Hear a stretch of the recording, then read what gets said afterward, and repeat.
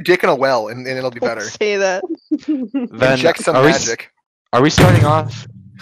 Are we starting off in the morning or at night right now? We're starting off next morning or same night? There's a thing That that happens night, at night. because But we do need to actually start, we're sleuthing. We're sleuthing so stealthily. Shut the fuck up. No. Oh god, I have things to do.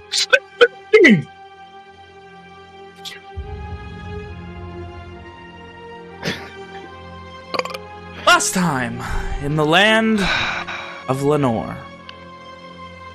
After arriving at Starshore at a breakneck pace to revive your fallen comrade with the hopeful help of an ally and his crew, you spent a day enjoying the amenities of the city.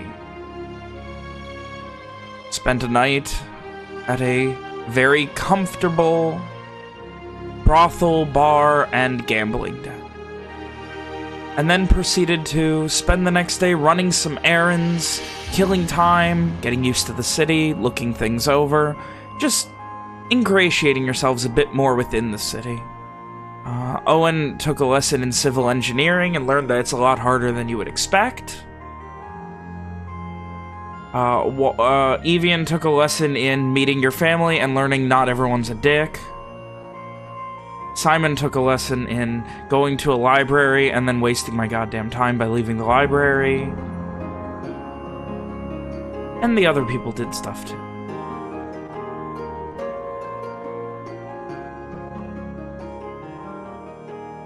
But that was last time. As you eventually found your way back to the Darrow Fort where you have been basing yourselves out of since you arrived, Evian, Walker, and Owen, come sunset, headed out to the Salty Bath where they met with a man purportedly called Marquez, who Walker spoke to at length before finally finding out that, yeah, you might be able to get help, but it's gonna cost you. With this sobering reality in mind, the three of them began to head back to the Darrow Fort, where everyone else was. So, picking up maybe a half hour or so later as you guys have made your way back through the various parts of the sand stalls and to the Darrow Fort of the Lock Quarter, I ask unto you all, Amari, Evian, Henry, Liliana, Owen, Rom, Simon, and Walker, as night falls on the city of Starshore, on this, the 10th day of the Division of Strength, what are you guys doing?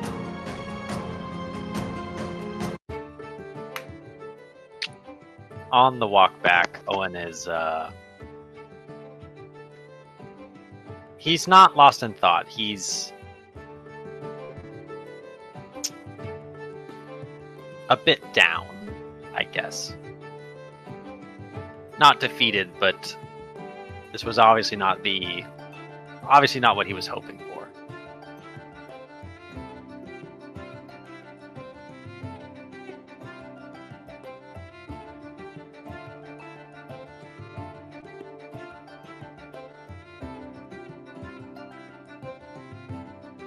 Walker moves forward as he always does, intending on getting back soon, or getting back quickly.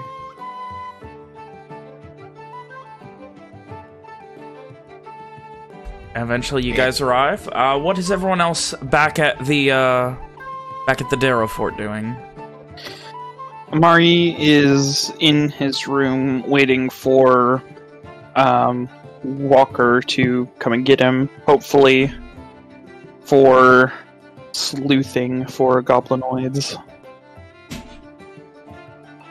I believe I said that unless anyone needed her, Rom would be going to bed early-ish because she's still getting over being dead. Depending on the time of night and how clear the skies are, someone would offer helping with Amari and them. I forgot how the situation went. Otherwise, he'd be looking in his special book, the black leather. Depending on the quality of the night. It is overcast, but not rainy or anything. It's just very heavily cloud covered. Then never mind. So with that, I think like about a block away from the Darrow Fort, I think Walker's gonna ask a question. Owen. About how long until the next full moon? A day? Owen looks up at the sky, squints for a little bit, and then just nods. Looks up at the cloudy sky. Yep.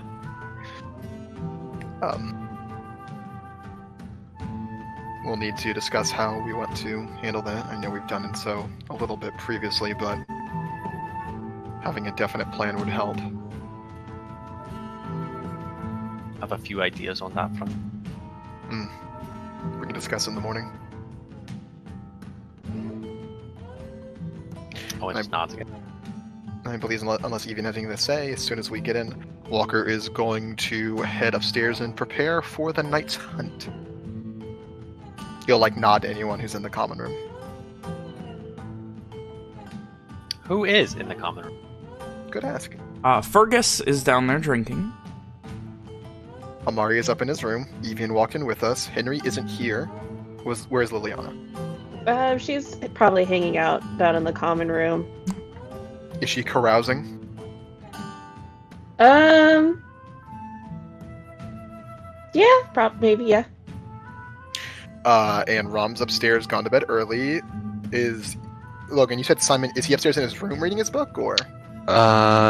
He would, but after realizing it's too cloudy, he would come back down. He'd be in the main area. So is he reading a different book in the main area? No, he's not reading. He's probably drinking. Okay, so both Simon and Liliana are carousing with Fergus. What a fun combination. Listen, they didn't say they were with Fergus. Fergus is in their vicinity, at least. That I would means you're say not Liliana escaping. might be trying to keep an eye on Fergus since she knows Owen's not around. Like a Right. black hole. Once West. Fergus is around, you do not escape him. God. Oh, I love him so much. Yeah, so Walker would nod in those three's direction before heading upstairs to begin preparing for the night's hunt. Fergus kind of nods back and then looks. Owen, how was your evening stroll? Owen looks around the common room for a table at the edge of the room somewhere. There's a few. It's a bit more crowded than it has been of late, but not overtly so. Owen doesn't bother to conceal his kind of, down his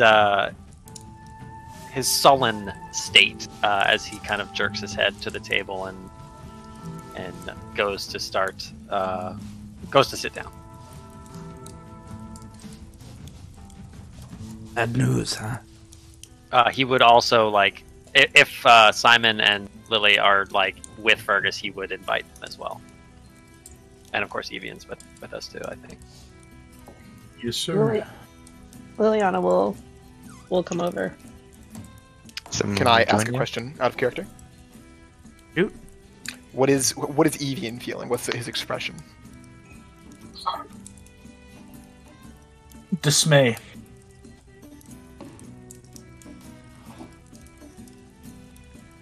He is not a happy camper. He had very high hopes. Even though he knew it wasn't realistic, he had very high hopes. So he just looks very... a mixture of sadness and anger. After a moment of Fergus kind of reading the room as you all begin to sit down, he just kind of slumps a bit. I thought this was going to be it. It's not all bad news, Uncle. He perks up a bit. vaguely like a puppy when you come home and then open the treat jar. There is a way. Why are we so... It'll cost us more money than I've ever seen in my life. 1,500 crosses, he said. For just 2? He kind of furrows his brow for a moment and looks down.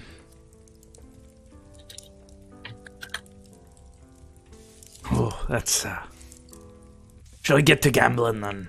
I don't think gambling's going to get us what we need, Uncle.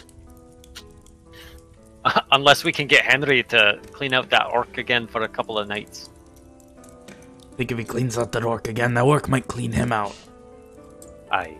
But, like, you know, remove him of his vital organs.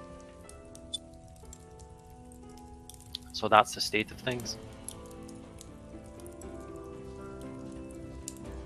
Walker seems to think that there's someone else he can talk to in a few days when he gets back with a ship. I don't know how it's going to change things. Nods like, he considers for a moment, and in what seems to be a level of, for Fergus, wisdom-like clarity, he just kind of thinks.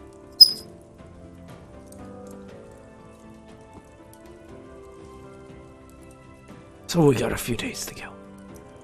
Gonna go fix a well? Yep. There's something we got to do tomorrow night. And Owen looks at Lily. I think it's 2 nights. Oh, did I miscount? if today's the 10th, the full moon's on the night of the 12th. Yes. By Would which I that mean... be the same day that Marquez returns? Maybe. Based on estimates, it'll probably be the 12th or 13th when Marquez returns. Thank you. By which I mean, of course, the night after tomorrow night. Liliana looks very uncomfortable. Seeing this, Fergus puts an arm around you. You'll be fine. I just really... No, he has no idea. Okay. I was like, I don't remember us telling Fergus. Nope. He just sees you uncomfortable. Oh, well, thank you, Fergus. Your comfort is appreciated. There's always safety in these big, ungirly arms. Owen glares at Fergus. He smiles. A very toothy smile. Just big and off-putting almost. Liliana just kind of, as gracefully as she can, just kind of wiggles out from under Fergus's arm. He just kind of slumps a bit, stands up all the way again, and looks around. So, what'll you be doing then, if we got days to kill? Well, hold on there, Uncle. There's a few other things that I've got to talk to you about. Owen motions for him to sit back down. He gives this... sits back down. There's a few more leads we could follow up on. I know Henry, he said he might be able to help us. And Rom, she said she's got a friend in shipping. So we could do that, but I've been... And Owen kind of like rubs his temple. I keep forgetting to ask you these couple of questions I've got, Fergus. Before we get to that, he kind of gets closer. Why do you have so many friends who are so good at getting things in and out of the country? It's kind of Owen. weird. Owen just gives him the most genuine shrug. It's weird, right? Or is this your faith that you found them? They all found their way to Dunrock, one way or another. But that's an Nods excellent again. segue, Uncle. You know, the questions I've got, they're about what happened in Dunrock. He looks at you and motions for you to continue. Do you remember when we first arrived? It was right around the time of the festival.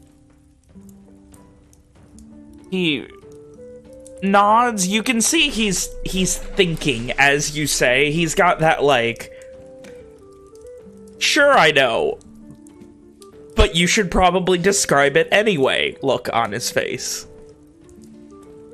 Right, well, every year in Dunrock, they celebrate, and Owen kind of drops his voice just for this one word. Garish. Independence Day. He nods. A very knowing nod at this point. And they've got, for the celebration, they've got this light show.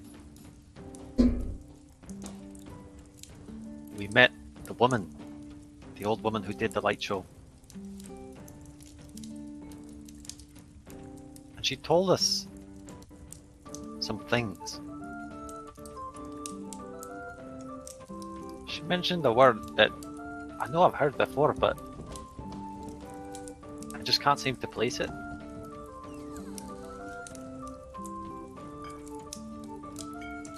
He looks vaguely interested in the sense that, like, he's trying in his head to figure out where you're going with this as you talk. I know it's a garish word, but what do you know about Harus, Uncle? The context? Did this old lady just say Harus at you? She said, from the banks of her sister lies the Harus.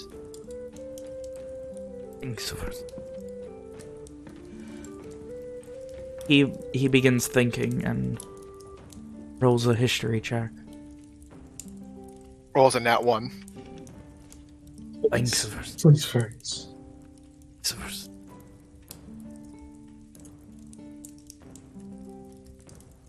This was in Dunrock. Aye. The only banks in Dunrock are the lock, right? Aye, but she could have been talking about something else. He kind of shakes his head. Don't know nothing about Harus. Sounds garish, though. Old. Aye, that's what I thought as well. Her sister. That's Loch Mora. A sister Locke? Aye, the one south of Arad. Sister of Loch Cole.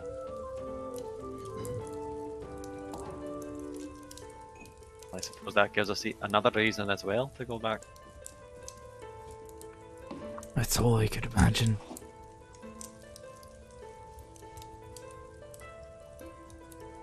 Sister Locks.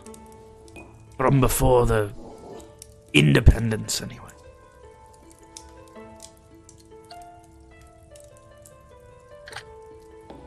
Kind of shakes his head a bit, purses his lips.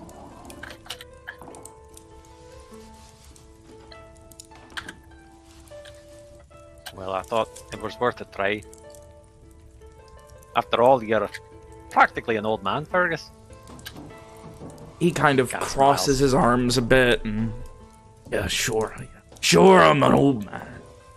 He looks to Liliana. Do you think I'm an old man? Well, you're the oldest one here. So you're older than me. He kind of slumps a bit and kind of puts his head down on the table. His eyes droop. And I'll show her. I'm not that old. Fergus just, Owen just starts chuckling. What, Then can you remind me of? I keep forgetting. I don't know why I keep forgetting, but I keep forgetting the name of the kin that Walker said his parents were from. It is Morn. Thank you.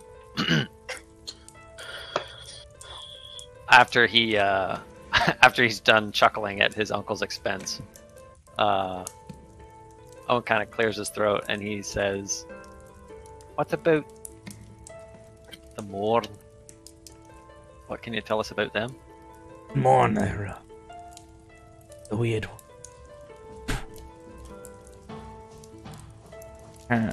Shakes his head a bit and looks forward. Never went out there. They're so weird. Disconnected from everything else. Part to the south, eh? Aye, outside of Aranova, it's just little villages. Got, all the tribes from Lenore took them over and assimilated them and all that. They all moved further south.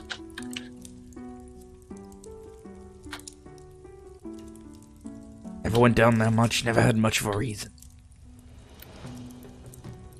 Damn good fighters. So, mostly on horseback, not very useful in a war in the trees. I don't remember if we had any back then.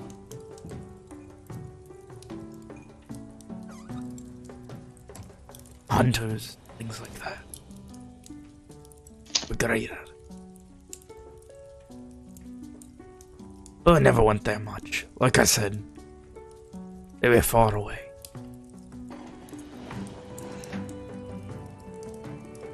Owen kind of sighs and leans back in his chair.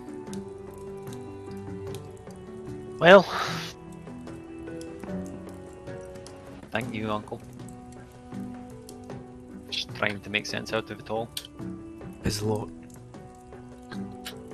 I don't think many people that weren't born Kinmorn went further south than the Cadeni Highland.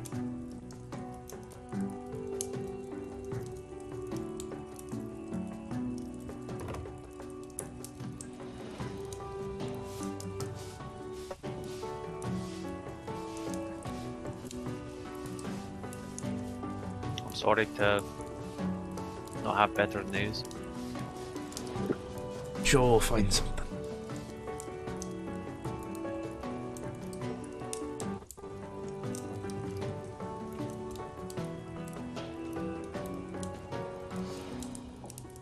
Got faith. We'll fix this. At that, Owen smiles. Well, We'll find a way. I got faith and I got a pretty big tab bringing up here. It helps with the faith. And as quickly as it came, Owen's smile is gone. Liliana just rolled. big eye roll. And as quickly as it came, Fergus took Owen's smile out back and shot it. He kind of turns towards Liliana. Could be on my tab tonight if you want.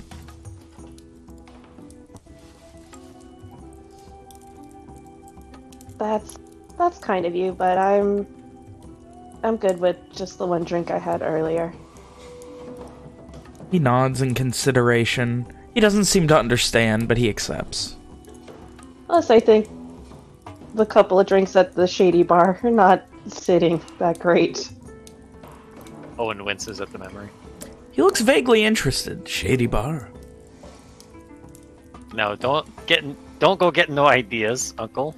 Why do you get to go to a shady bar, not me? Because I'm trying to help these people. I could be helping them.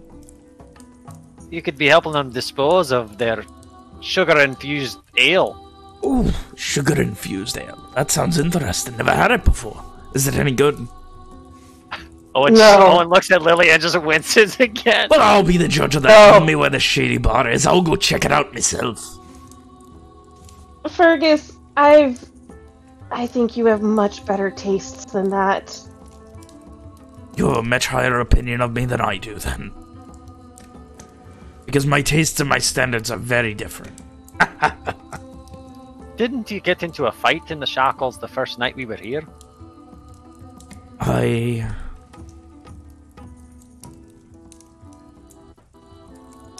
that's where it is. It's in the And he shackles. starts to kind of slump back.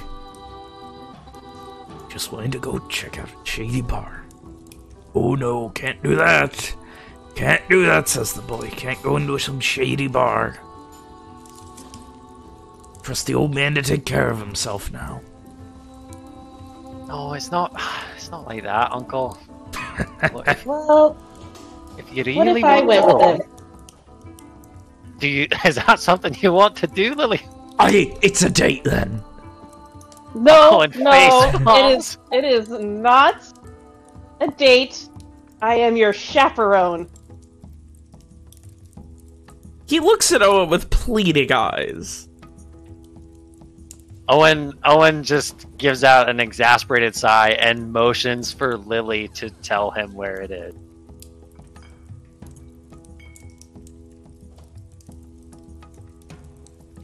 Liliana gets up and is like, well, did you want to go tonight or do you want to go tomorrow?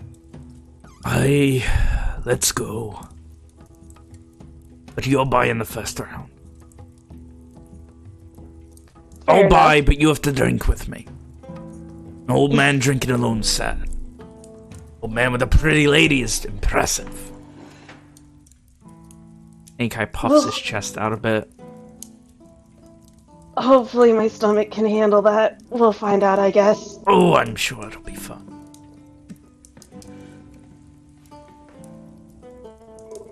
To head out.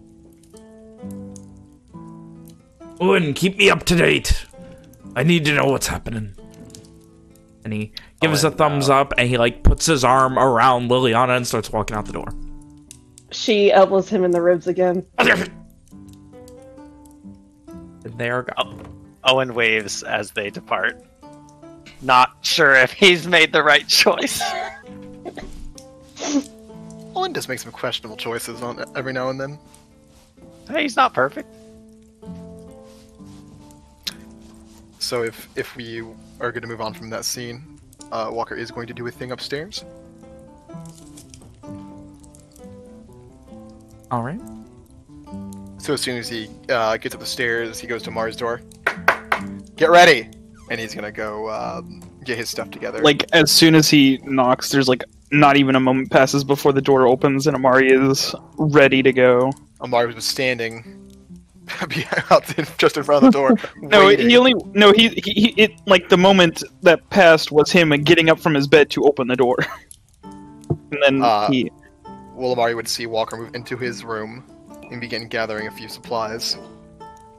Putting an extra thing of bolts on his side, adjusting his armor, getting that ready. And then after maybe 2 or 3 minutes, he'd be walking out the door, shouldering his pack, beginning to head out. Walker would also notice that as Amari usually has he's leaving his large trunk backpack behind, but at his side is normally his hand crossbow, but he also has the sheathed short sword at his side that he bought him.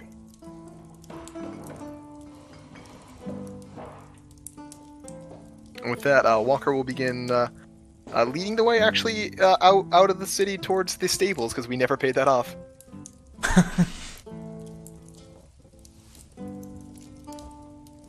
So, you head through the winding lock quarter, get outside, and go and you are paying off for how many nights? 3 more nights. 3 more nights, alright. How much is that? Let me bullshit.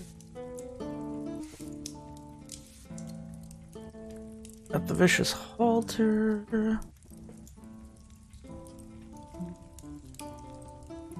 I'll get it to you in a minute. I clicked out of the thing. I'll PM you how much it is. Anyway, getting that paid off, you then head back to the, you're going to be doing a stakeout? Yeah, the Lock District. What do I know about the Lock District? The Lock Quarter? Yes, my apologies. The Lock Quarter is the main portion of the city. That's where you guys are staying, everything. So it's where the businesses are? No, the businesses are in the sand stalls. But the hotel is in the Lock Quarter. So it's the like Lock Quarter is residential. residential. Sometimes production is in the Lock Quarter. What does production refer to? Things like a smithy would be in the Lock Quarter, whereas the actual shop where they sell things would be in the sand stalls. Right, like I experienced. Rather than having it in the same place. But things like that. But the subsection specifically where at the Lock Quarter. Yeah, so pretty much there's very little to go off of outside of what you've heard. But apparently has been moving around the Lock Quarter. No rhyme or reason, showing up most nights, like a few times a week. So I'd like to... Sorry. So I'd like to give you the gist of what Walker plans in this event. Basically, pound the streets, walk around, see what he finds, see if there's any evidence of any recent break-ins that aren't related to fake Owens.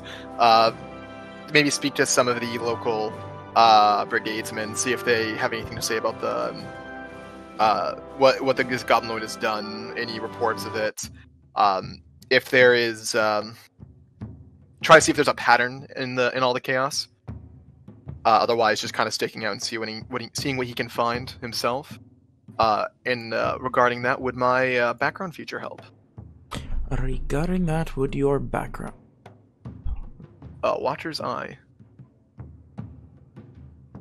One of the back end is just to easily pick out dens of criminal activity. I don't know if that applied to Goblin, but hey, something to mention.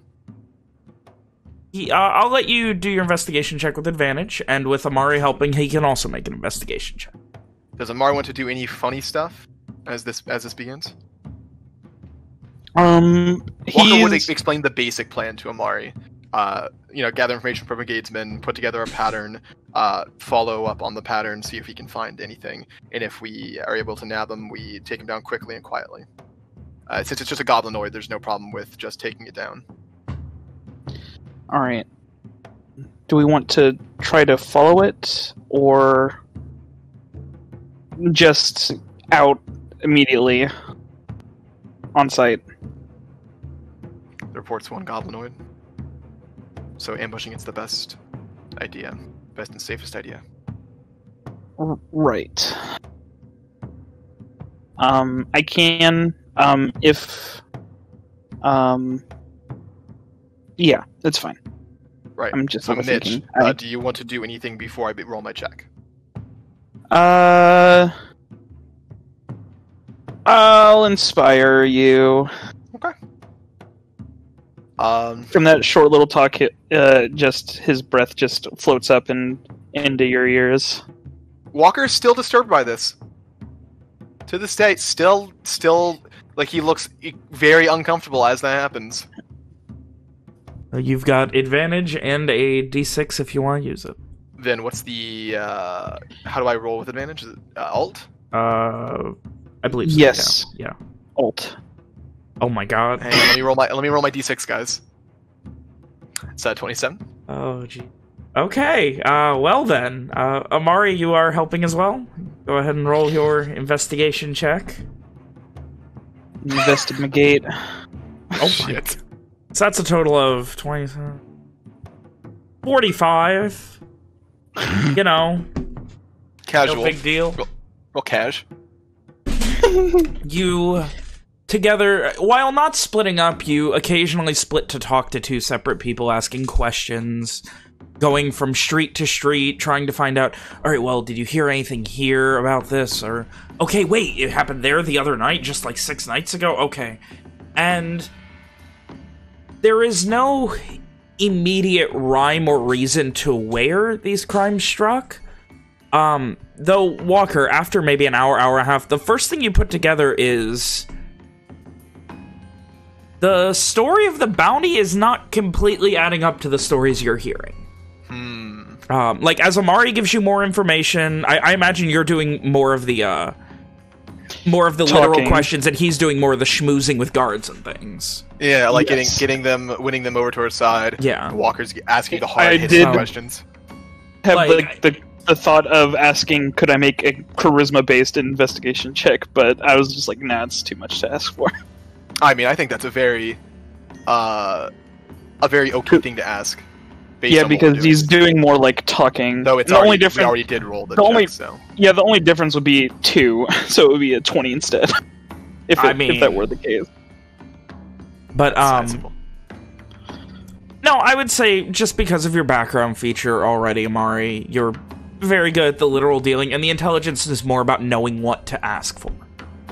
But though you are not getting the full picture, you present this information to Walker, and each time you do, there's a little bit more of Walker like getting those aha moments. And again, maybe an hour and a half, 2 hours in, you've got this rough map in your head, Walker, that you've been putting together, and there's no central location. It's not like it's circled around somewhere. The only thing that really sticks out, no attacks in the lock quarter. Or, I'm sorry, no attacks in the shackles. The poorest portion of the lock quarter. Which is very strange. But, you continue asking, and you don't get any immediate stories of anyone being attacked. You hear one story of apparently a guard interviewed someone who dropped their coin purse when they saw what looked like a large goblinoid charging at them. They dropped it and ran. That is the closest thing to an overt attack that you hear about after maybe 2 hours of asking around, going to various places, knocking on doors, things like that. No stories of attacks, nothing happening in the shackles at all. And there's no real pattern. No. No. Is it just like, what's actually happening when this thing shows up? It seems like what happens is this goblinoid is, based on description, give me a nature check. Gotcha, 1 sec. Taking notes. Not to find nature in this list. It doesn't sound like any kind of goblin you've ever come across or heard about. The vague description you get is it's seemingly similar to a goblin, but taller, like maybe 5 to 5.5 feet tall, and with much darker, almost grayish skin, almost orc-like. But what it seems to be doing is breaking into homes that are abandoned, or no one's currently in them for one reason or another, or they believe. Like, it's always been like, oh, well, there were no lights on in the home. There was no torches lit, no lanterns, nothing. And they would smash a window, go in, and take a bunch of bread or fruit sitting on a counter and leave. Wait, so there's bread and fruit sitting in abandoned homes? No, like a home that people were already asleep or not home in. Not Okay. literally abandoned, but seemingly. Breaking into darkened homes. Yeah. And stealing food? Some are food, some are, there's one particular story you get of apparently someone was out for a couple days, came back, their back door that came to an alley was, busted completely open. Like, someone completely fucking smashed the locking mechanism and tossed the entire house. And eventually found, apparently after, like, a lot of time, based on what you heard, a hidden coin person stole it. Huh. Which, with a 20 nature check, that's pretty fucking elaborate for a goblin. Yeah. We But, had some goblins that weren't like that were. But no overt attacks. You don't get any stories of anyone being harmed by this goblinoid. But we have no leads on where it can really be found, though. It's a strange thing. There's no immediate pattern except that it's only hitting the lock quarter, and it's never hitting in the shackles. It's always in the regular portion of the city. All right. I think it's time to truly pound the pavement and look for anywhere this creature could be dwelling.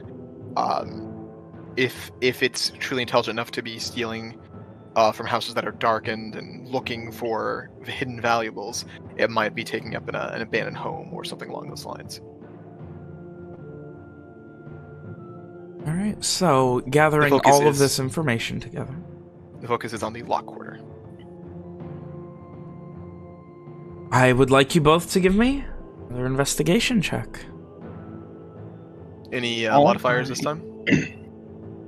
Not this time. Asking Ben. I would say no for this one. Specifically the part about finding dens of criminal activity? If not, then that's fine. I would say based on where, with the natural 20 and everything, you would know this thing has to be working alone. Like, if it were based out of a den or something, you would assume some sort of pattern. Or, I'll take that. Yeah, so you know it's whatever it is, it's working alone. Just because it would fit my curiosity, is this like are stories of like vigilantes a thing to exist? Give me a history check. History check.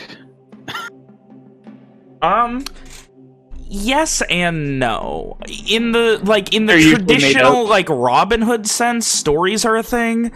Though in regards to them overtly existing,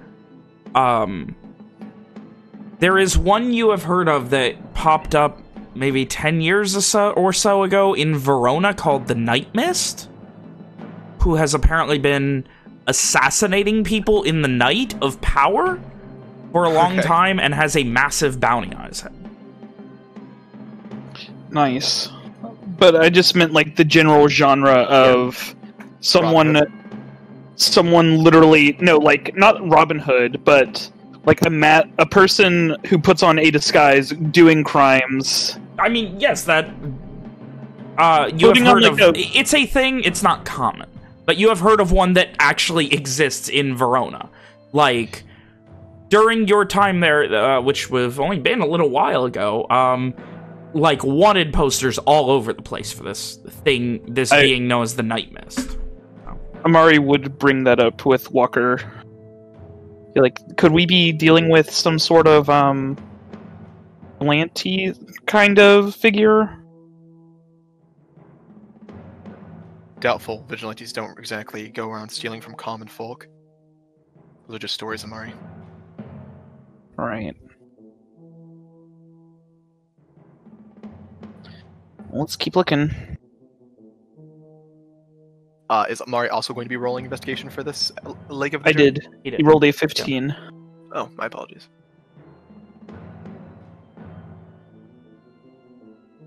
So, yeah, while it is conceptually a thing, there are probably some stories about it, but not a lot.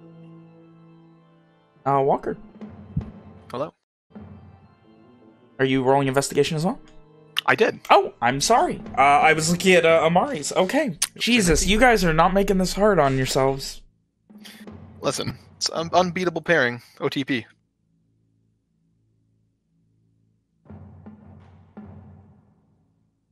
So, you begin searching for where this thing would be. Another hour goes by. It's well into the midnight, bit later time now. It's... Again, you guys are fine because, Amari, you slept in, and Walker, you don't sleep.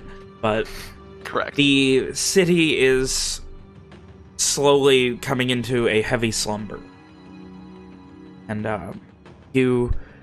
it's getting harder to ask people now. And you don't find any overtly abandoned buildings, and your investigation over the top... Each leg, each time you're like, well, maybe this, no. Construction there, nope, they're still living in it, type of thing. it has to be... Like, you eventually get convinced that this thing is... It's getting strange now. It's definitely smart enough to... It has to be coming from the shackles when it does this. And it's smart enough to know it's not to attack the shackles. Not wanting to attract attention to where it's hiding. If they would be open, could Amari like question like a fabric store or something?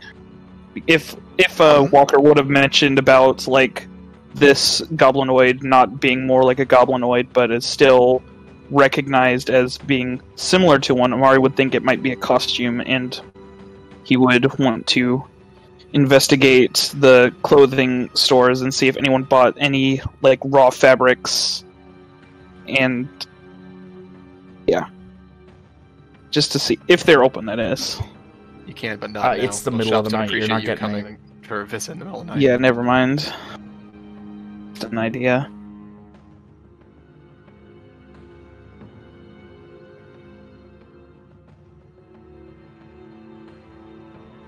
What time is it? After midnight. So there's still time. Time to head to the shackles. Continue the investigation. Are you looking for anything in particular, or...? Pretty much the same as last time, though I imagine there's going to be a good amount of abandoned buildings over this way. So, and it's probably more difficult to ask questions out here. Mario would try to get, or at least pretend to be more like... He might, use prestidigitation to dirty himself up a little bit, so that way he can, It looks like he fits in. Yeah, and then try to use his position of service to kind of mesh well to get more information they might not exactly be okay with delving. All right. Yeah, no, I guess well, for Walker's party, he's once again going to be looking for anywhere this creature might be using to hide out. Though I think that'd be much more difficult here. Yeah, the most immediate thing is the fact that, like, everything is very buildings on buildings, everything crammed together. Even buildings that look abandoned don't seem to be. Population is very crammed together, like, people up against, like, multiple families in a single home type of thing. It's very awkward to try and search for... It's very needle in a haystack to be looking for a singular thing. So, give me another investigation check for this leg of your investigation. And, Amari, give me a persuasion check. I thought you'd never ask. I guess I rolled should bad, have. and it's still a 15. Let me look at something real quick.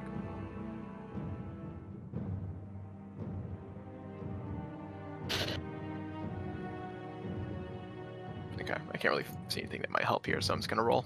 All right. And fingers crossed, boys. Nah, didn't think so.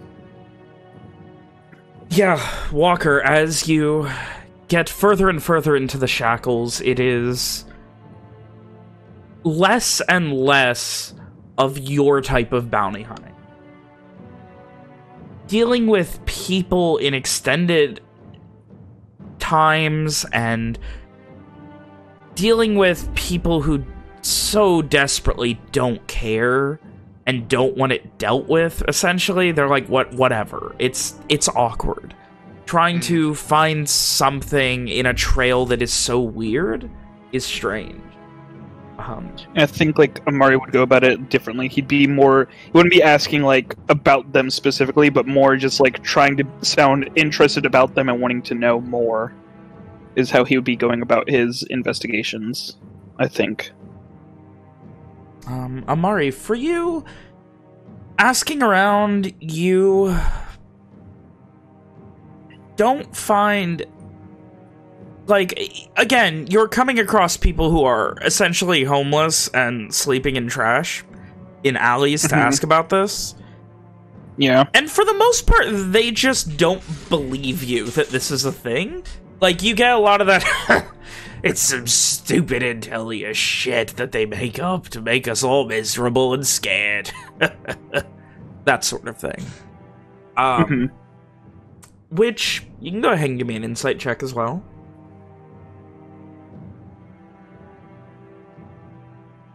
They seem like they believe that.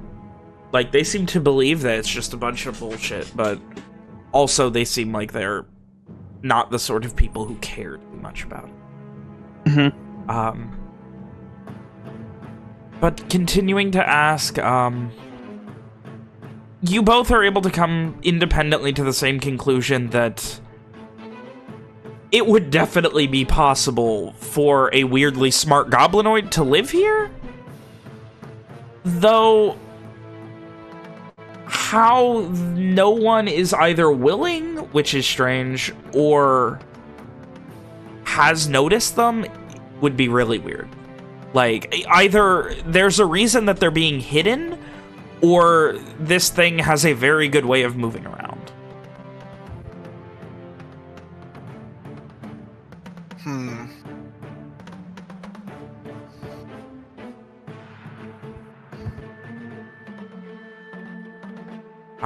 You're well into the wee hours of the night, 2 a.m. maybe, 3.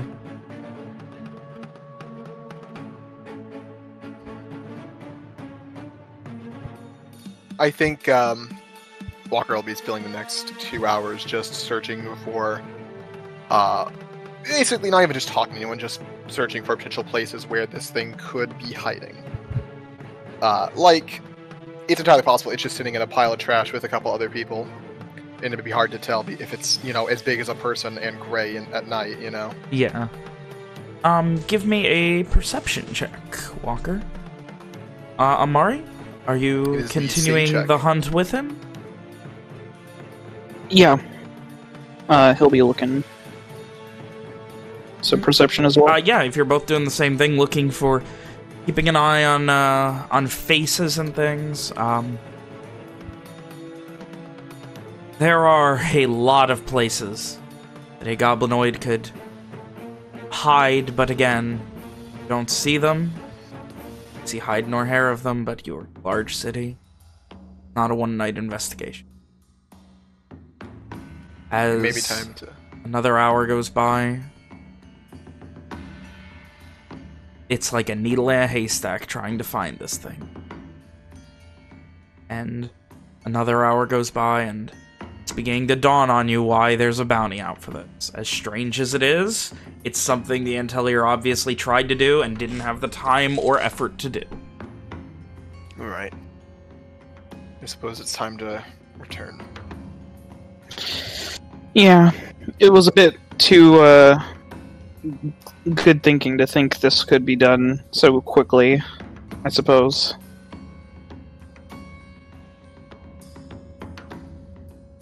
Make our way back. It'll only take time.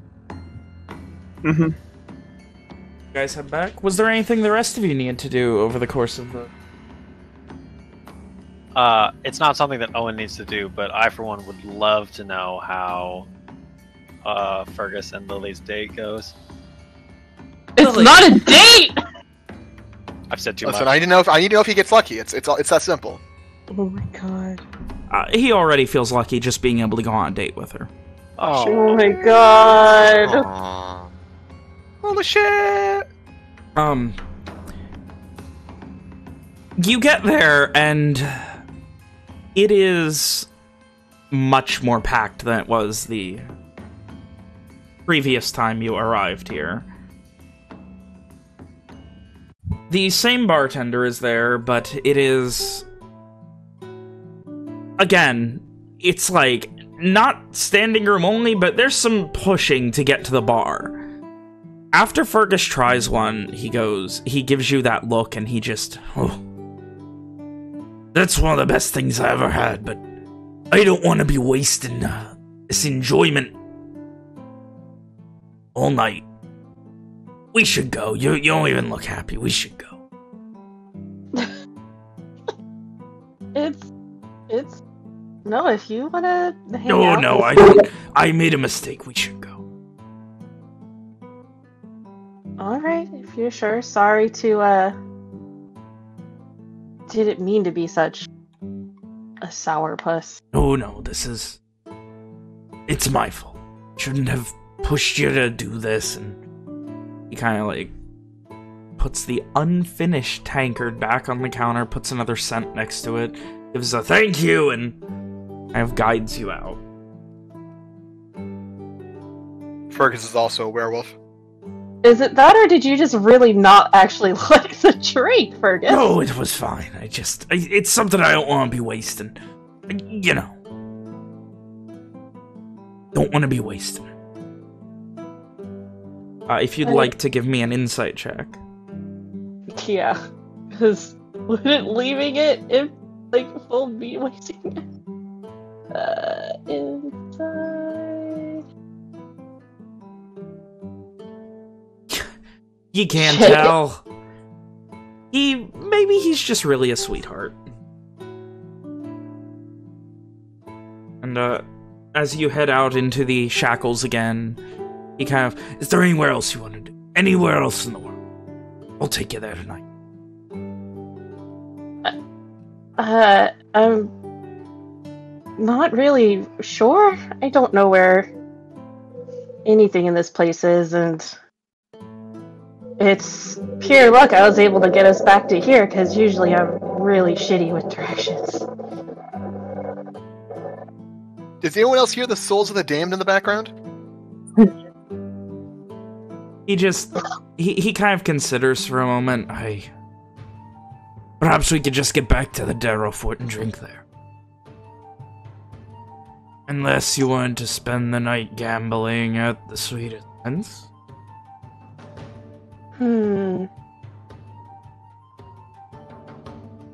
Sure. I get this big clap. Yo, what the fuck? Does anyone else hear this? And, so you guys are heading to the Sweetest Sense to gamble the night away.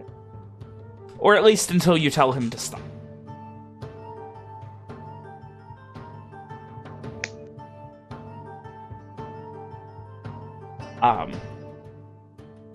Is there any way to see, like, how well or poorly I would do? Yeah, I will say, for the sake of not drawing it out for too long, how much money are you willing to throw in? She would probably want to do a horse game again, but would be a bit more frugal and kind of just maybe do, like,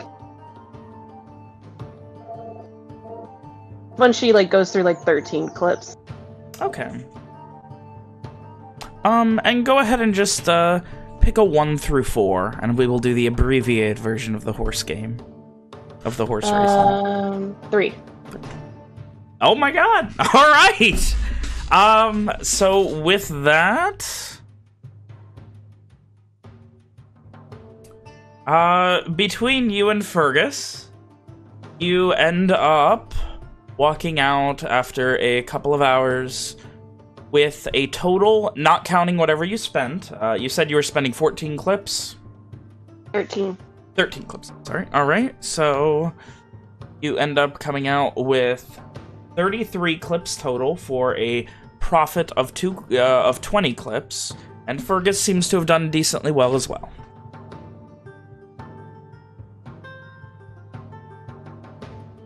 It is...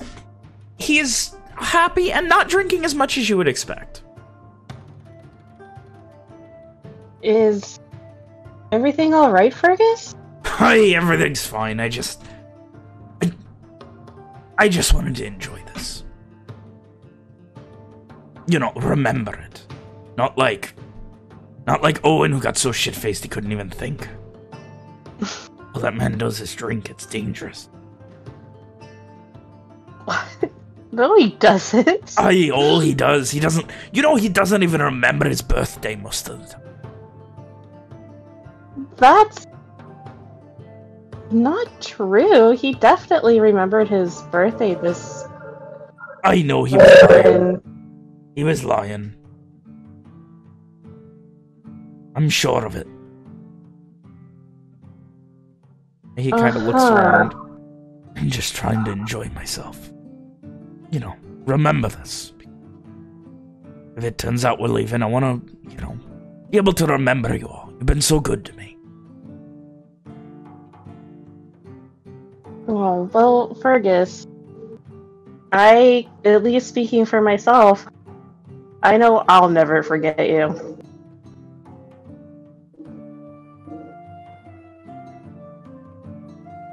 He gives a little smile.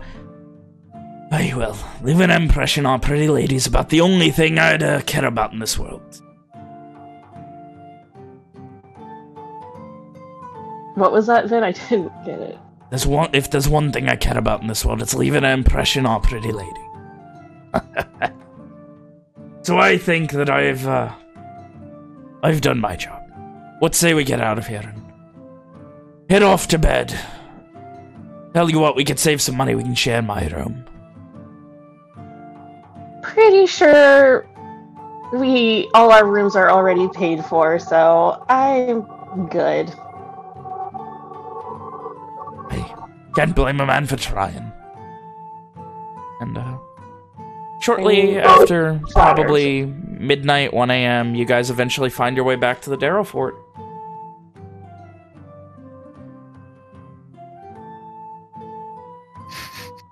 Is anybody still up to... Yeah, would anybody still be up at that point? Oh my, can we figure out this fucking audio issue?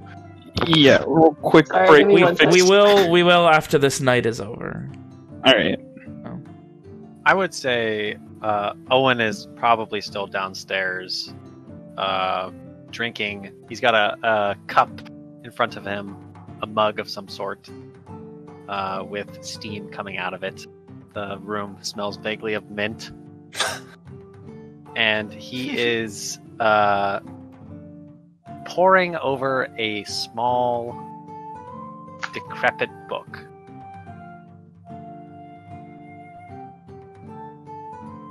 And as you come in, Fergus whispers to you, Liliana. He just goes, "Hey, see what I mean? He's drinking some weird hot ale now." Fergus, I'm pretty sure it's tea. Hey, and how do you know he didn't put whiskey or something in it? I bet if you went over and sipped it, it would be bitter. I bet if I went over and sipped it, it would taste like shit. Yes, because it's tea. Then we're in agreement that it tastes like shit. I mean, it's not the worst thing in the world, but it's not the best either. I'll give you that. And he kind of like, at this point, he hooks his arm through yours and calls out, "Owen, my boy! You were right, it was the best date I've ever had."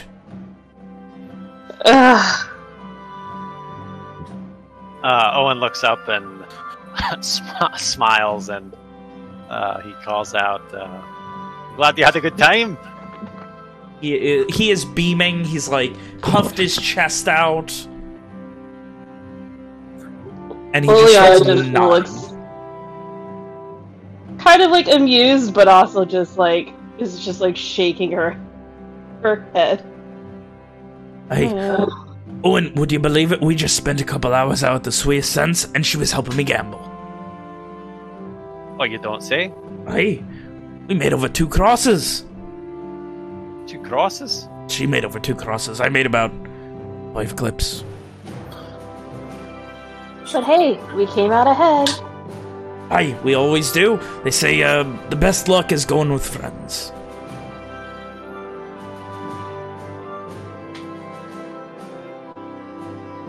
What did you think of the tattered cloak?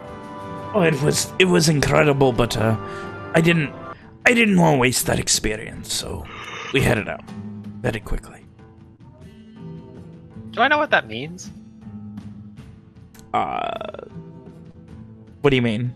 Like, is there subtext to that? You can go ahead and give me an insight check.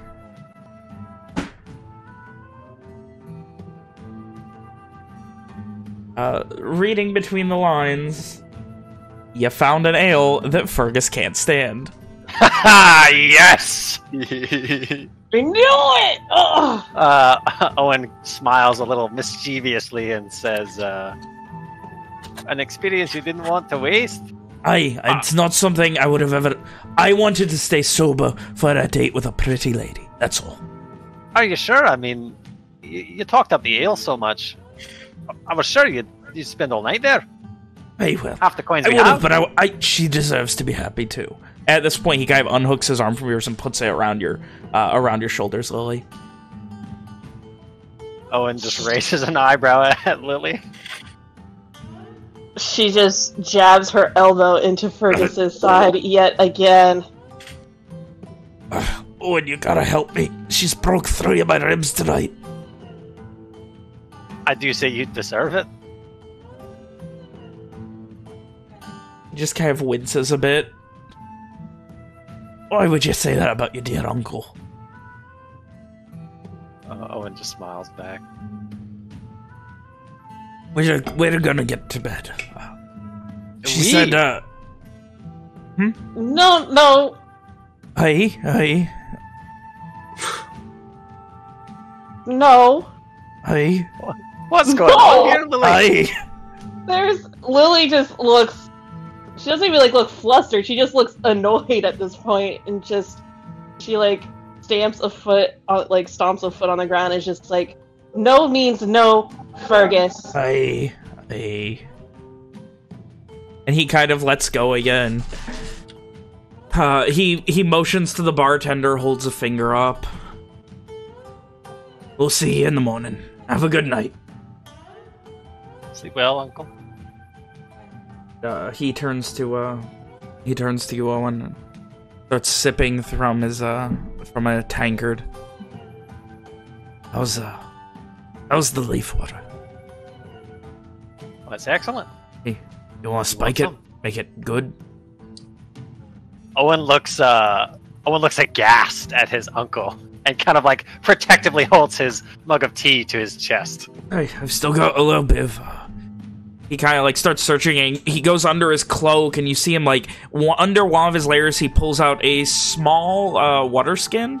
Oh, you got some whiskey in here if you want. Motions towards the cup. You keep your whiskey, Uncle. I guess I will. He puts it back. He kind of stares into the ale for a moment. Damn sweetheart. Damn good gambler, too. You lucked out, boy. And he stands up and goes to bed. Owen looks a little embarrassed, but... Wait, did he say all that in front of Liliana? No. He will have waited until after she left to say that. Oh. With that, we're going to go ahead and take a break. And when we come back, it will be morning.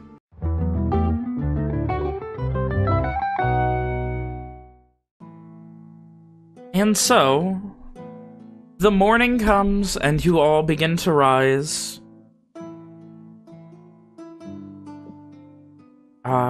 It is a new day. It is the 11th of the Division of Strength now. It is Havista. What are you guys doing? Sleeping in. So, with Amari and Walker sleeping in, what is everyone else doing? Well, I believe... Evian... Oh. Go ahead. Go ahead. 3 of us started talking at the same Mitchell, time. go. Okay, sorry. Evian's getting up early and leaving. He's going to go shopping. All right. Bean disappears early to go shopping. What do you need to get? Actually, he'd wait for Owen to get up. He needs advice on how to go shopping. Just wait for Rom to get up. He knows Owen is good with kids. Oh. What? Don't ask Rom then. Alright, Just get them drugs. Mind your drugs, kids. Probably a short while later, Owen would get up and eventually find you downstairs. Oh, morning, Evian. Morning. Strange question.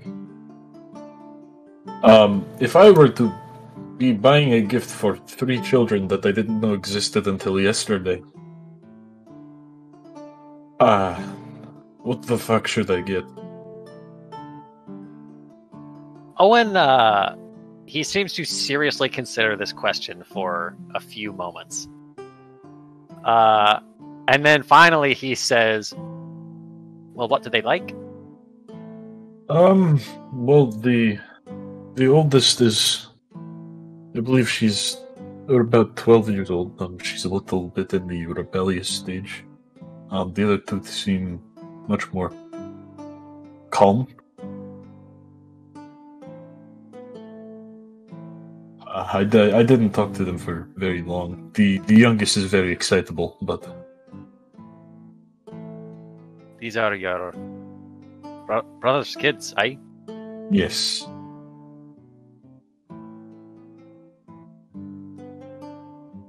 Well, when I was a wee lad,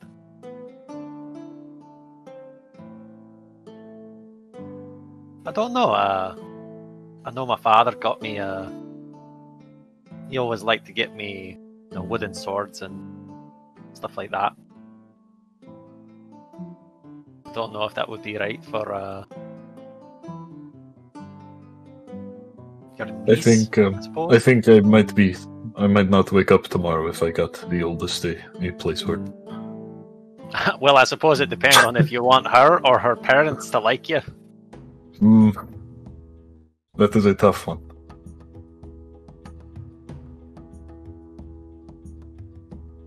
I suppose it would be inciting chaos if I got all three of them swords. Mayhap. What about sweets? Kids love sweets. Oh, true. I didn't think about that. Yeah, fuck it. I'll do both.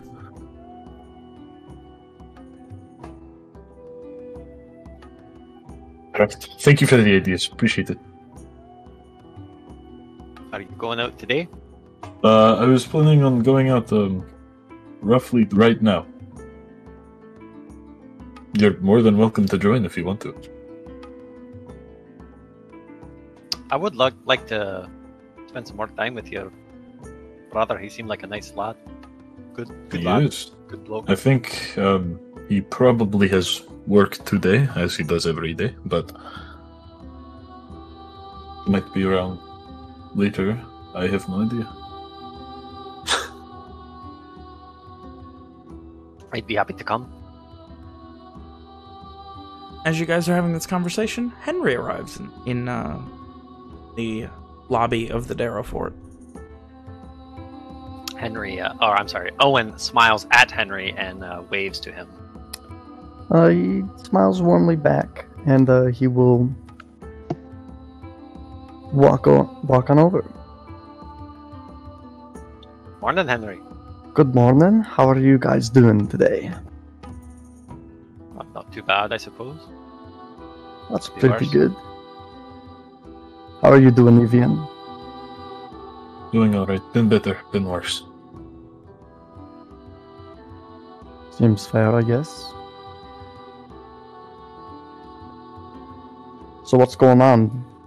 I was thinking maybe if anyone's got any plans or anything, maybe I'd tag along. If that's alright. We have some news from Walker's friend. He kind of stands. You guys are sitting, right? Presumably. Yes. So he'll probably pull up a chair at this point, kind of sit down, giving Owen his full attention. It's not very good news, but it's news. So, Aye. 1,500 for two.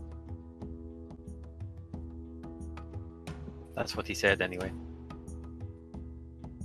1,500 1,500. crosses. For two. Aye. Yeah, that's the most he said we could do. Are you guys saying this like out loud? I mean, we're being quiet. I assume Yeah. it's early enough in the morning as to where it's not crowded. No, it's pretty Um, much dead down here. There's a couple other people over in the other corner that look like they're probably on vacation or something. They seem like foreigners to the city that are up early, but other than that, the tavern is empty. Well, I guess about now, Rom is gonna come slide over onto the bench or whatever. That's fucking How much was that you needed? That would be 1,500 crosses for just 2 people, and there's more than 2 of us who want to get over, so... I don't More money. believe that is the, Well, I don't know if he'd even do more people for more money. And even so, that's more money than I've ever seen. Me as well. Well, recently. I don't even think I have that much money. Sounds like we ought to explore other options. That is, well, actually, what we were meaning to talk to both of you about. I suppose it's convenient that we've got you both here at once. I do my best to help out my friends. You said you knew someone who can ship things. Well, in Verona, I studied with my friend. I'm gonna decide on a different way to pronounce her name every time I say it. Hella Greyfog? Greyfog Shipping. She's a dwarf. I hope it I doesn't mean, I never surprise you that talked I've to- never heard of it. I never talked to her about smuggling people. At least I don't recall that I did. But if she's a friend of yours, surely she's immoral. Oh, and smirk. So you mean on the same side of the fucking table as Rom? Sure. You get a little elbow, not like Can you like beat an my angry AC, fucker? not like an angry one, but like a oh you.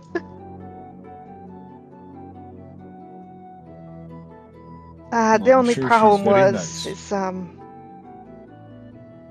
let me check my backstory real quick to see exactly how long it's been. I always default to a while. Well, I was gonna say a few years, but I'm not sure if that's exactly correct.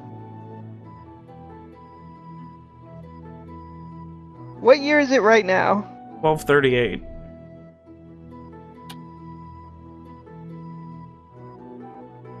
Yeah, it's been a few years since I last saw her.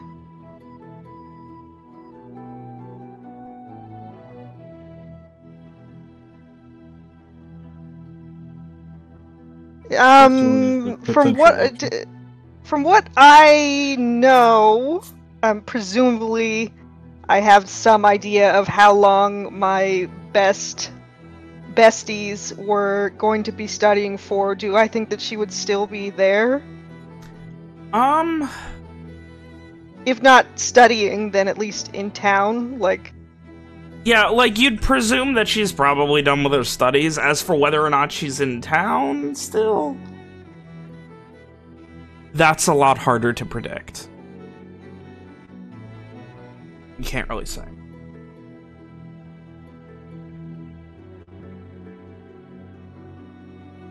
Well, if we go there, we end up doing that. I could ask around. But I suppose it's not as concrete as we would like. I That's suppose always a good... we're open to all options at this point. Yeah, it's good to have more than one plan. Henry, do I recall that night in the jail? You said you might know someone or something that could help us? He was a person who managed to, smuggle expensive gems in. Well, we are expensive gems, that is for sure. Well, one of the issues is the war. It's according to, my business partner and everything. I don't know how well that's gonna be, because they have been clamping down on the smuggling in the city. Makes sense, as So- annoying as it is. So I'll be honest, I could probably try. But I don't know if he's here. To be completely honest, I'd have to do a little bit of talking, but I could see what I can do. I would offer to help out, but that is not my strong suit. I'm not sure I'd be much help anyway. That's fine. I could probably do it myself. I know who I'm looking for anyway. He'd be a man by the name of Lucas Page. A pretty decent man from what I can remember anyway.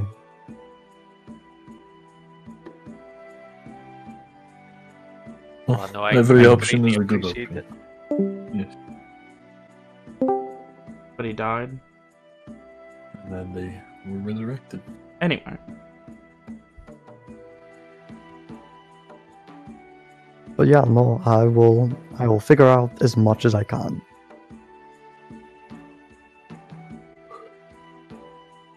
Appreciate that. Aye.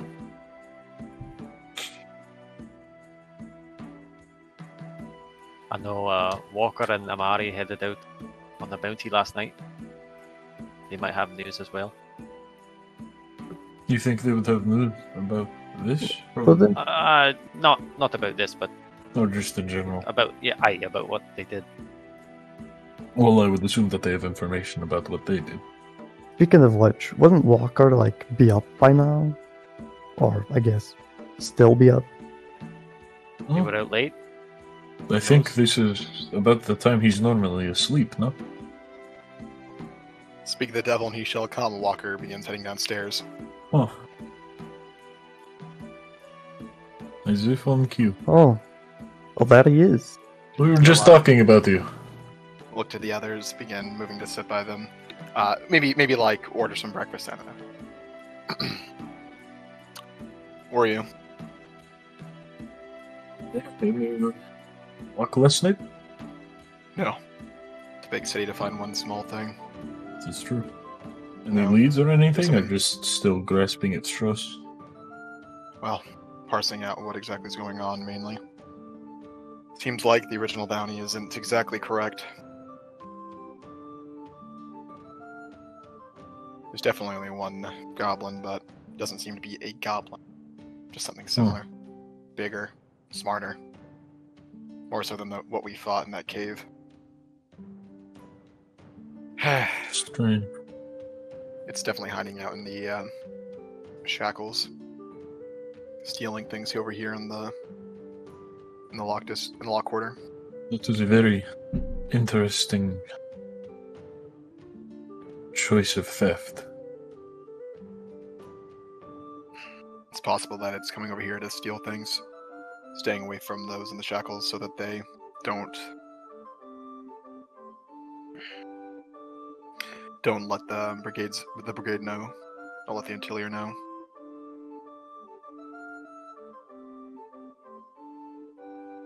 Who knows? Either way, it'll take longer than one night to find it.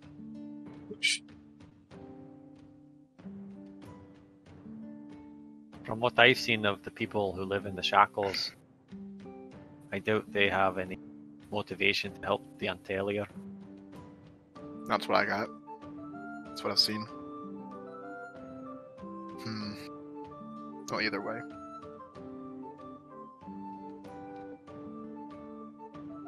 There are things to be done today.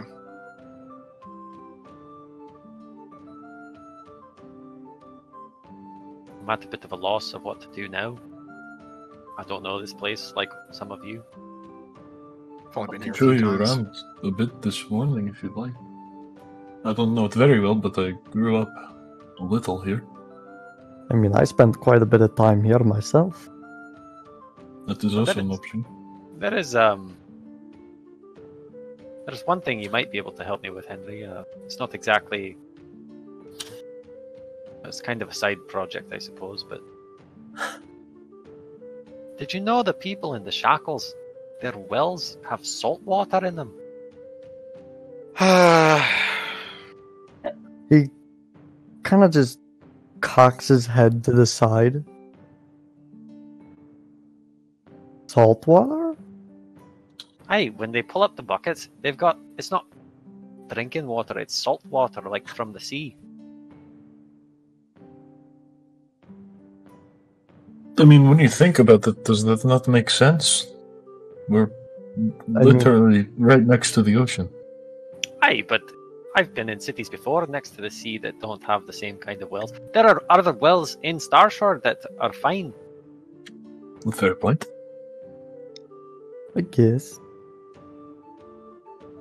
So what is it that you're trying to do exactly? Well, I was hoping to try and fix the wells. Sorry. I thought maybe that, from what I could gather, that there might be some kind of tunnel or something that connects the wells to the sea, but can't say for sure. I guess I'll help out with that. Henry, Aye, you do remember the other reason for us coming here, don't you? aye, that's true. Yes.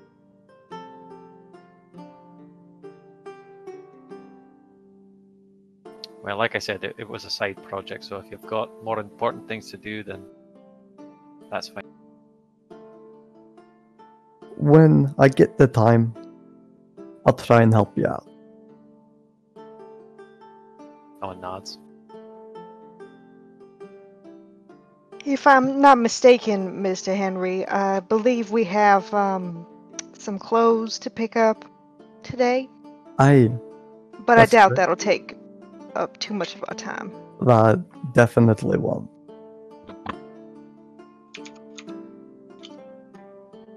Should we get the... Liliana got something too, didn't she? Should we get her, or should we leave her be? Oh, that was supposed to be a surprise. Oh, yeah, that's Don't tell right. her. That's right, that's right. You got it. At this point, Liliana comes down and is like, "Don't tell me what." You'll find out later today. And she gives you a big smile. Mm. Henry does his best walker face. Stoic expression. It's not as good. Wait, is it this one? Oh, very important. That's more Or is it this one? Hang on.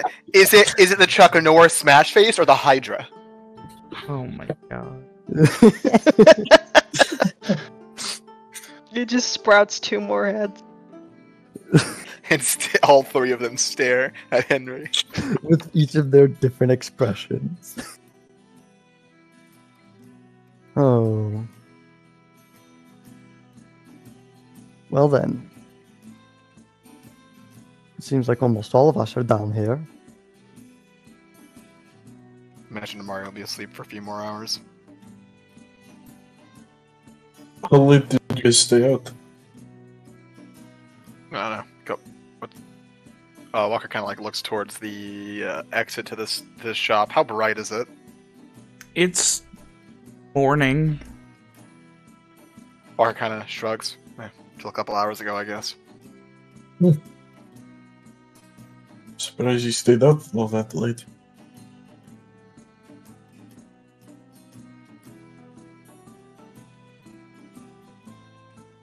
I mean, no reason not to. Well, with you, I'm used to it. Amari normally goes to bed a little earlier.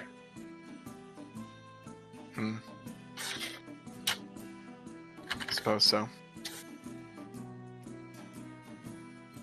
Like the rest of us, he sleeps at night.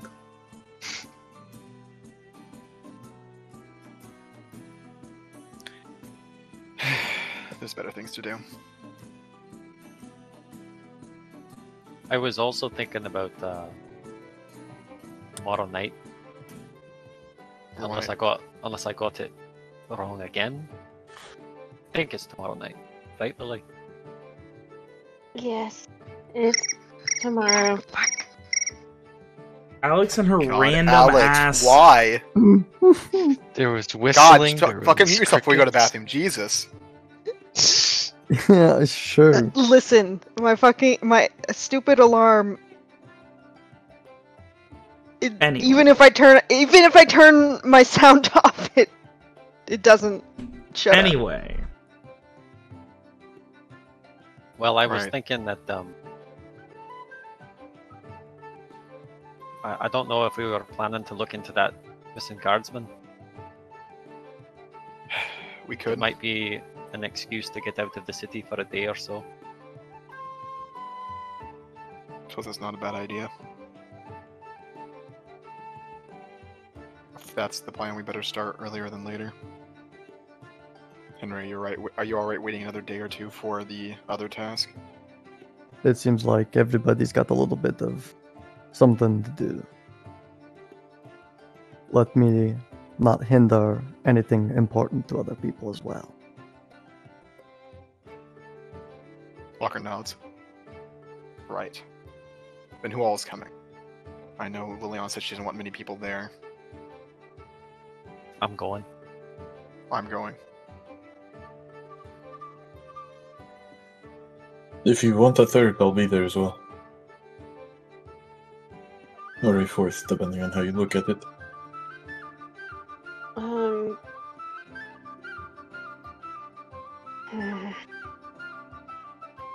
Can I think on it a little bit? Yeah, of course.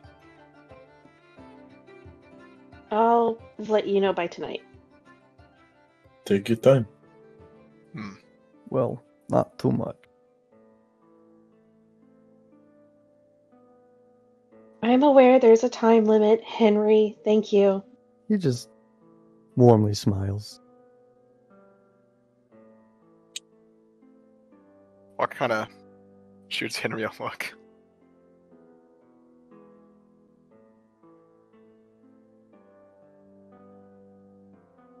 Anyway, we've spent enough time here. We should get through whatever we need done in the city before we head out again. Lots to do. Lots to do and never enough time.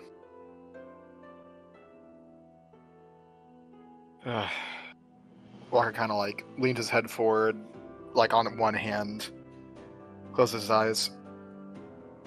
I'm gonna hit a wall soon. Well, you best sleep tonight before tomorrow. I will.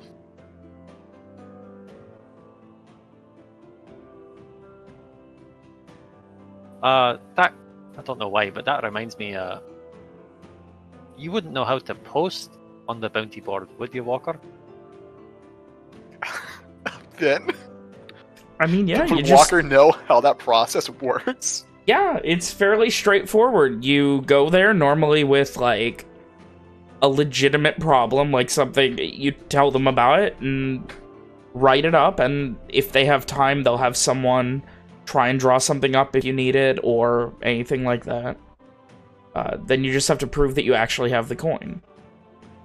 Right. I mean, you just speak to the Intelier, and they'll put something up for you. Of course, you're gonna need money to do that. Do you want to put the bounty up, Virgil? No, I mean I've seen. I think it was Type of Crest. That it wasn't just bounties. There were jobs there too. I was thinking that maybe I could put one up for my medical expertise. Well, that could be smart, yeah. To be better than traipsing around the city looking for people to help. Might be some time Yeah. before you get a response. Better than nothing.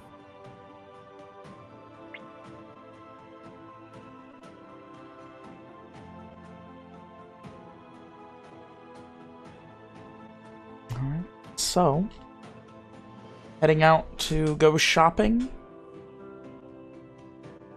I believe since there is time until nightfall, Walker will go with Henry to begin the investigation. I would say We had some stuff to pick up. I would say first. just before that, Henry and Rob would probably go to that clothing shop first. He would tell Walker that he has to go pick something up with Rob. And that he would be back. Like, it wouldn't be... Yeah. How long was that going to take? I'd say, like, what? 20-ish minutes in game. Yeah, no more than half hour or so, maybe. Right, I'll be here then. So, you guys head, you pay the rest of the coin that you didn't have paid, pick up your various belongings from the Belder Quality Tailor. Is there anywhere else that you need to stop? How much more would that be? It was... I believe you paid half immediately. We might need to double check that afterwards. Wasn't it... And I paid for we mine. paid 3? Yeah, so I believe it would be a total of another 3 crosses.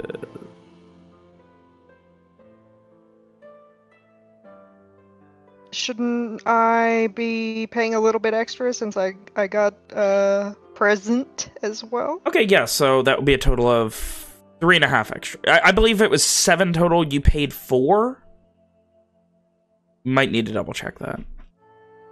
I didn't write that down. I was hoping you did. I'll take off 4. Okay. I'm pretty sure yeah, I think I did 3.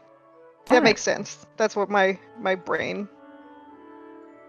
I remember paying 1 cross for the suit.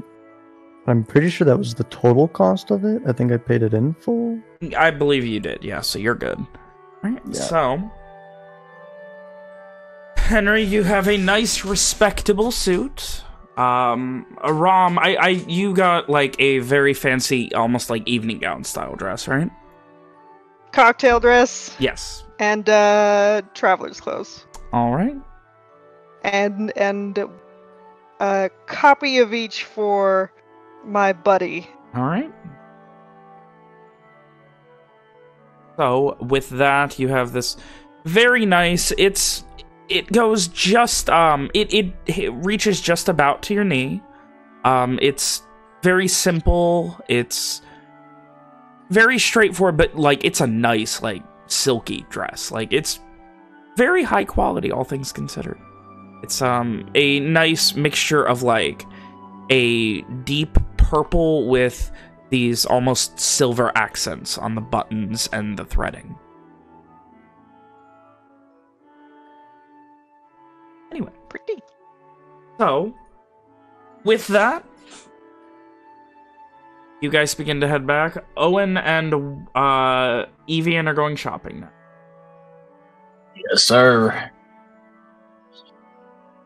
Anywhere specific you're trying to find, or? I'm looking for some toys, Chief. You said the vicinity around Henry's shop is like a it's not a strip mall, but like an outlet. Strip mall. An outlet. Yes, style it's place, like right? it's a plaza that Henry's part of. Ooh, That's An where outdoor we mall, if you start. will. I'm sorry? That's where we start. Okay. Alright, and give me an Unless, investigation Evian check. Has an idea. I'm not very good at these, but I will try. No. Investigation easy. I love you guys. So great. Love you. Starting at... oh my god. Starting at the Koret Common Plaza, you begin to search out, and you don't find an immediate toy shop, but nearby you do find a massive warehouse-style general store. Not unlike a Goodwill, in that there's nothing really separating it. It has a very tall, most of it is just a single massive room, a very tall ceiling. It is called Need It, Got It, Go. Got it, go. And, it seems to have a little bit of everything. Like toys? At a glance, like looking in the window, there is what looks like a small wood-carved wagon, so you would presume more. There's not a lot of windows in here. You would, again, be able to assume that's probably a safety thing, that people don't break in. Makes sense. Owen is currently looking around in amazement, because I don't know if he's actually been to this place in daylight. I don't believe you've been here ever. Well, I meant just the, Yeah, the- but the it is... region. Yeah, it is, again, towards the edge of the sand stalls, one of the larger buildings. You head inside, and you see this, this man, a very short hair. He's a bit short, maybe 5'5", 5'6". He gives you this wide smile. He's got kind of like a bit more than a 5 o'clock shadow, and just gives you a smile, and, looks up at you. Hello there, how are you today? Good, how about yourself? I am very good. What, is there anything you can, you need? Yes, actually, and I am not very good at finding it. I'm looking for a couple, potentially, toy swords. Let me explain. My friend here, he's a recent uncle, and he's looking for gifts for the wee lads and lasses. Exactly. He starts quickly walking in the direction. You can see he's like kind of sweeping past as he goes. He grabs this nice broom and kind of cleaning as he goes. He's just like, follow me, and guides you towards the back where there is a small selection on what looks like a nice set of shelves. Which also have a small tag for a price on, but on them are a modicum of toys. Most of them wood-carved horses, things like that. A couple of swords that are made of wood. Beautiful. Small children size, maybe 5 or 6 total. Uneven, not the best in craftsmanship, though a couple of them look a bit nicer. One of them does have a knot on where the blade would be, probably will break sooner than later with messing with it, but continuing I'm sorry? Are there any, like, this is a horrible idea, and Rhett's gonna hate me, but are there any, like, slingshots? Oh, awesome. Oh, no. You're going to make his daughter into a degenerate. That's exactly the idea. Give me a perception check. I can do that. I can't do that.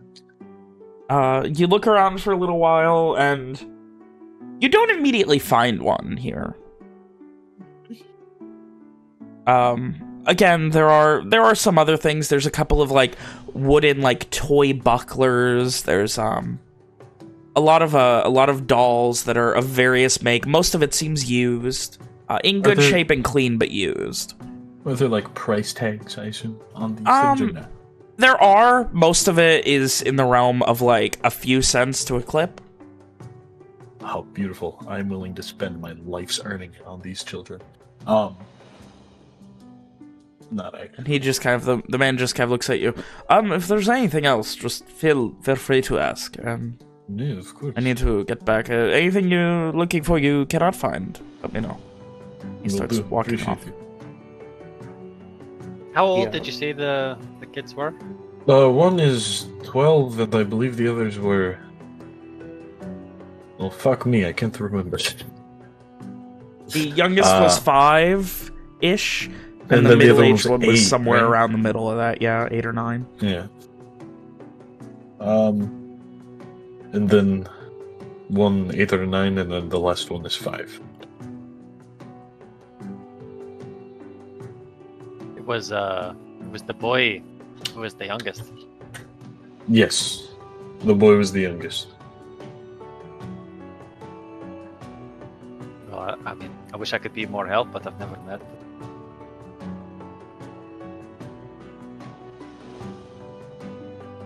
I was thinking about looking for a slingshot for the oldest one because I'm a dick. But Owen chuckles. I think maybe a sword and shield for the youngest lad. Not sure what to do for the middle. I'm not entirely sure what she likes.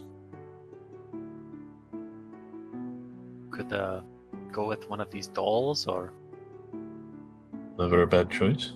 could, I suggested sweets earlier. Do that as well. I was thinking a little small bag for maybe the three of them to share. Owen gets like a. He kind of shudders a little bit, and he says, "Oh, believe me, Evian, you don't want the little ones to have to share the sweets. Was that a bad decision? It could start the war, you know." Ah, well, they'll have weapons to fight it. That they will, Evian. That they will. Alright, so I'm thinking, Mr. Venn, Yes. two swords, two shields for now. And one of the dolls. All right. That will run you. Fuck it, 3 swords and 3 shields. Just in case. Okay. Looking around, you're able to find it. One of the shields isn't in the best quality. It's kind of busted up a bit, but got your total at 3 swords, 3 shields, and a doll. You're looking at 49 cents total. So 4 clips, 9 cents. Okay, bet. Oh, that's wonderfully priced. I like that. Sick. Okay, and then I'm off keeping an eye open for a slingshot if I see one. And then I'm gonna go try to find the equivalent of a nice little candy shop. All right. You wanted to look in here to see if you could find a slingshot elsewhere, or? Anywhere, yeah. I mean, anywhere that looks like it has toys. Owen would be happy to ask the shopkeeper, like, after Evian pays for the other things that Evian's looking for. Yeah, that's probably a good idea. He kind of looks up at you and just, you're looking for it's, I thought you were looking for toys, but, yes, over with the, and kind of motions, and you can see there's like a chipped up, like busted up breastplate hanging on the wall. Over there by that, there's a slingshot. Well, I'm not looking for anything that could actually be used as a weapon. Just it is a genuine slingshot. You could hurt someone with. That's probably not the best idea. I mean, you're looking for toys. How old? No, she's 12. Oh, fine. And She's not the 6. younger two are. Who can get her a slingshot? Who will it hurt? Potentially her siblings. He kind of gives you a look. No, you've got me there. How much for the slingshot? Oh, should be a price tag over on it. I will go. Yeah, like motions you over towards it. I'll go look at that bad boy. And it has a price on it of 3 clips. Oh, that's not bad.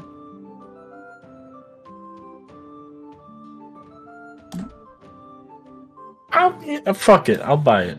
Alright, you have bought a sling.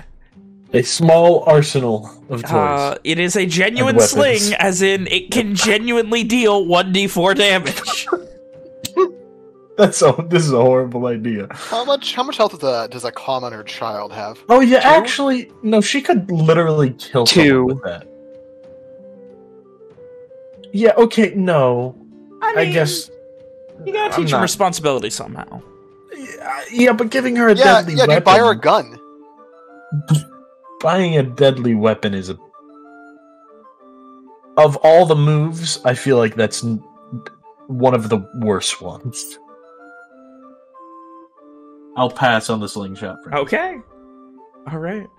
So you head out and are beginning to search for a candy store? Or like, I know Owen wasn't there for it, but like if there's a general sweet shop like there was in Baron Harbor. That, or Looking maybe like a bakery where I could buy, like, pastries. I don't know if kids like pastries. I don't know how kids work. Fucking cookies. Or cookies. Looking Smart around, man. it does not take long to find the smell of fresh bread and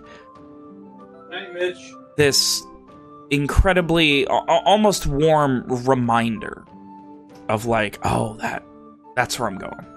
It's the smell of definitely a bakery. And you turn a couple of street corners and you end up in front of this large building that's got these beautiful open windows with a couple of pies hanging on the windowsill.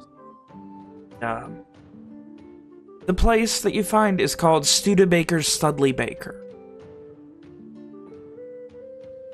And you head inside, you see this maybe mid-40s looking man. He's got pretty big gut. He's got a traditional Swedish-style chef's cap on, a large mustache and a bit of a beard, and a large white, very dirty apron.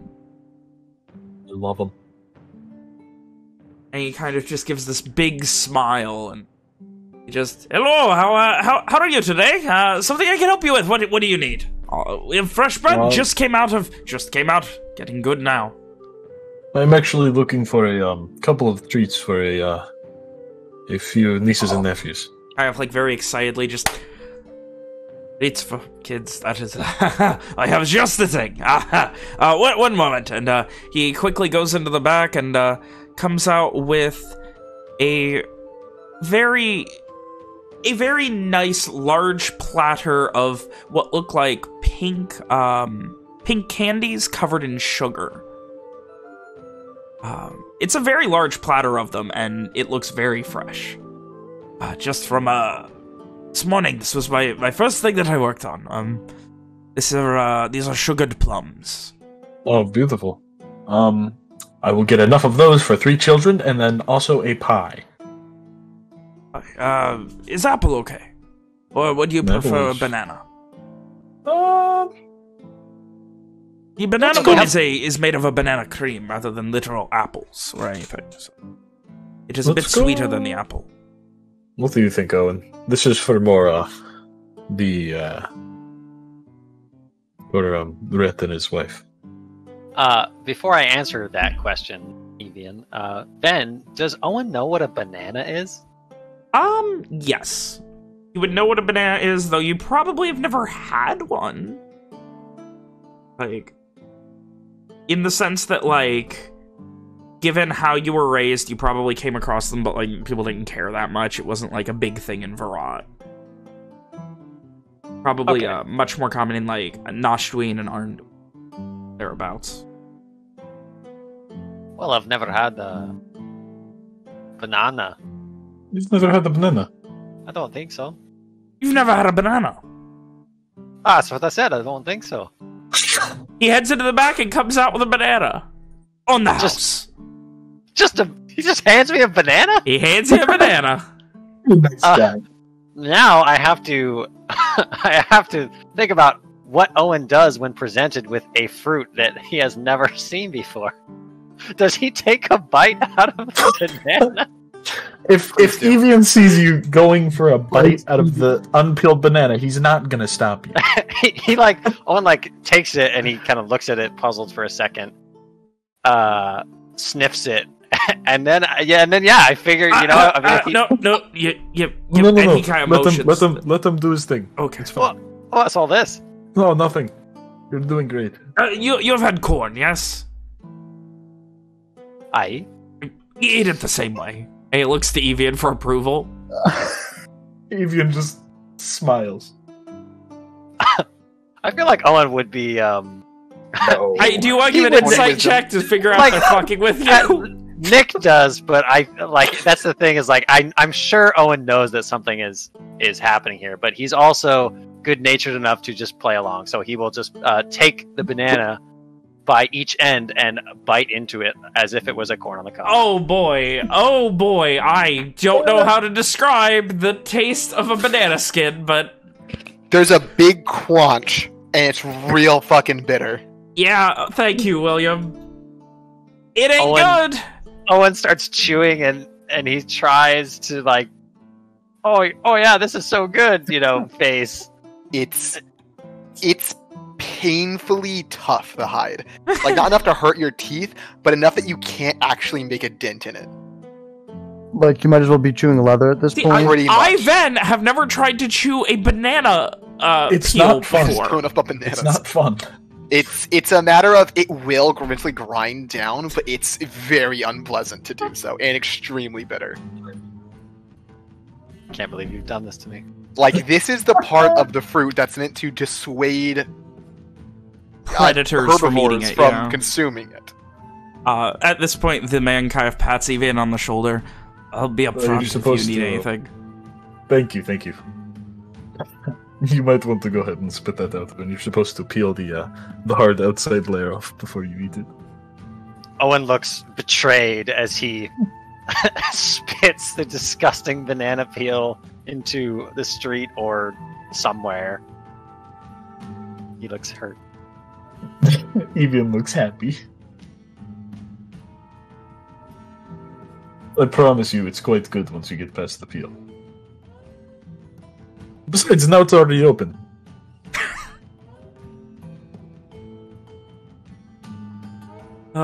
And there is the faint taste of banana from the way you bit into it, getting like a little bit of it. So there's a flavor into it. You just have to get to it. Owen enjoys his first banana. Or does he? Does he enjoy the banana? Does Owen enjoy a banana?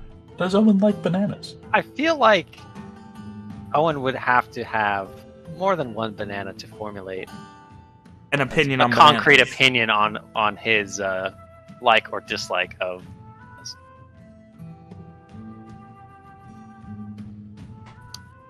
Not something that I would have expected to be doing tonight. Yeah, I mean, it's D&D. And a moment later, he comes back and gives a little smile and... All good-natured, you must understand, of course. He kind of, like, looks for your approval, Owen. Oh, it's no harm done. I know a good jest when I see one. So, But, banana cream pie, then. I think we'll go with that. He nods. Banana cream pie. What did you want? How much? How much? I don't know how large these are. How much would be appropriate for one child? They're of like character, like a slice. bite-sized. Like, it's a little bite-sized sugared plum. They look... Well, bite-sized ones. They're pink. They look like that. Oh, okay. I'm not sure about specific numbers, but just like a small handful, maybe, for each of them. I'm generous. Alright. Totally. And, he begins to kind of, like, weigh it out and, kind of, like, put them on a scale and, alright. Balances it. Alright, for that and, for the banana cream pie and for the extra banana, I just... Looking at... 44 cents. Oh, this has been a wonderful day so far. 44 cents. Beautiful. I will hand him 5 clips. Oh, thank you very much. Thank you very much. You need anything else? Come to the Studley Baker. And he kind of I like will. thumbs ups at himself and does a big smile. Name's Lovey, by the way. Holds a hand out to shake Evian. it. And he will shake it. And you guys head off? Yes, sir. Once Anything you need about- even wearing gloves. Anything you need while we're out, though? I didn't Been buy you a meaning- gift after all. Owen smiles. There's probably some banana skin in his teeth. I've been meaning to go out and get some things, but I can wait. Right then, I think my next move is to go hand out some gifts.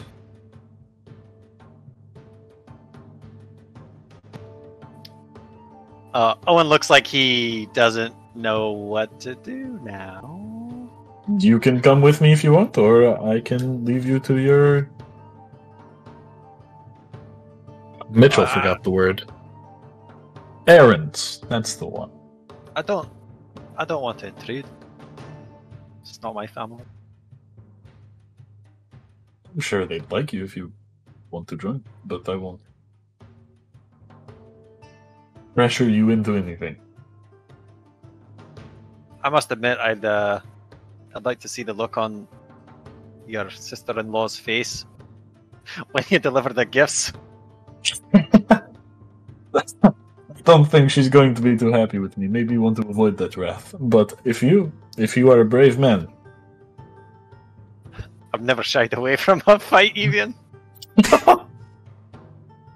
I don't see this as one we lose.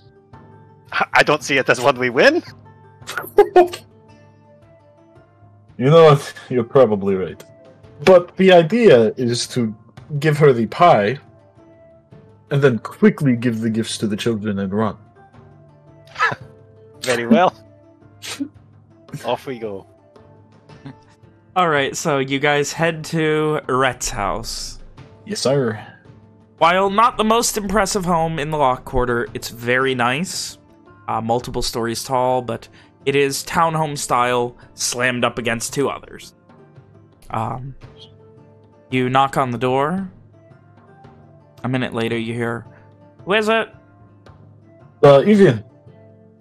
You're and you see as it is not, in fact, Rhett or Janine who opens the door, but Evie.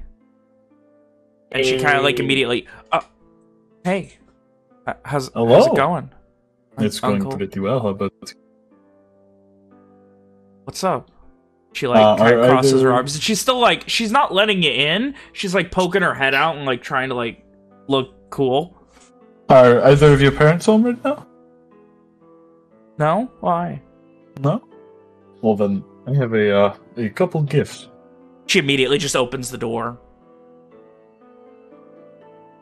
And Evian will enter, and if Owen follows... Owen looks at least a little bit uncomfortable about going into some stranger's house that he's never met.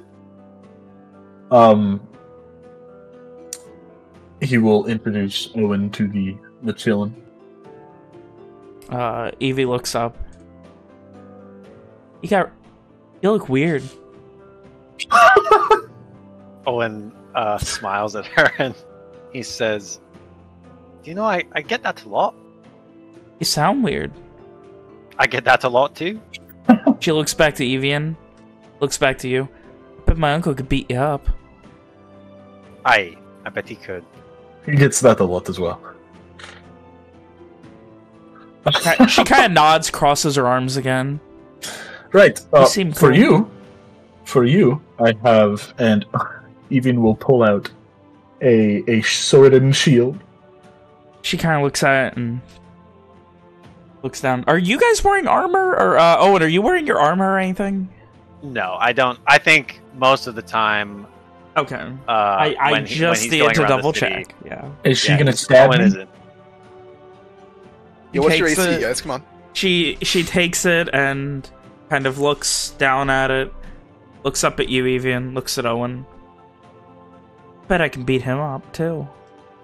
Oh, you think so? Well, you'd go and beat someone up that you just met. And like swings at you with it. Ow! Wait a minute, does a 9 hit? A 9 hit! Oh my god, 9 hits! Oh no! And just boom, right into your shin with it. Just. Oh, going for a low blow. Okay. That's what Dad always said. Kick him in the dick, but that seemed mean. Owen like moves to, surreptitiously cover his nether regions so that they're safe.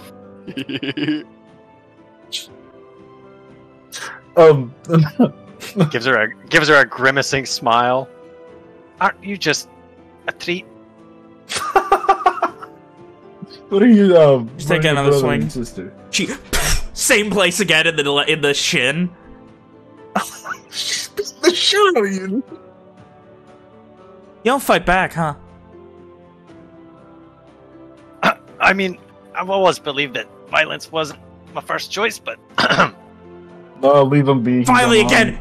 This time she just kind of like lifts back and like kind of stumbles a bit as she moves forward to hit you.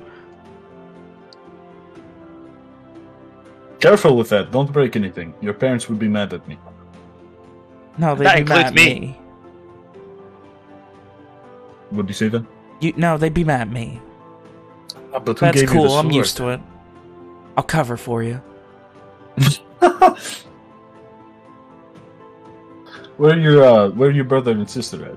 They're upstairs. Delene's reading. Evan's sleeping. I'm watching. them. Well, I Mom's don't off want to wake doing Evan up. doing something, buying something. I will pull out the other two swords and shields and pull out the doll. I don't want to disturb them, but if you would be so kind as to pass these around. Looks down at him. She begins sorting, and you can see her picking the best sword and shield. Of course, as she does. I can't fault her for that. And sorry. and for the best part, and Evian will bring out the one bag of the sweets and give them to her. Thanks, you're pretty Too bad. cool. She I'll like try my crosses her best. arms again. Why And, didn't you show up earlier? I haven't been around. Lots of traveling. You gonna be around a while?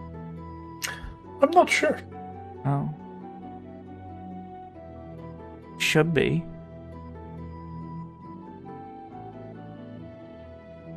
I'll definitely take that into mind.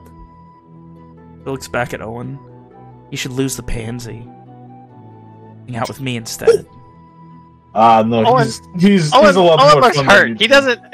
Owen looks hurt. think. He's a lot more fun than you'd think. She kind of leans in close. Can you get me something to drink? Absolutely not. Why did I give this kid a sword? She looks back at Owen. Can he get me a drink? No, he can absolutely not. Oh, he must not be that cool then, huh? I guess not. No, neither of us are. She kind of like rolls her eyes a bit, and then she gives you kind of a half hug, like a. She's too cool to give you the full hug, but she like does Of the half course. one. I'll give the head a little tussle. She kind of immediately just puts her hair back and like brushes it back. Thanks again. You're pretty cool for, No problem. for an uncle I didn't know existed 3 days ago. Hey, I have my benefits. And I will put the pie. I don't have any paper. Oh, and do you have any paper? Why in the world would I have paper on me today? Don't know. Fuck. Okay, I'll just leave She it there goes and assume over, they notes for me. and you hear something tearing, and she comes back with what looks like a page from a cookbook torn out. I got paper. You can't just stare at pages of paper. What's the recipe on it? It seems to be a recipe on how to make chicken and pancakes. Oh no. Even will walk into the kitchen and he'll just set the pie and the sweets on the table. And Here's that he'll just paper leave you them wanted. there. No, that's okay. I don't I don't need it. She then You okay, can and go she ahead does the and thing put where it she back. slowly just tears it in half and lets it fall to the floor. I'm not gonna stop you. Owen is flabbergasted at the behavior of this rebellious child. Tell your parents I said hello. Okay. And Anything else? with that, Just hello? Alright. Nods. and that's all I've got. On the way out, I imagine Owen probably exits before Evian, but he kind of turns as he's leaving the house and he says, just an idea, but you might make more friends if you don't immediately hit them with wooden swords when you first meet them.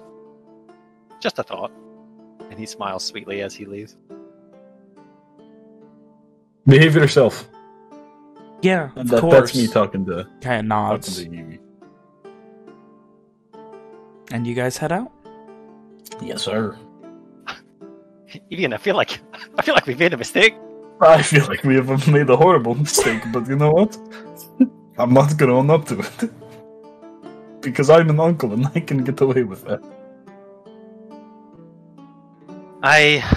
That's what us uncles do. Us? Right. Anything you need to do while we're out? I did want to go to the stockade. I'll join you if that's alright. Owen nods and leads the way to the stocks. You guys loop back around to the Antellier stockade. It is business as usual as you arrive at the small side room with the bounty board and everything on. You see that same officer of the other day that was there to give you guys a head start on any big bounties that came through. Does he recognize Owen? Vaguely, like you can tell he like looks at you for a second too long, but that's it. Morning. I was here about posting. All right, what do you need posted?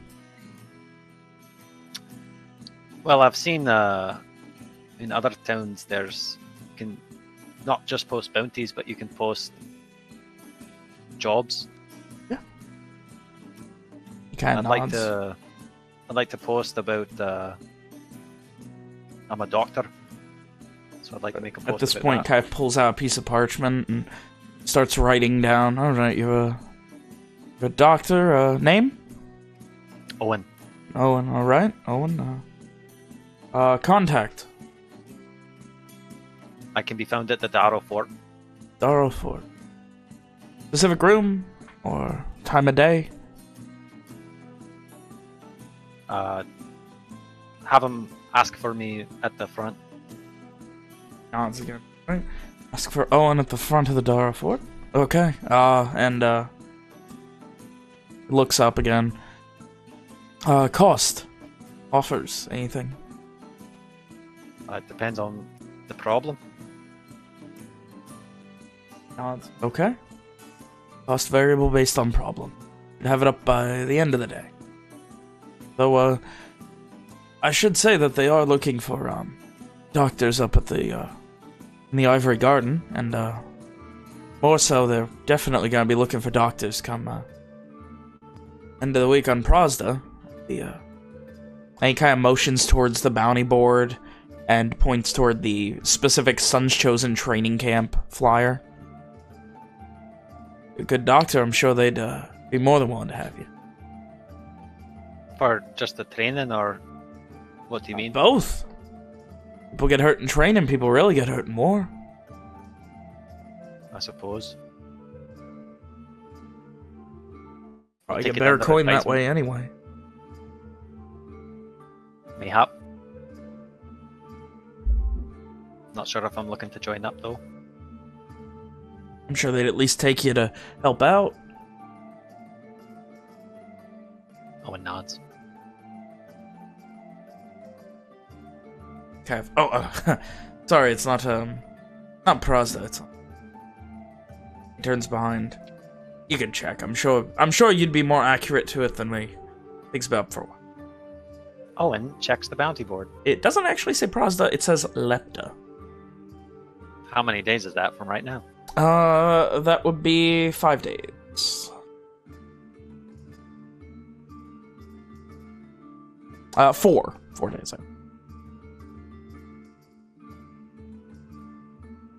Wait, I wasn't looking at the right thing. It is currently Havista 3 days. Wow, I was really off. Man, his fucking just. Anyway. Oh my god, sabotaging you. So you proceed to get the information to him. He writes it all down, assures you a bounty will be posted by the end of the evening for the job. You have a specialization or anything, or any sort of work? Can do anything from surgeries to basic things. Damn. Good at my job. Should hire out here. We can always use a good doctor. Especially if you're good at anything else. Owen motions towards the paper that he's been writing on. You know where to find me? Alright. Will do. So, have any luck with that, one I mentioned, the stolen gem? Man, how do I respond to this?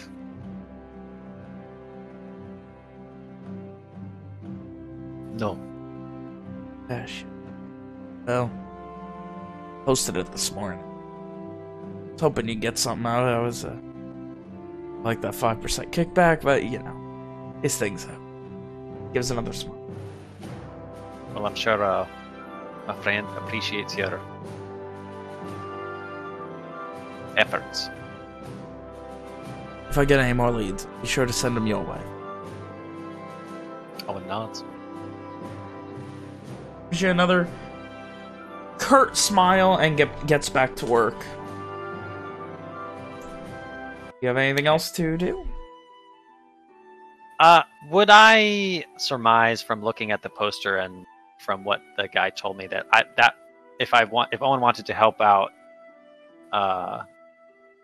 at the training, would he have to go and say, hey, I can help out at the training. Should you expect me there? Or would he just show up? You just show up. It's just an open... It's like, it's like a fucking football combine for the NFL where people just show up. It's like that, but the military. I don't think he was really planning on doing that anyway, but good to know. Go get recruited. So, as Owen and Evian finish their errands... is there anything else anyone needs to do over the course of the day? There was going to be the investigation things, starting with Walker, when Henry and Rom got back from picking up what they were they going to do a scene for going to get the thing? Or did that already happen? Yeah, that already happened. Oh, shit! I need to give Liliana her present. Okay, you do that. I'm gonna get some water real quick.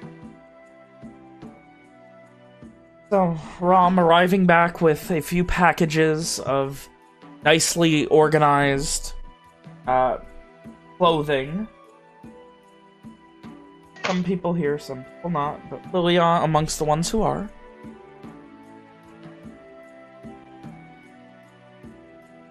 Yep, she's just, I guess, she's just hanging out. Petting a cat. Sorry, Michael just got home, so Gertrude's gonna be noisy.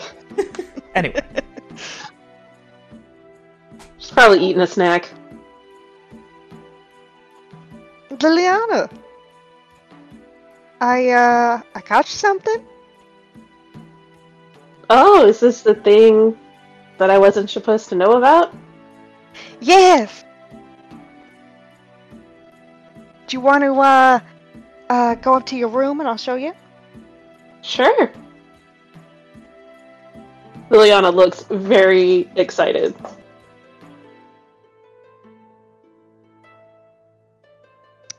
When they get there, Rom will unwrap the clothes with a dramatic flair and show Liliana that she has matching ones.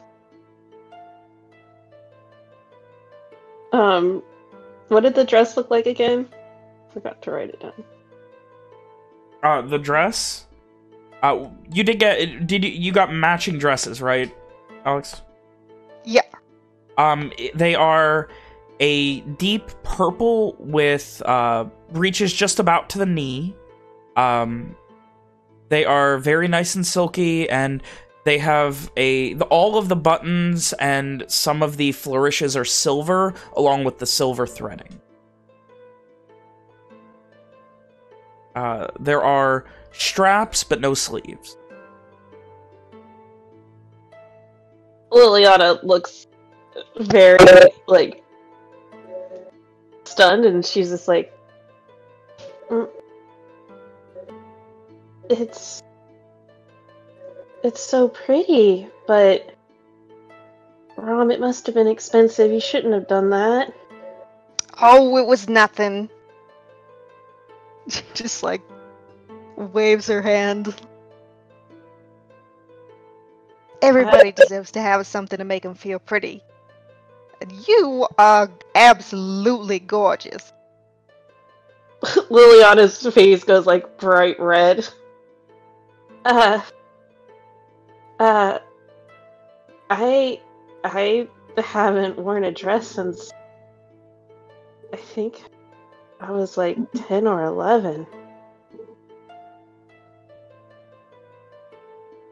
Well, try it out again. Maybe you'll like it. And even if you don't like it, you'll have something like to sell for some money if you're in an emergency. No, I would never. Gifts are special. They should be treasured. Ron looks very pleased. I'll try it on, I guess. And then, she'll get changed into the dress. As the spectral fighters wail in the background.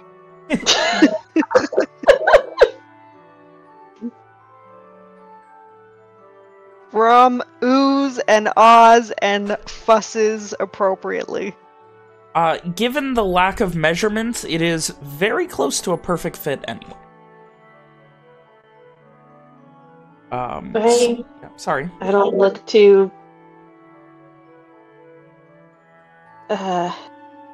brawny? Oh, honey, you are so pretty. You are perfect. Liliana looks a little, like, teary-eyed as she kind of just rubs out her face. Rom will give her a big hug. Thank you. I really do like it. I'm so happy to see you like that. Everyone should feel special. We'll have to try and find somewhere nice to wear it to, I guess. Maybe we will.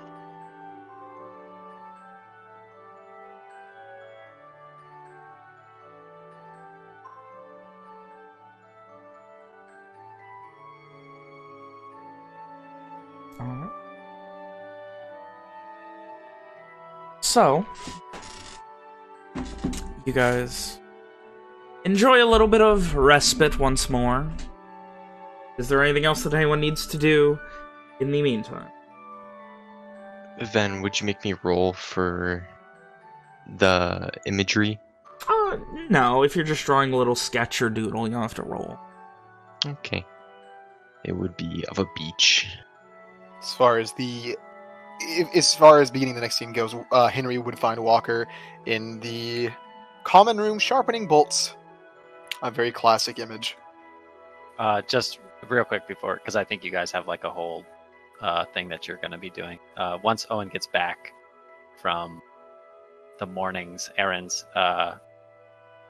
if he sees that Simon is drawing, he would go up to his room and he would get a leather-bound journal, and he would come back and kind of sit not next to Simon, but like across the table from him, he would also begin. He's doing some sketching, sort of next assignment. Someone would probably tap on the table to get his attention. Hi. What are you sketching?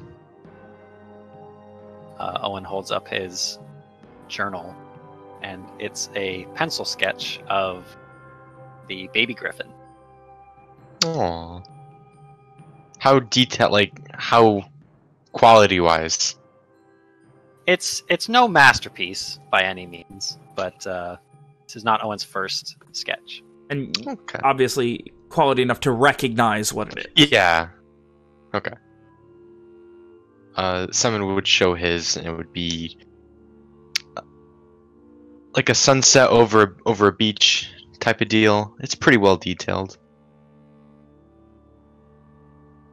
You've a deaf hand, lad? Few years just reading, you tend to sketch a little bit. Definitely no artist, but something I like to do. Though I Like can't. this sketch. Oh, go ahead. Though I can't sketch things. I can only sketch things I've seen a lot. I like to sketch herbs and plants that I've seen before. Do you have with plants and things? I know some can be dangerous and some can be helpful. Do you have a book on that, or have you thought about making a journal about everything and drawing it? Owen, first he smiles and kind of taps his head, and then he sort of holds up his journal and flips through a few pages, and you can see, he doesn't spend time on any of them, but these are obviously drawings of what he described, like various herbs and Okay. things like that. Descriptions on each, or just like imagery and the name of the. I suppose if that's what you're looking for, you would note a lack of any sort of words at all. There's no labels or anything like that. It's pretty neat. Just something to do.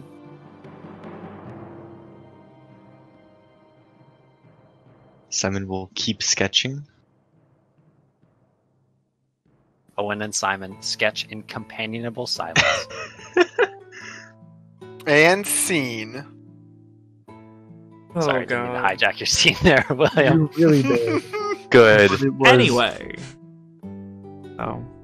So Henry can find Walker sitting in the common room of the inn, alone sharpening his bolts. A very common scene. Oh, but actually at that point... No. No, I'm waiting. Go ahead. No. Go Go ahead. ahead, Finn. I'm waiting. Anyway. Just get it out.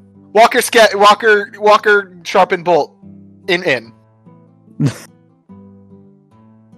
What happened next? And then Henry says, "Come on, Ryan." What are next? Henry would probably, kind of silently approach Walker, trying his best not to really disturb his work. And I think upon just taking a few seconds before saying something, he'd finally kind of look at Walker and say, "Are you ready? I'm all good. Everything's been taken care of." Walker looks up for a second, meets Henry's eye, and then back down.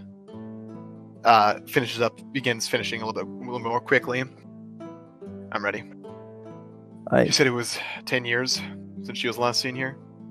From last seen here, think about. Seems about right. You said you hired people before. Aye. Do you remember who? He kind of thinks back a little bit. No, it's in such a hurry.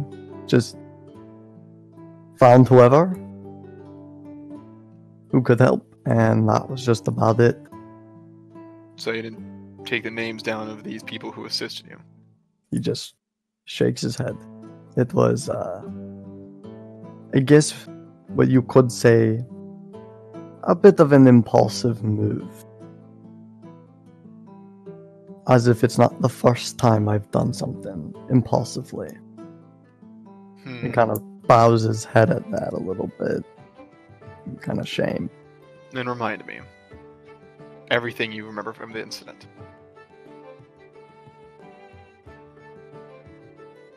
Well, from what I remember, I was, I think setting up a stall in the, as you kind of, you can tell it's been a long while. 10 years is a long time. Mm.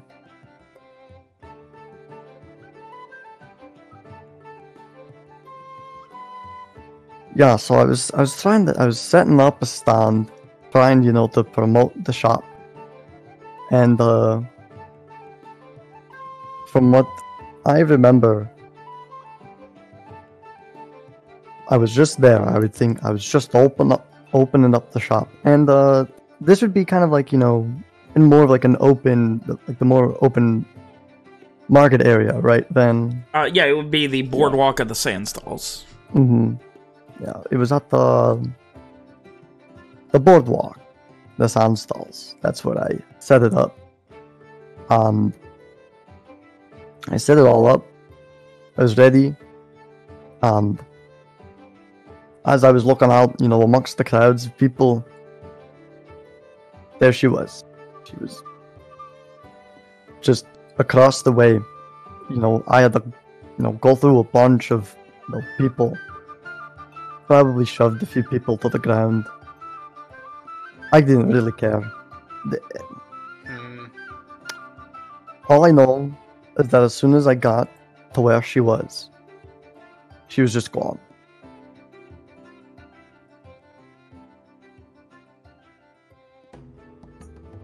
And nothing else came of that. Nope.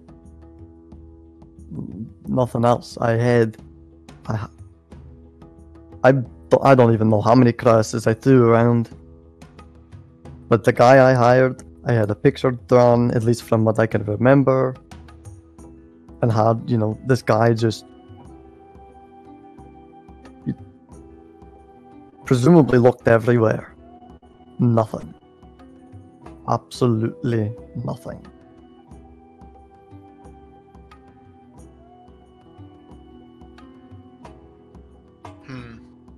That's, well, precious little to go on. I apologize for not having more, but that is all I know. A Dwarven woman by the name Tasmari in Starshore at the Sandstalls. How long ago was it? I think about 10, 15 years? No, that's how long I last saw her. From that point on, probably about 10-ish years. Like I said, maybe. Out of character, I have 3 written down? Was it 3? Maybe I don't know. Actually, yes, it is 3. I'm looking at my notes. You were looking at your notes wrong for your timeline? I fucking am. Oh, shit, dude. Silly me. I apologize. Let's retcon, and he's been saying 3 the entire time. 3 years. He's been saying the Dwarven word, or he's been saying the Lenorian word for 10 and the Dwarven word for 3 are very similar. Yeah. That's pretty good. He got them mixed up. There you go. I also have written my notes that she's been missing for 22 years total. Yes, that tracks. That sounds about correct. So, Dwarven woman named Tasmari with red hair, who you've last seen in Starshore 3 years ago in the Sandstalls. The boardwalk, the Sandstalls. If to be a little bit more specific. And the only avenues you've went through is hiring a few people to look for her and having an image drawn. Do you still have that? He shakes his head at that. All right. Well, we have at least today to look around, so let's go to the sand stalls. With that, Walker finally finishes his bolts, puts them away, and begins heading towards the sand stalls. And Henry will follow. And whilst doing so, trying to remember who the fuck he hired. Because he sure as hell does not remember the name.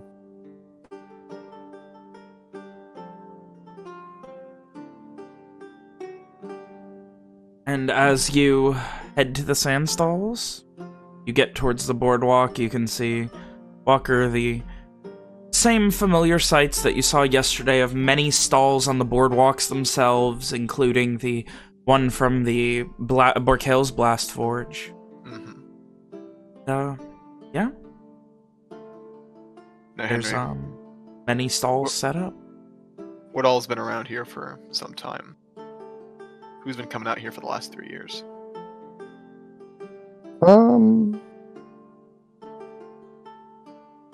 Could you just could you elaborate a little bit on that? Like what do you mean? Like, We need somewhere to start. A witness of some kind. Someone else who can corroborate? Is that the term, Ben? That Corroborate, this yeah. person was here. If there's a vendor who's been setting up the same spot for 3 years or longer, then they'd be the highest chance of having seen them. Though the chances of them actually remembering this single person in a crowd 3 years ago are, well, slim to none. Is there anyone that Henry can probably remember that consistently probably had a stand?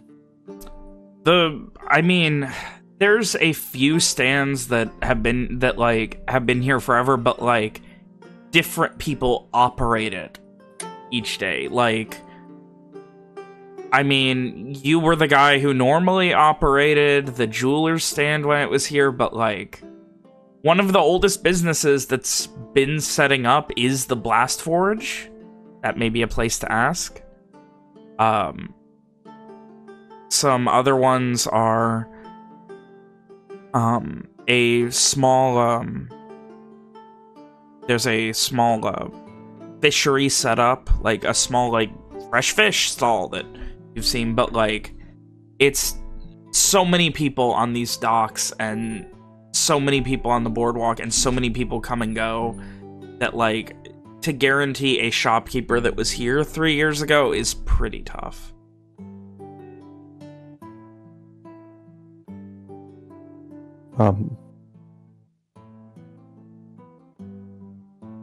Kind of see Henry kind of trying to ponder upon who could possibly, have been there to have seen this, and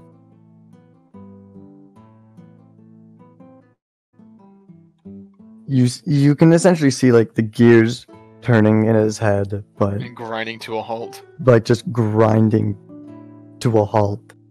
Yeah, exactly. He just is like, well, I don't think there's anyone.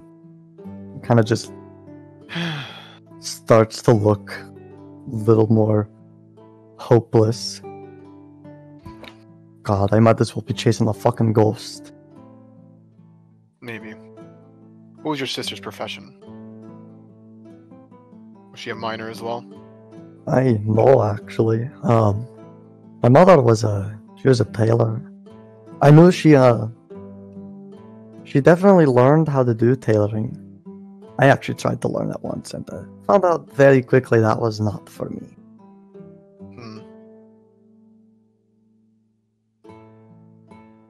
Although I don't know what she would have been doing in Starshore specifically, but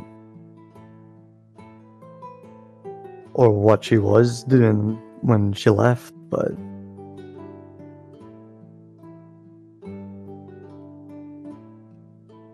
I guess maybe seeing if she was at a tailor shop working might not be a bad place to start. It's an idea. Do you know any tailor shops around here? I imagine there's more than a few. There was a real fancy one that actually that's where me and Ram went to. Do you believe your sister's skill would warrant such a establishment? Or work in such an establishment? I think that was a bit more. I think hers was a bit more, practical than I'd say for design. So there's definitely probably a few others that we can go and check out. Right. I definitely know there's definitely more than that one. Okay. And Henry will lead the way to whatever other tailor shops are around. Alright, give me an investigation check, see what kind of tailors you can find around the sand stalls. Shall I do one separately, or? Yeah, go ahead. Did that not? Why am I not? Weird. Average. Alright. You spend a hot minute looking around the sand stalls, mostly looking for, are you looking for specifically higher end or regular or? Probably more regular. Henry. Walker's goal would be to find one that's been in business for over 3 years. You search for a little while and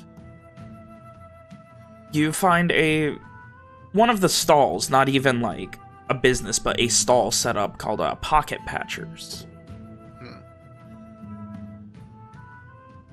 You see a woman, maybe 30, looks kind of tired. She's got short hair and kind of a bob cut, dark brown, and she just looks up at you. Afternoon. What can I do for you today? Something to ask some questions, if that's alright. Just kind of motions at the lack of business. How long have you been in business? I've been working here about, I don't know, a couple of years maybe? Have you ever taken on any help? Temporary help? Anything like that? I mean, that's what I was when I was hired. Temporary help.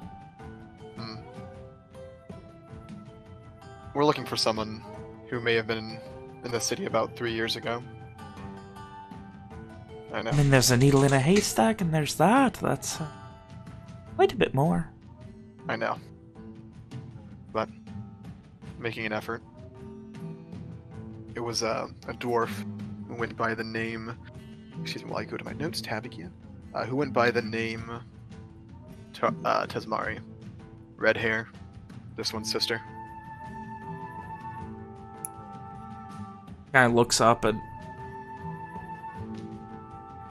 I don't know anyone by the name Tezmari. Who went by a different name? Have you met many red-haired dwarves who are also tailors? She kind of purses her lips and shakes her head. No. Haven't had any dwarves. Dwarves are rare to find doing... And she kind of motions, like, the needle and thread thing. What with the, big hands and all, it's not common to find, but no. Right. You said you were originally hired on as extra help. She nods. A few years ago. They liked my jobs, and they liked the job I did, so... Do you need think, any work done? Not at the moment. But, do you have a boss, someone who owns the business, or? Yeah, but... She kind of motions, I'm running things right now. Right. I was wondering if your boss might have heard, might remember differently. I mean, I could ask. I could ask when I head in, but She kind of shrugs. Most of it's not as public, the business itself, as we are out here. Right. Mostly just do contract work. Walker nods. Not Well, really taking we'd- walk-in. Well, we'd appreciate the effort. Come by tomorrow. Walker kind of looks to Henry. You can see Henry's trying to remember something.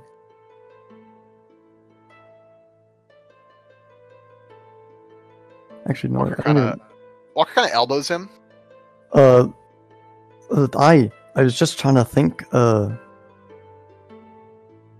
think if I remember correctly, I think that place that Zara bought, I think that used to be a tailor shop. Did it? I think Uh, if maybe we could Was- just. Who was Zara? Oh, I don't think you're properly introduced to her. That's my the other lady that my business partner.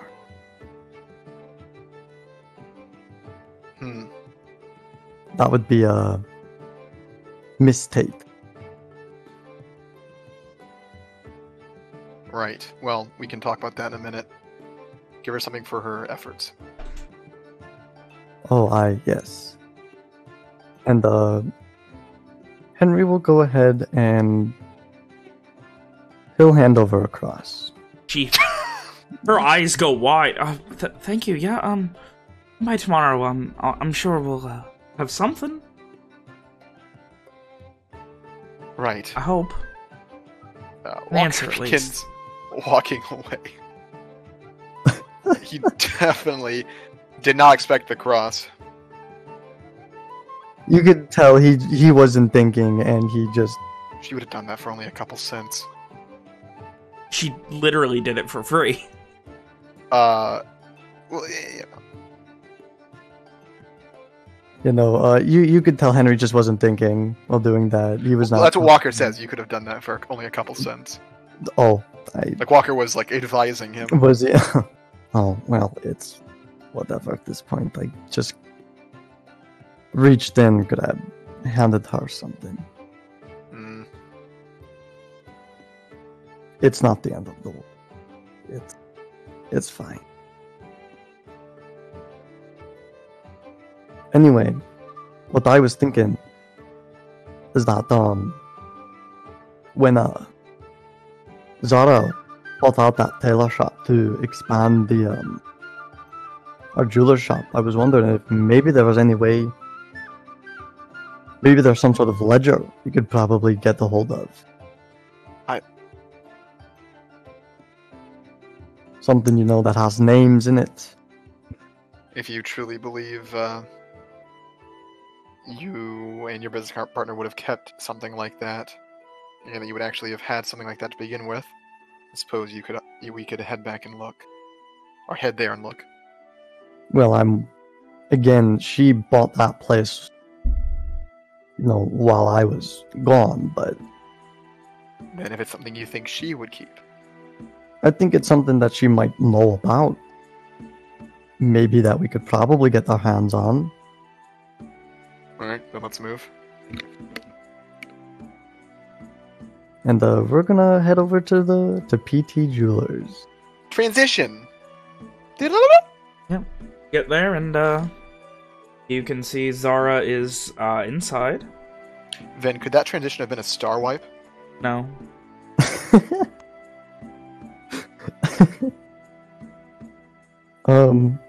Henry will go ahead and proceed on in. Kind of looks up. Hey there. How are we doing? We're doing pretty good. Well, I guess as good as one could be. We're actually trying to do some investigating for, you know, about my sister. She kind of purses her lips a bit and... Oh, and any luck? He kind of just shrugs. Not much right now, but I did have an idea because I knew Walker reminded me that, that my sister knew how to sew. So maybe when she was here in Starshore, she might have maybe done some tailor work. And, well, you mentioned that and we're standing in the portion she bought out, right? Yeah. And you kind of like, this building here used to be a tailor shop, so... Nods. I think so, yeah. It was not doing great. Well, I was wondering if maybe they had some sort of ledger. That maybe you happen to know if they had anything like that. I mean, I find it pertinent to mention that Walker is explicitly not looking at any of the gems or valuable items in this room. She, again, purses her lips a bit, thinks for a second, and when they were evicted, I think they took everything with them. If not, then it was, the landlord here who probably took it all. There wasn't much. I mean, he left the tables and things, but swaths of fabric up in the attic up there, but we just set up tables, knocked the wall down, and she motions behind her where there is now a doorway. We set up, there wasn't a ledger or anything. Nothing like that. Well, I mean, I was just wondering because, I mean, we keep a ledger of, like, who we probably pay, keeping track of all the money and valuable stuff. So yeah, but if we went out of business, I imagine, kind of shrugs. Your name was... just leave it here. Miss Tate, correct? She nods. How long has this business been open? She looks to Henry like... I'd say we've had this business open since... what? I mean, you mean here or in general? Here. That's this different. building, but the... In the city. Yes. I think we came here between, like... It was around 12:30, I think. I think so. Might have been maybe 12:29 or something like that. Around there, yeah. About 8 or 9 years. Right. Then how long have you owned this outlet? I mean, we set this up shortly after, and she kind of motions, well, that one next door, we set it up just a little while after we got here and decided it was what we were going to do. And then after emotions around you again, after a few years, we did this. But we've been renting this out for 8 or 9 years. How much did you interact with those who work next to you? Sorry? How much did you interact with the store that worked next to you, the tailors? The tailors here? Not often. They were kind of weird. Weird? They didn't have a lot of business. They were here when we moved in, and a few years later, they moved out. She kind of gets close. I think it was a family living here and just kind of pretending it was a tailor.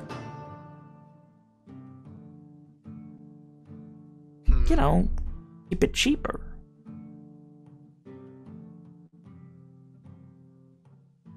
Right. Well, Walker looks to Henry. I doubt we're going to get any farther by being here. I mean, maybe the landlord could know something too. Doubtful. We're better off asking other tailors that have been open for over 3 years. I guess. You're not going to meet many landlords who know everyone their tenants hire. Fair enough.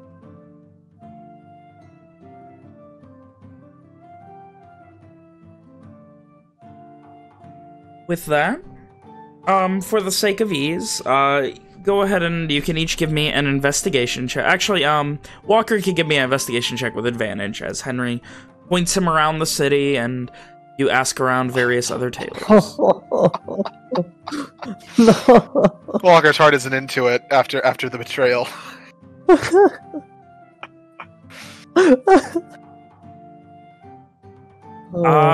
It is... You ask at a couple other tailors throughout the city. None of the tailors have worked with a red-headed dwarf or anything like that for as long as any of them have seemed to have worked here. Some of them go back 10 years, one goes back maybe 30 or 40. None of them have worked with a red-headed dwarf. How long has our investigation been going on? This is probably after a couple of hours. I would say with each time that that they say they know nothing, like you could see like just the slight hopefulness that he had when he thought he had a lead, just it goes away and it gets worse. Walker's expression notably does not change at all. It's all about moving. He just moves forward, no matter what news he receives.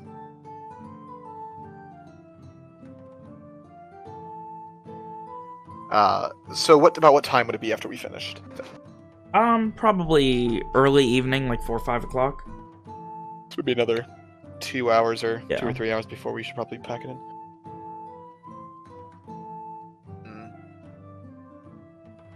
What else can you tell me about your sister, Henry? Walker would ask after leaving a tailor's shop.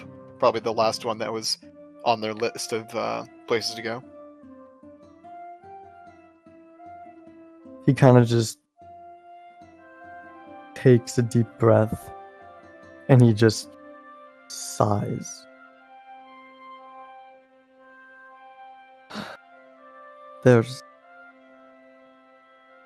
There's nothing more I can tell you. I'd say that this is about it. That she was a tailor with the red hair, and she had a name. Nothing more. I don't know what else to say. It's been 3 years since I actually got a glimpse at her. And it has been more than 22 years since I last fucking saw her. Even spoke to her. I don't know who she's become. She's going under a different name. Hell, who the fuck knows? She could have put paint in her fucking hair to try and be somebody else.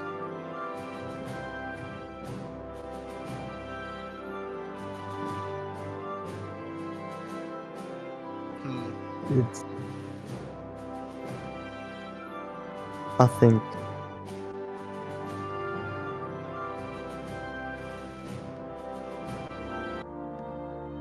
think it's probably time to move on. As far as I see it, you still have 2 things left to do before you can move on. Kind of looks up. Firstly, you need to go see that girl at the... It was something Pocket Ven. What was it? The Pocket Patchers. Pocket Patchers. You need to go see that girl at the Pocket Patchers tomorrow. Secondly, you need to ask your parents one more time.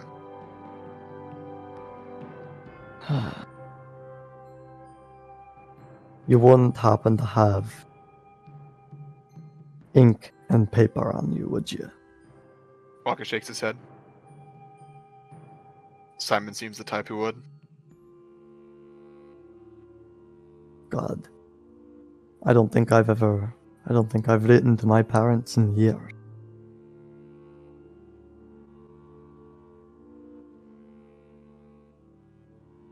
I guess maybe I should ask them one more time. You may want to consider doing so in person as well. Out of character. Right, Henry told Walker where he's from. It's from the Highlands, right? The thing that everyone keeps talking about where they think Owen is from. He's from Garas. Which, Garas? That's in the Ardalen Highland. Where is that exactly? The far eastern portion of the...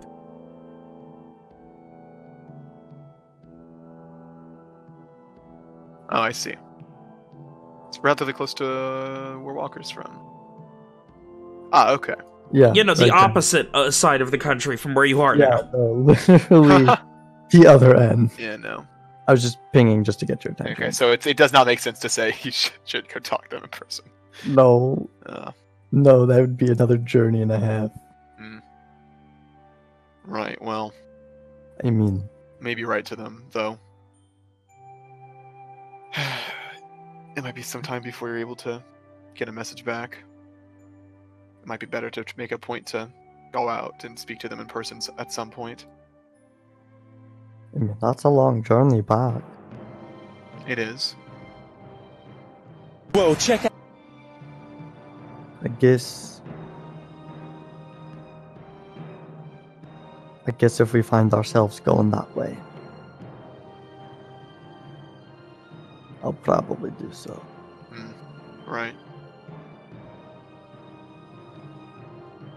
How badly do you want to find her, Henry?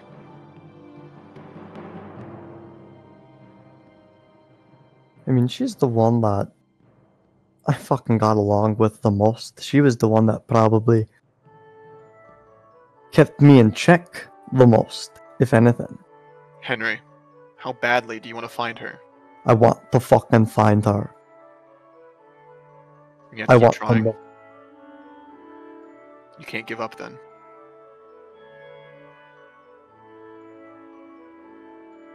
Kind of. Let's go back. He takes a deep breath. And before heading off with Walker, he kind of looks at him. He's just like, and he just says, "Thank you." And he will hand Walker a son, paying him as promised. Are you sure? We haven't had any results yet. You're still working for me, aren't you? Alright. Walker won't argue anymore as he puts the sun away.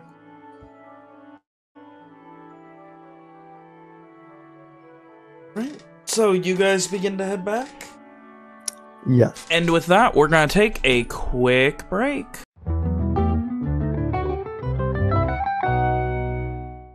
Yep. Alright, so we return back from whence we came of a break. And I ask unto you all what it is now you're doing as evening comes upon the city of Starshore for another day. Owen is, he went out after sitting with Simon for a little bit, came back with a small parcel, and he is sitting in the common room waiting for Walker to return. And then I believe Walker would walk in at some point later, Vin can specify a time, followed by Henry. Probably an hour or two after that. You can see Henry just kind of looked very defeated right now. Owen waves to Walker and Henry, and if they come over, he first looks to Henry and says, "Me luck?" He just shakes his head. No, nothing today, but maybe tomorrow.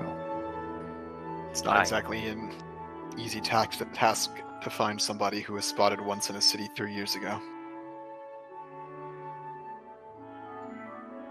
Got to start somewhere. Walker nods. And start we have. I guess it's a bit farther than I've gotten.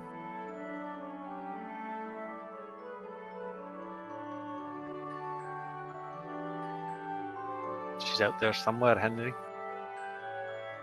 Got to be. I fucking hope. And he kind of just slumps on the chair and pulls out his pipe. And just indiscriminately starts stuffing pipe weed into the bowl. Walker would also take a seat, his main work having been done for the day. He'll go back to messing with bolts and whatnot, fixing up more of his stuff, and maybe tending to his crossbow, making sure it is in peak form. As Walker pulls out his supplies, Owen would clear his throat and he'd say, "Are you planning on going out again tonight, Walker?" No, I need to sleep for tomorrow. Oh, I sleep. Well, I've got a bit of a strange request before you turn in. And Owen pulls out from his bag a. I think Walker would recognize it. It's a chunk of wood that a wood carver would use to carve something. It's very nice mahogany. I need your help.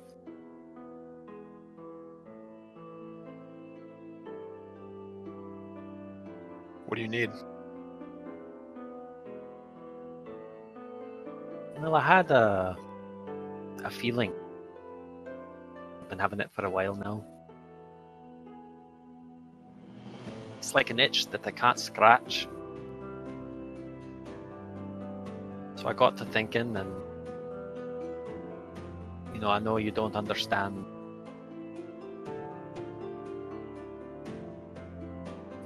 things, and Owen kind of motions to his the charm that hangs from his wrist.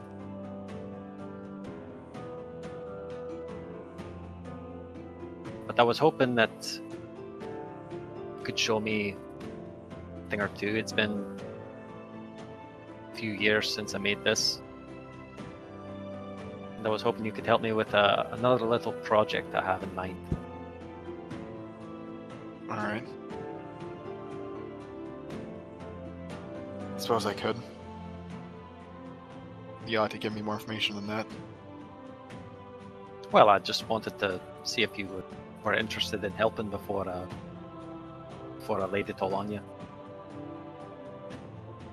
Did you think I would say no?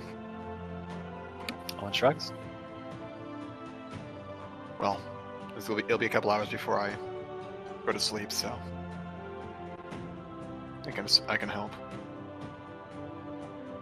I don't. I know you're a lot better at a lot better than me at this, but I would like to make it myself. I want to make a pair of dice. Dice? Aye. Special dice. You want to make a weighted dice? No, nothing like that. They're not going to have. They're not going to have numbers on them. It's for and Owen just taps his charm.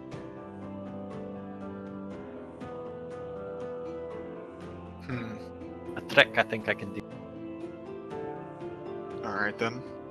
Dice aren't particularly difficult. It's just getting the dimensions right.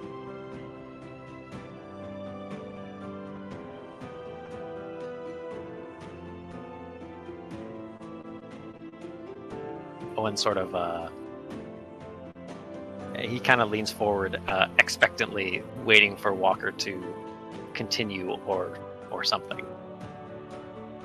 Walker will will produce a little bit of how much wood does Owen have? It is correct me here if I'm exaggerating, Ben, but it's a fairly decent sized chunk of mahogany. It is a quality chunk. There's no knots, no chips. How many dice could be made with this? Probably the chunk is maybe of 10 inches long by 6 inches wide by 4 inches high. You could make probably depending on how big or how much practice. If you're practicing, you're gonna lose some of it, but perfectly, you could probably make 40 or 50 dice out. If you're making them small. Walker puts out his hand and looks at the piece of wood. Oh, and hands it to him. Gives it a once over, examines it, looks for quality. Takes a moment, looks to Owen. How big do you want these? A little bit bigger than regular dice. Well, I want them you could get- to have a bit of weight. Right. Well, you could get a lot of dice out of this if you, didn't make mistakes. But with this much, you'd have a lot of chances. I bought a little bit extra for practice. Right. Then Walker would begin explaining the process of making dice to Owen. How cutting it down to size, sanding its edges smooth, creating the whatever images he wishes in their sides, how the images themselves would change the weight of the dice and how to compensate for that. Basically, and how you would carve it in order to keep things still relatively even. Walker, do you wish to know what's going on the faces, or would you rather not? I would mention before Walker responds that he is much more verbose when describing how woodworking works than how he typically is. So we found his passion, lads. But he would respond, it would be better to know. Well, they're both going to be the same. A matched pair. On two opposite sides. I want to have something like this. Owen holds up his charming. And it reminded me that Nick, it's like a Celtic knot. Yeah, it's I will post the.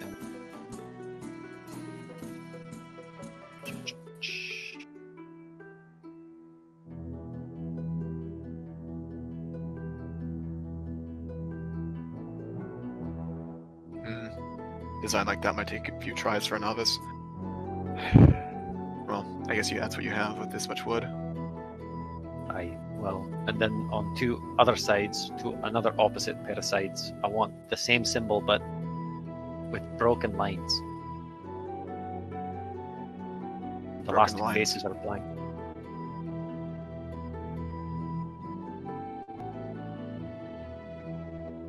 Broken lines?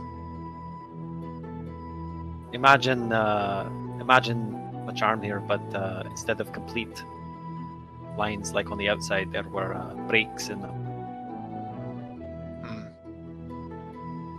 All right.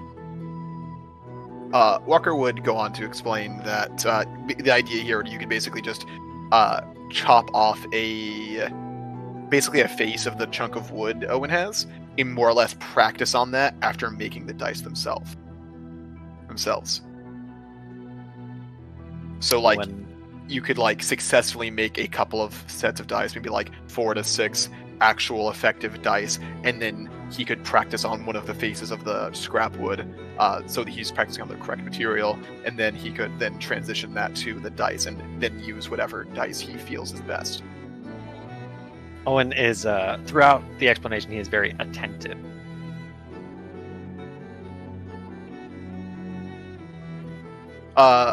Then, would Walker know if it's appropriate to fucking pull out some wood carving tools at the table?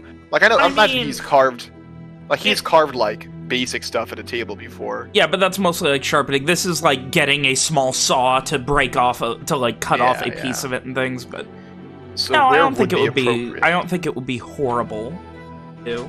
As long as We're, you're not we, we are making a huge paying to mess stay or here for an extended amount of time, so... Yeah. We'll see them kick us out for, get some sawdust. As long as you don't leave a mess or something, I don't think they'll care. Right. I imagine Walker's very attentive to the messes he makes. So, at that point, Walker would bring out some tools for Owen to begin. Walker would assist him in chopping off one of the faces of the scrap wood for practice later, and then the actual dice themselves.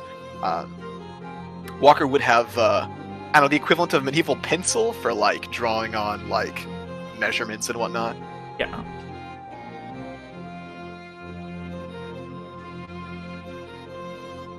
Ben, tell me this is not a dexterity check. Please. Tell me how it isn't. Please tell me it's not. I'm going to echo William. Tell me how it isn't. It's clearly a faith-based wisdom check. So no, hear me out. I'm willing to let you sell me on it. Let's go. No, so I'm not Hard going sell. to argue that this is a wisdom check, but Owen specifically bought enough so that he could succeed through persistence rather than precision. Yeah. So could it be literally anything else but dexterity? Constitution, mayhaps? It's clearly Grab the a axe. strength Let's roll check. some strength checks. He's got strangle this fucking wood into shape. When it comes to could- detailing it, it is still going to be dexterity. Upsetting. But you're going to have much practice doing this. Are you intending to make the dice themselves tonight with Walker's help, or...? It depends on how long it would take me, Owen. Because he knows that Walker needs sleep, and he does not want to keep him up. Because he doesn't get enough sleep already.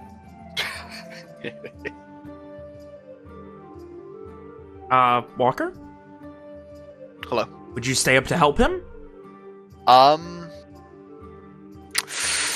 What, well, Walker can literally just sleep in tomorrow. There's nothing stopping him from doing so.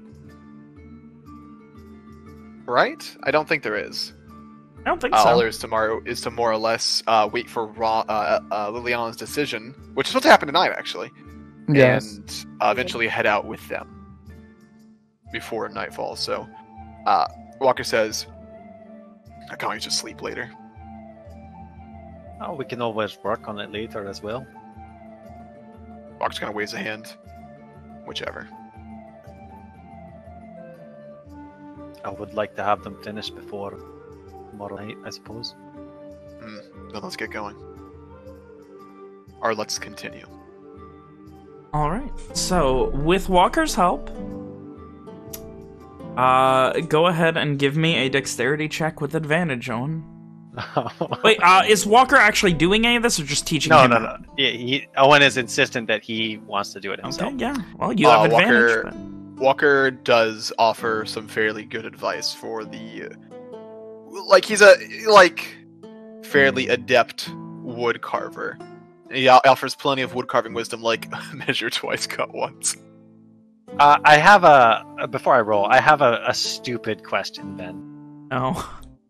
At this time of night, when this is happening, is this place crowded? It's crowded, but not overtly so. It's not like it's every table's full, but maybe half full now. So if if Owen cast a little spell, would people notice? I mean, I want to just point out that Henry's been sitting there the entire time listening. I'm more so Smoking his talking pipe. about people who don't know Owen can use magic. I would say it's more likely than not. That they wouldn't But notice. you could try and see what happens. Hold on, let me just read this thing real quick. Also have a minute. Are you sure you don't want to roll a... He doesn't have one. Are you sure you don't want to roll a sleight of hand check to cast your spell? I was gonna say you could roll a stealth check to try and be, like, subtle about it and, like, Yikes. kind of be in the corner and find some darkness. He could just go upstairs and return. So follow-up question, like, would a little prayer be so conspicuous? Is this a guiding prayer? Yes. Is this to the sun? No. I think that the somatic components of it probably would be a bit conspicuous. But I would allow a deception check. Praying while doing finger guns to the sky. That's all good. So You know what? Man, I'm gonna do this, and then I'm gonna roll shitty, and then it's gonna get me into a whole mess of trouble. Hey, Nick, fuck you for trying. I just want to let you know you're about to pull a carry. I just want to let you know that now. How about this? What if Owen excuses himself, goes up to his room to pray in private, and then comes back down? That's still kind of... How long does it lasts for 1 minute? Lasts a minute, yeah. You'll be hurrying back down, but yeah. Easy. Done. We're doing it. Oh, and Power walks upstairs. Hang on, I'll be back. Yeah, because I mean, remember, you're on the 3rd floor, and you have to get all the way back down. That's fine. 3rd floor. It's all fine.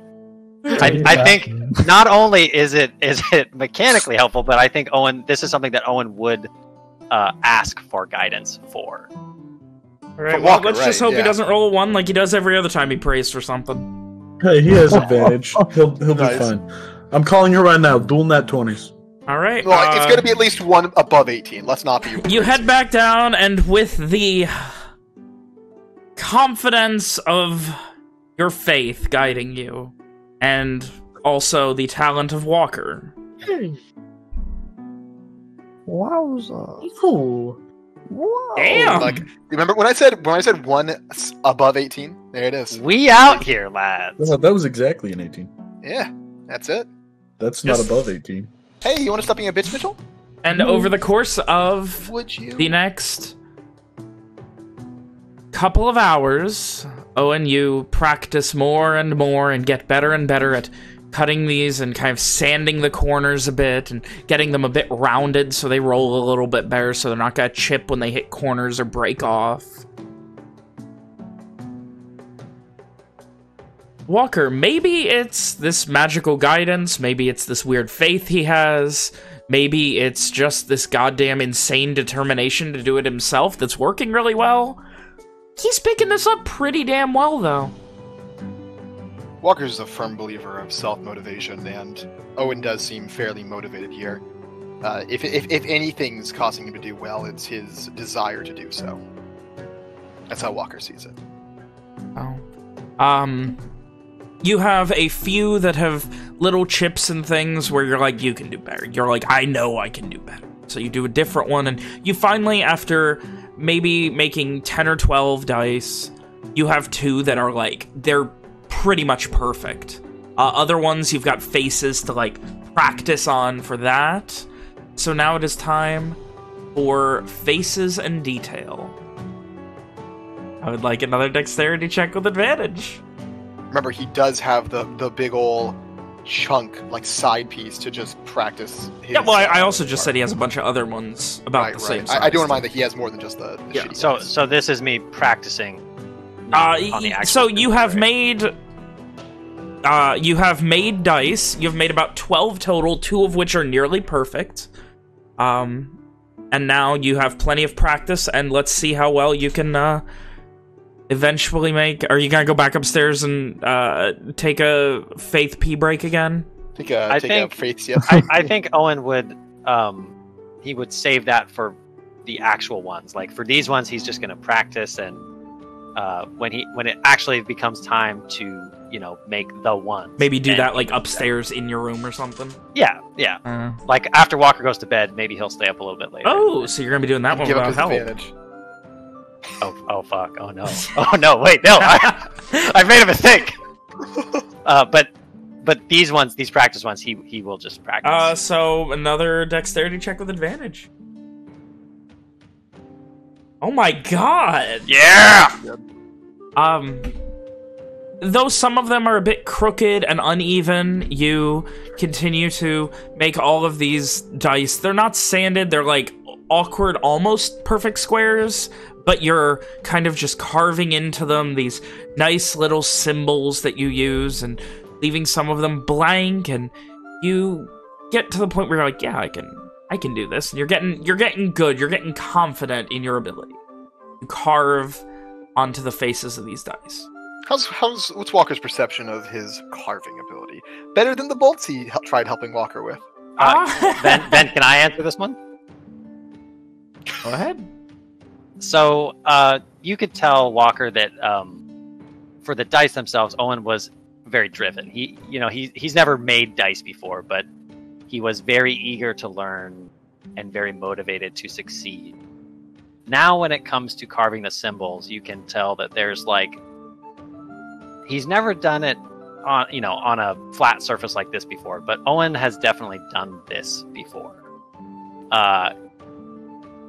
Obviously not this small, or probably not this small, but as his fingers trace the lines, when he's drawing them out with your little pencil, after a moment or two, you can tell that there's an old familiarity. He just begins to sort of trace the lines, and before you know it, there's a mirror of his holy symbol on the little face of the die.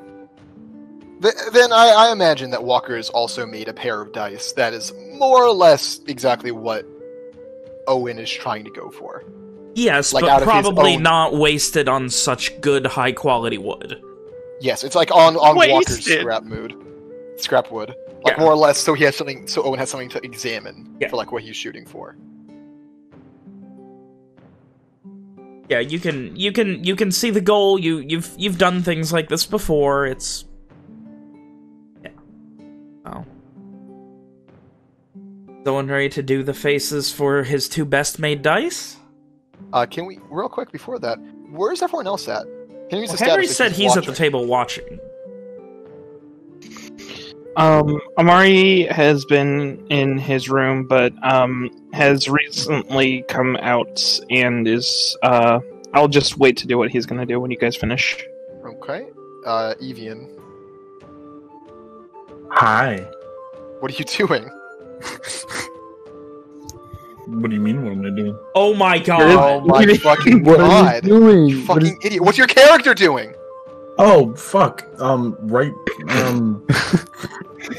What do you mean? Sorry, I was zoning the fuck out. I'm sorry. I Would you- apologize. Is it? Would you pay attention?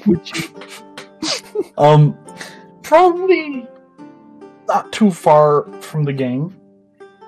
Just At one of the other tables, still kind of watching this extended woodworking lesson. nothing too exciting. It's extremely boring woodworking session. He probably just looks thoughtful. He's thinking about something. So the Evian isn't really concerned by the woodworking. He's watching it like absent-mindedly. Okay. Who's next? Ryan's watching, or Henry's watching. Where's Liliana at? Yes, I'm there too. This is kind of more like into the evening, right? Yeah, this is like evening 8 going into the night. 8, 9, right? Yeah. We'll say that Liliana was out kind of for most of the day, just walking around and exploring the city, and came back and has been kind of watching the woodworking session. Oh no, the ghosts. Who else? Rom upstairs, sleeping early. Thanks, Alex. I mean, how late is it? Like, give me a... Like, by 8, 9 o'clock. She's probably still awake, like, having a drink. Like, maybe one drink. Alright, And then and Simon, for is Simon Simon.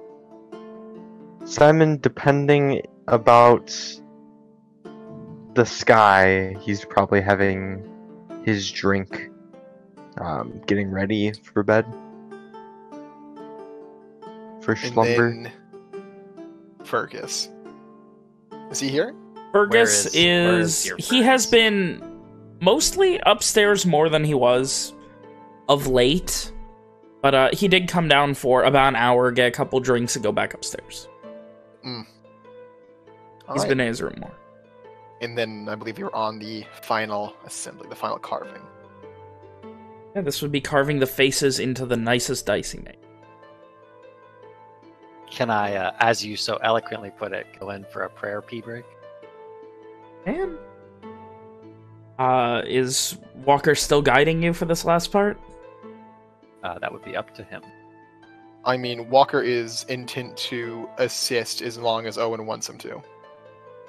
You go upstairs, you quickly pray again, run back down very quickly. Go ahead and give me one last dex check with an extra d4. Got advantage. I'd like to mention. No! Is this maybe was that maybe a solemn siesta? Ruined! Actually, let me do my joke first. You begin to carve and you get into your own head, Walker. It's something you've seen with, like, people, you know, like, you've, especially even when you were learning, like, when you were like, alright, you put all the pressure on. You carve them, they're not even to each other. Like, the symbols that you carve are not the same on each dice. They have little imperfections, but in a way they're still yours and they're still unique.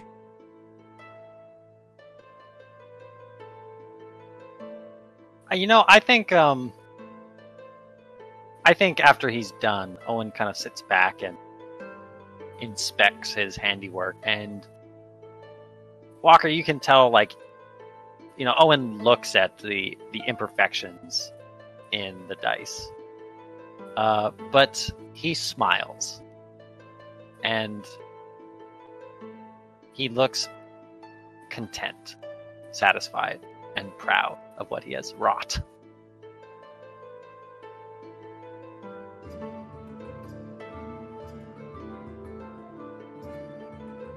What those do? I'm sorry? What those do for what you need them for? Will they I think work? so. Like I said, they're not regular dice. They're not for gambling or nothing like that. All right. If that's everything, I think I'm gonna head upstairs. Thank you for the help, Walker. Walker nods a bit, begins packing his things up, cleaning. I imagine he's been kind of cleaning as Owen worked, but he kind of, gets the last of the sawdust off the table. Don't worry about that. I'll take care of it. All right. Walker would head upstairs for the big. Hang on. Actually, no. We need to talk to Liliana. You get ready to head upstairs. You then stop and Hang on. Walk back over to Owen. There's still the matter of Liliana. Oh, shall we? Well, let me go and ask her before we all pile on. And Owen gets up, dice in hand, and goes to sit next to Lily. Walker does follow, but does not go to sit.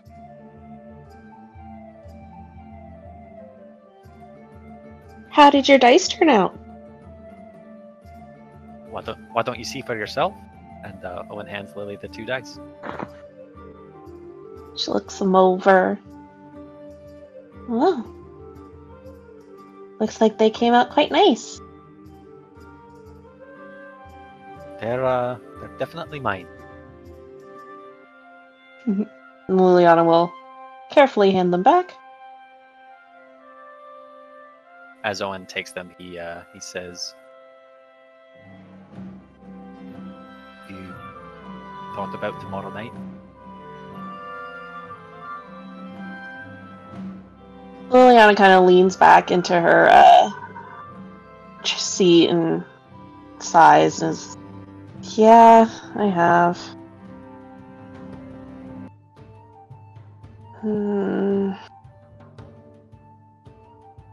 I mean, definitely you and Walker. And I think that should be it.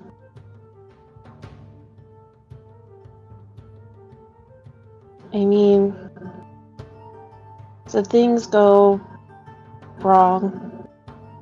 Walker's fast and he has the crossbow, so he wouldn't need to be close. But if he did get hurt, you would be there to help. Nothing's going to go wrong, Lily. It's all going to be fine. And besides, we have these now. And Owen holds up the dice, looking very pleased with himself. Liliana looks a little skeptical at that. Just, what are they for exactly?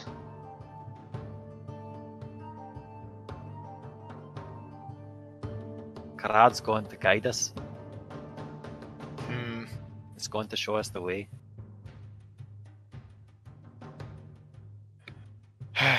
Owen, you always have to plan for the worst, even if you expect the best.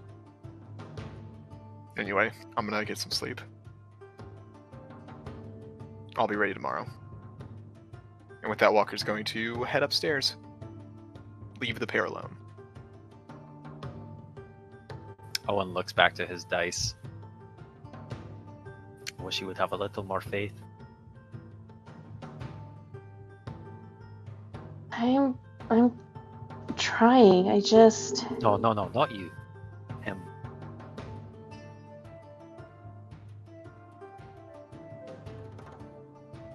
Well...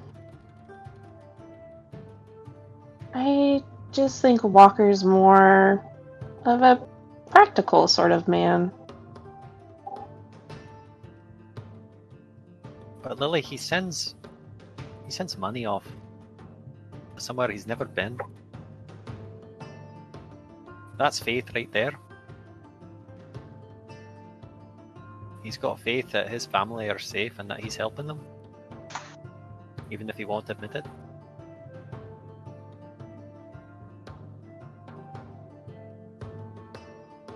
I suppose. I guess it's more better to be prepared for any outcome.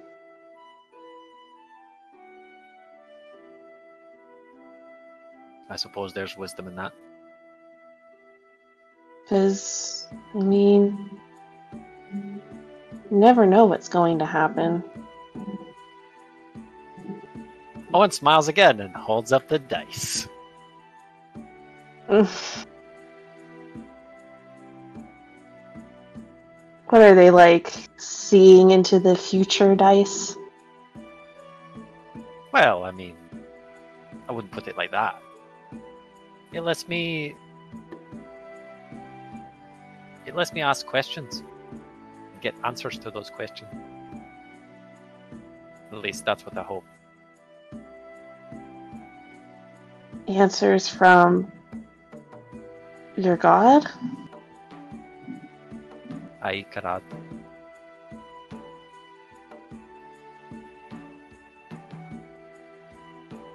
Well, I mean, they work. That's definitely something. They're going to work, Lily. And it's all going to be fine.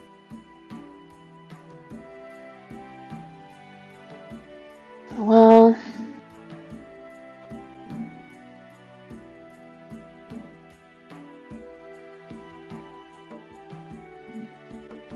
then I think maybe I'd like Rom to come too. If she's up for it. I'm sure she will be. Would you like to go tell her now or wait till tomorrow? I think she headed off to bed already. I don't want to wake her if she's asleep. Oh, I suppose. I lost track of time while I was working with Walker.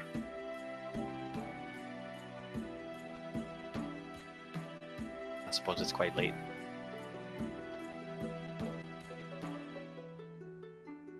Yeah, probably good to get some rest.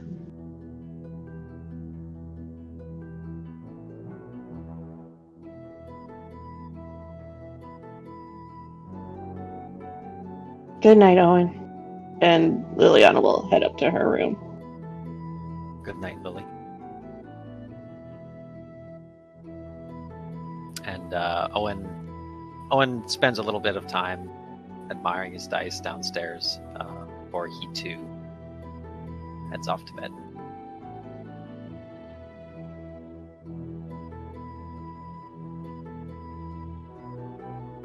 And eventually, you all find yourselves another night sleeping at the Darrow. I'm sorry? One last thing. Amari would, about the during the time that Walker and Owen are working on their dice, Amari would approach Evian and just kind of sit across from him. Evian doesn't even notice. He's just completely spaced out. Just staring at a wall. He just sitting in a corner of the seat, just turned his chair in the corner. Amari would tap on his shoulder then. What's gonna do for you, Amari? Oh, I just wanted to, formally apologize for before. He kind of looks at you, one eyebrow raised. You know, with the whole, splitting and differing on stuff, I'd been thinking about it, and it's just been weighing heavy on me that what it might have looked for you, and I just wanted to formally apologize. You know, Amari, there's no need to be sorry. I think in your position, I would have thought the same way. I definitely understand now. Not at the time I didn't, but I understand where you were coming from. Yeah. Honestly, was kind of expecting maybe a punch? I don't know what I was thinking. I don't know why. I've just been up in my room thinking about this for... what time is it? And he looks out the window and he sees it's dark and he's like, oh, I've been thinking about this for a long time. Don't worry. The only person at risk of being punched anytime soon is Henry. Oh. Okay. Well, I can't really, help in that regard, I don't think. No worries, I'll figure it out myself. Alright. Apology No. accepted, though. Thank you. You know what? Yeah. If you want, I've got this. You know, I have a. And he like kind of lowers his voice, the writ, and he's just like, I've found the way I find new ways to use it. It's very trial and error. I have one that, if you want, we might be able to get back on Henry. If you want to do like a prank or something. No, that's okay. I've managed to settle my own disagreements for 20-odd years without magic. I think I should be alright now. But what if we prank him just because? I mean, I'm not stopping you. It's kind of it's very... What I would do is I would just tell him something, and he'd do it. He would think that's a nice idea to do, and he would do it. So if I tell him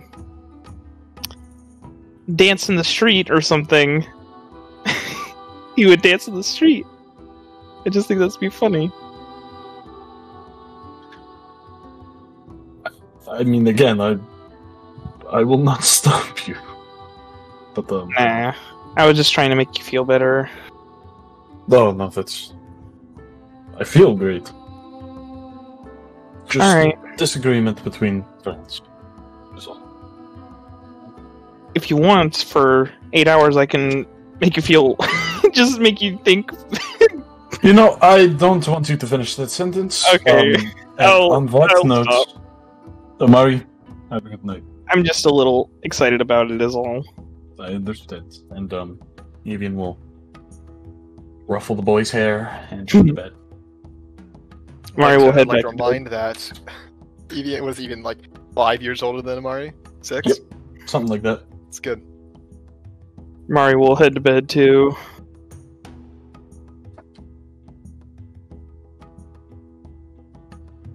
That was it. That was my thing. So, you all find your way.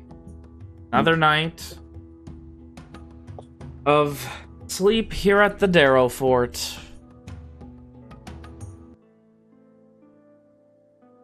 Unless there's something Ben? else anybody has to say. Ben, can I do the thing? Oh my. You're staying up to head out at night? I was thinking, would it be a good idea, or can I do it in the room through the window? Is what I'm asking. In safety of the room. Not really. No, I'll do it tomorrow when everyone else goes out. Okay.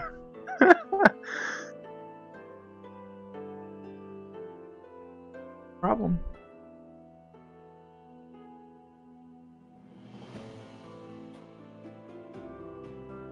You guys do get to bed. And a new day dawns. It is now the 12th of the Division of Strength, Menarda. It is morning and you all begin to come to consciousness once more. What is the plan for the day? Walker sleeps a bit later because this is it. This is It's sleeping day for long Walker. rest. It's the long rest. Oh, he's gonna be crashing hard today. Yeah, he fucking has gotten like very little sleep, but about as much as usual. But it's been a while. I don't think he's slept at all since we've slept a full night's rest since we've gone to the city, which is a good amount of time at this point. This would be day 4 in Starshore. That's a fair amount of time to go without sleeping. Yes, night. you are on your 4th day in Starshore. So Walker is attempting a long rest, and by that I mean he's crashed in his room. He's just over there not moving. Alright, so... Shut the do not disturb sign up. He is corpse-like. I will presume that early in the day Henry is heading to the sand stalls to ask about... Yes. Yes, he would be. Unfortunately, they are able to confirm for you that at no point has a dwarf ever worked for this company, male, female, redhead, or otherwise.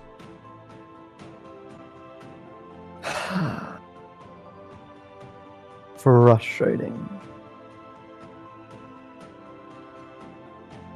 But other than that, what is it you all would like to do with your day?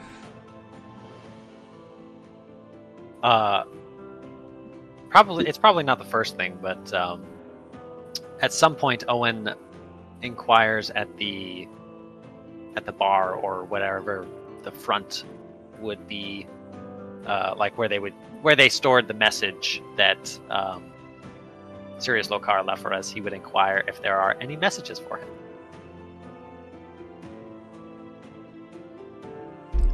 There do not seem to have been any messages left for you. Sad.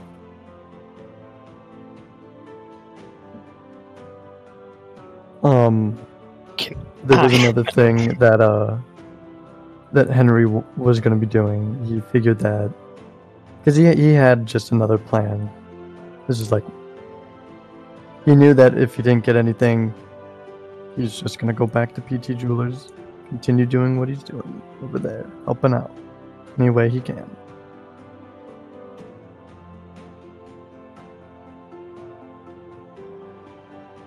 Sometime in the morning, Evian would ask Nicole for confirmation of whether or not she Ask wanted Nicole. Nicole? Interesting.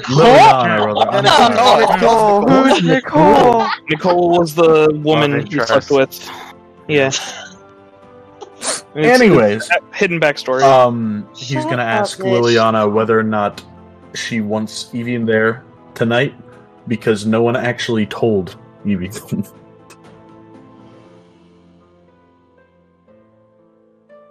Yes.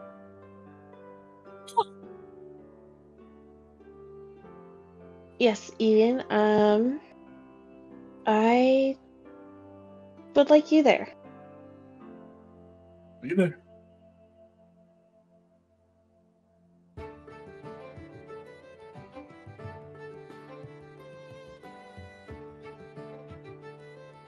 So, with that, if there is nothing pertinent for you guys, we will go ahead and time skip to this evening. Yeah, I imagine, like, as soon as Walker is ready to go, we start heading out of the city. We don't... at least Owen didn't want... You know, he wanted to be somewhere away for the whole thing. Yeah. Walker will once again re-up the fucking inn. All right, another 18 clips. Yeah. Are the people leaving? Are we planning on staying the night out of the city, or are we planning on returning after dark? It seems like we're planning to stay the night, at least as far as I understand. Stay the night out of the city. Yes. So then you don't need to pay for rooms for us. No, Walker's left to move his main shit. Oh, he here. wants. Okay, I got it. Like, Walker set himself up in this room. We've been here for a while. I suppose while Walker's sleeping, Owen tells Fergus that we have to leave. You know, the squad has to leave for the night. So who is leaving for the night? I would like to establish that. Do we need a marching order? Should we no. organize ourselves via map? Yes, we should. Yes, that's what I would like to know. Leaving on the right, staying on the left. I'm Party split. Oh. Party split. Oh my god. Did anyone ask Amari to go with? No, I do believe it's. Wait, why is Simon coming? What? Simon? I have to. No, fuck off, Simon. You were And I not. won't come with you guys. I'm still leaving the fucking town for tonight. okay. I got shit to do. I have shit to do. All right, then you probably separate yourself further. No, from, but are you? What we want to know is, are you staying in the town over the night? He's in the middle. I'm like in the middle. Dear Drum coming? God. It's like I am leaving with you guys, but I'm probably coming back. Amari plays dice with Rom. No, Rom's invited Is too. Rom? Is Rom coming? Yeah, I along? thought Ron was going. Yes. I thought I was going. That's what I heard. Okay. Yeah. Yes, so move move your Rom shit. over So to move the your room. goddamn character, you Oh thought? my god, this is what the party would be if it was actually. I'm not gonna complete that joke. Please don't. Please All right, don't. so You don't need to. going out to deal with Liliana is Owen, Walker, Rom, and Evian. Simon is staying in the city, but will be heading out that evening anyway, leaving Amari and Henry at the Darrow Fort. Oh boy. As the sun begins to set, you all begin to pack up what you need and head out of the city. And before I leave, how's the sky looking before I leave? Oh shit. It is clear. Good. There, That's all I need. there are occasional smatterings of clouds. Okay. It's a good night. Before Simon leaves, Henry would ask Simon for a piece of paper, a feather pen, and a bottle of ink, if he has any. Simon hands you a piece of paper, an ink pen, and a bottle of ink. Awesome. No, I only have 15 sheets of paper. Oh no! Ooh. Imagine being able to fucking read, nerd. I would imagine that Walker would address those present at the inn before leaving. Basically, Amari and Simon, I imagine, and let them know. What time that... are you guys leaving? Before sundown, presumably? Yes, so Walker would let them know that everyone else is heading out for about a day, maybe a little bit more, that they should stay here in the meantime. He'll also remind them someone will need to go re-up the stable in the morning, as well as continue to pay for the rooms. Henry will affirm that he has that covered. That he will take care of those two things. Right. Thumbs up.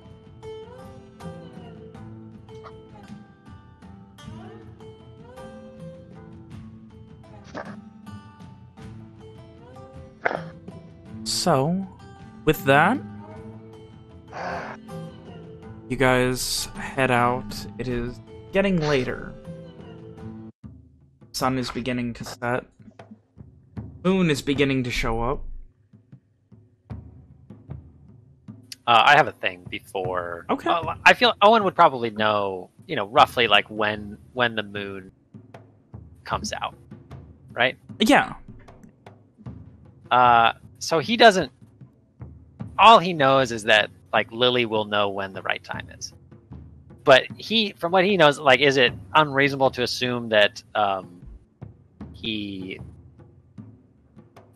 would want to do his ritual before the moon showed up? Okay. So, I imagine as we're exiting the city, like, Walker would be leading the group to a spot where they can, like, more or less set up camp, while also looking into the missing, Soul Strider, what the fuck is it?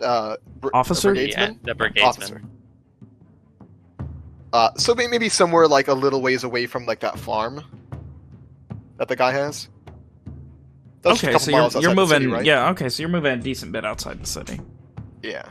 And I figured, we wouldn't leave it too late, right? Like, we wouldn't go, when the sun begins to set. Like moments before dusk. We would be gone before that. Is what I figured. I could be wrong, but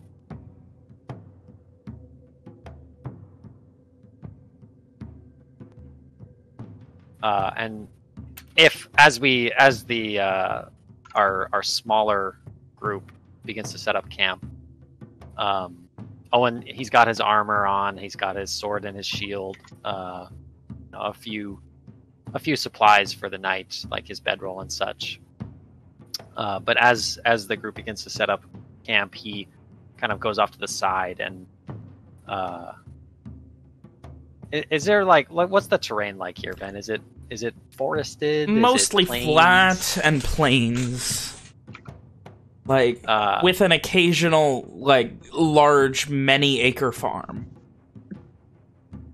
So Owen kind of moves off to the side, and he sort of walks a circle in the grass, kind of, stamping it down, not like stamping is kind of a violent verb, but like, tracing a path of a circle in the grass.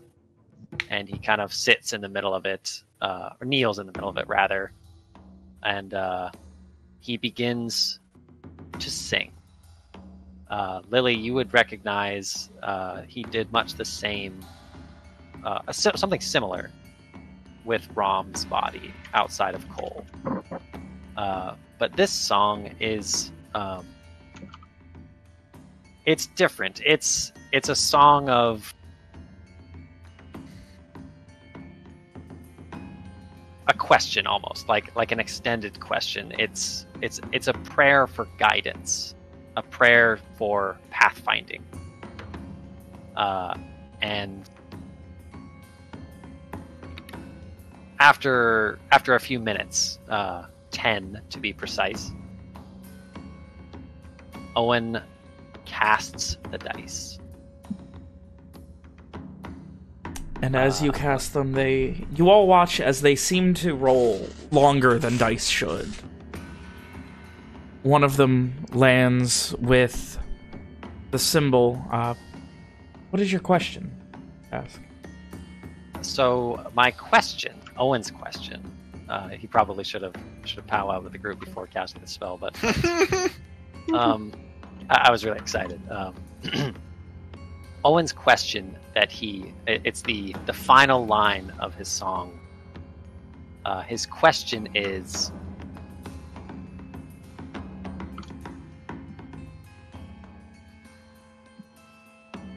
fuck.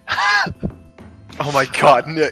No, You had this whole thing! Listen, Listen, I had it! But then I had the fucking question! No, I had it, and then fucking- now it's gone! It just flew out of my head. It's okay, hold on. I got this. It's fine. Would you remember?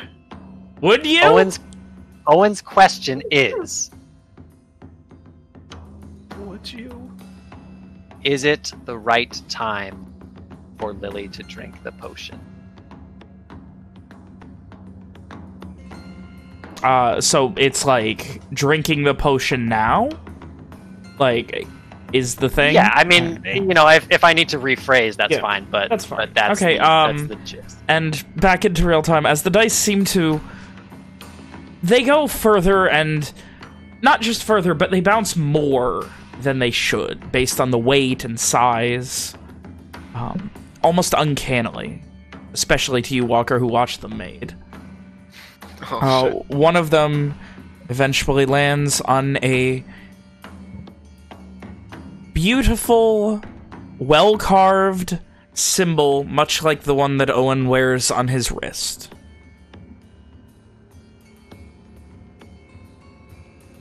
Wrist? Yes, Wears he his keeps charm on his wrist. charm. Yeah, Oh, I thought it was a necklace. My apologies. I say it every time. he says it every. I was single about time. to say, literally he says every it time. Every time. The other one lands on a corner and begins spinning, like keeps spinning, while on one of the corners for a moment. Walker looks troubled and kind of like looks between the dice and Owen. Owen is very calm. He is watching the dice intently, not excited, not. He's watching to see what will happen. It begins to slow down, and then it falls on a broken symbol. That Owen frowns. He studies the dice, and then he looks to his charm, and then he looks to Lily. He gathers up the dice, gives him a little pat, and then slowly makes his way back to the others. Walker had set up the full camp. Got a little fire going. There's a little bit of food being cooked. Just some trail rations Walker has. The Pemmican's all gone. I'd like to imagine that the rest of the group just watched Walker set up camp by himself. Yeah, fuck you all. No. Rom would help. Yeah, Lily would have helped. Rom's assistant is just putting down her sleeping bag, taking off her makeup, taking off her face. Oh my god. What time is it? Time for you to get a sundial, fucking idiot. Sorry. Dusk. Mitchell, you're not. You are here. It Never is mind. dusk. It is beginning to turn to night. Owen sits at the fire ponderously, turning the dice over in his hands. Well, what did and Liliana pauses, and then she's like, Karat took you. Karad, Lily.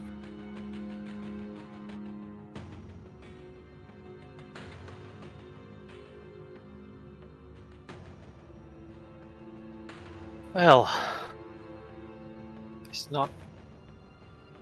There's some good news. My question was if it was the right time to drink.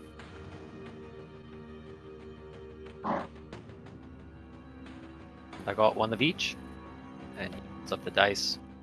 One facing, or the two symbols facing you are the whole symbol and the broken symbol.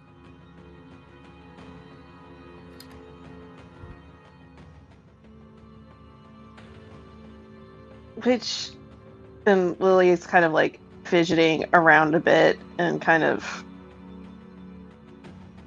just like rolling her shoulders and kind of tapping a foot and just and what is it? And that means what exactly? It means that if you drink the potion within the next short while, there'll be good that comes of it. There'll be bad that comes of it. Okay. That's Liliana will kind of just dig the pull out the pouch that Evian kindly purchased for her and pull out the vial that's inside. So now then.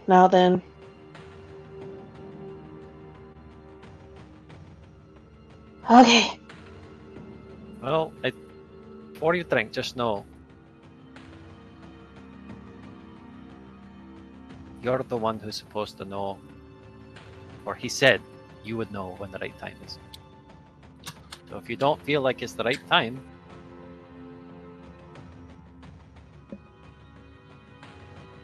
that should be up to you and no one else.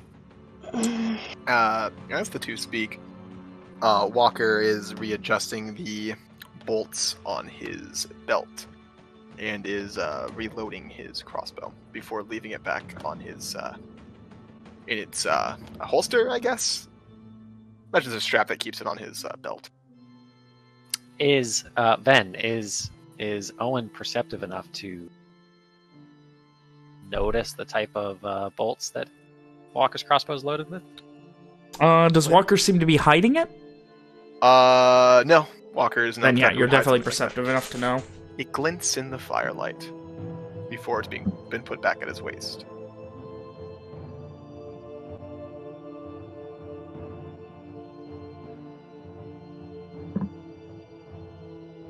Owen frowns as he notices this.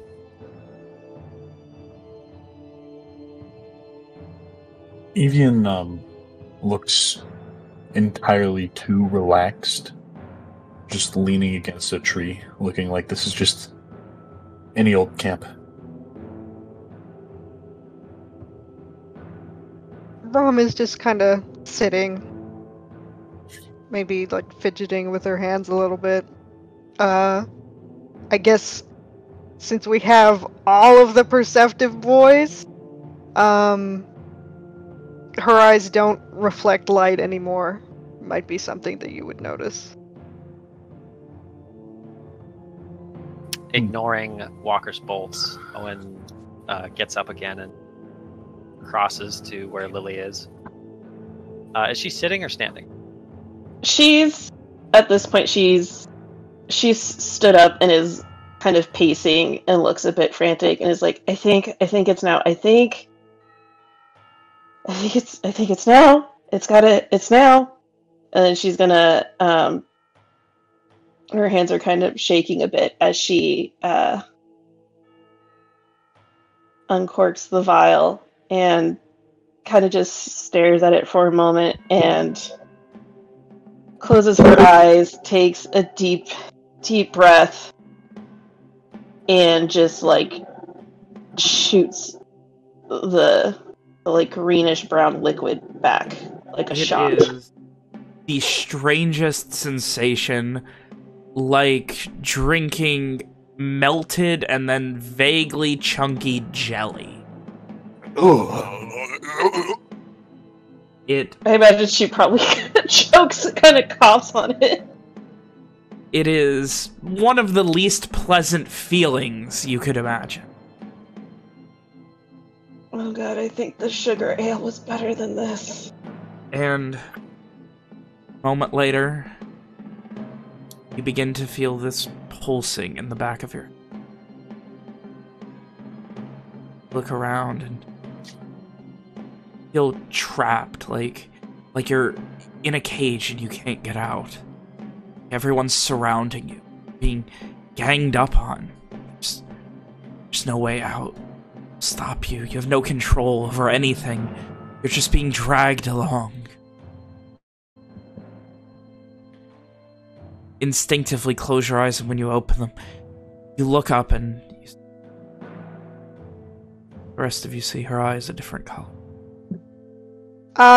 When I see this, I'm gonna take a deep breath, kind of mentally ask my Moonlight Guardian to protect me, and I'm gonna do my, what's it called? Let me look at it. This. Evian would be standing up, just ready to grab her if she tries to attack anything. or if she You- tries to run away. Walker's see hand is the on his very hip, and moonlight. he is standing. Begin to coalesce around Rom for a second and then fade. Giving this thin, almost shiny sheen to her armor, her arms.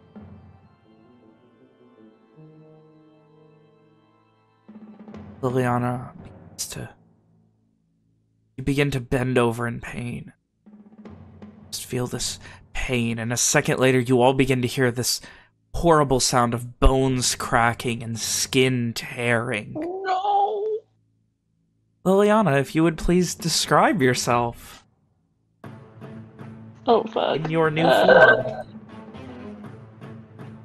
What did I do in the picture? Sorry. I'm upset. Oh, the Sorry. ghost! Oh no, the ghost! Oh, They're God. possessing her! Alright, 1 second. Are there any wrestlers anywhere by chance? Oh shit. Oh no. Don't So worry for a fucking quick draw. God. so yeah, Liliana kind of definitely takes on a very much more lupine form, and looks quite like the picture I just put in the descriptor. So just her hair kind of turns more into this big, kind of fluffy mane. Although like the braids are still a bit intact, and she kind of stands up. She's definitely kind of very, very furry. Just yeah, she's a werewolf now. Oh. And at this point, we are going to roll for initiative. No! Sad! Oh no. I'm glad you guys brought her Oh forward, no. and then So totally so decided sad to that I split up. readied the one thing that she's weak against. Oh no. You know, I mean, realistically, we probably should have tied her up or something. No, we should have. Okay, a lot of good rope. I didn't want to be the asshole to say it. We should have put a leash on our pupper. I'm really Oh glad My everyone, big roll. I'm glad everyone is there to stop this, and This we is the best. split up as a party. This is the best Evian's ever rolled for initiative. And so, Walker, what are you doing? She is furious and has wolfed out. Is she looking at anyone? She isn't focusing on anyone, it doesn't seem, at the moment. Walker will take a few steps back. His crossbow is drawn and pointed at her. But I'd say, like, he's probably the furthest from her. Like, if she wanted to take a direct route to get to him, she would have to, like, move right past Evian to do so. Alright. That makes sense. Yeah. And prepare action to, fire. Alright, you have If a she's shot held doing- if she attacks anyone? Yes. Would this be my turn for my ambush if I wanted to do that? If you wanted to do it, Unfortunate. you would have had to do it this turn. Unfortunate. Alright, Evian. Alright. I am going to kind of usher everyone behind me, and make sure I am the closest one to Liliana. And I'm just in a ready stance, ready to grab and restrain, if at all possible. And I'm going to take my bonus action as well and use a key point for patient defense. Nice. So you're preparing an action to grapple. Yes. Nice. Alright, Rom. I'm gonna get up and stand at Evian's shoulder, and I'm gonna try to look Liliana in the eye, and I'm gonna say, "Listen to me, Liliana. You know who we are. We're your friends. You'll be all right. Just stay calm." Trying to get through to her? Yes. Alright, give me a persuasion check. That's your action. on. Persuade Roll well on me. these. Please persuade me. I don't want to do Oh it. man, I'm not excited for this trough. I'm not excited for this upcoming trough. Why was that -1? She's still... I died! Oh. She did die. Owen, what are you doing? Owen is doing much the same as Rom. He's got his armor and his shield, but true to form, his sword remains steadfastly in its sheath. And he kind of like he doesn't step up next to Evian, but he was in front of Lily when she hulked out. And he does much the same as Rom. He says, "Lily, it's us. It's all right. Come back to us. You don't want to hurt anyone." Give me a persuasion check. Roll well. Nat 20, nat 20. We do declare things. Did someone say big? Oh. Unfortunately, they don't always happen. Liliana, staring, looking at these people surrounding you. Some of them weapons drawn, some of them... You feel trapped still. You need to escape, you need to fight, you need to defend yourself. Then you look at Owen. Red hair. You just see blood. No. Doing. Mm. Feel that rage welling up within.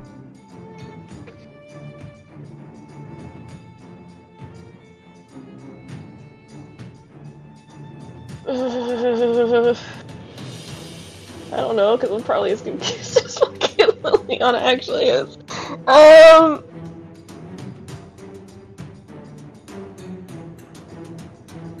think she's probably gonna kind of like start like kind of taking steps away from like the group. Just Actually, trying to get I'm sorry, more space. you need to give me a wisdom save. Fuck my life. Easy, just roll well. Don't forget, you are doing this in the... Yep, I already got it. Shut up, William. Oh.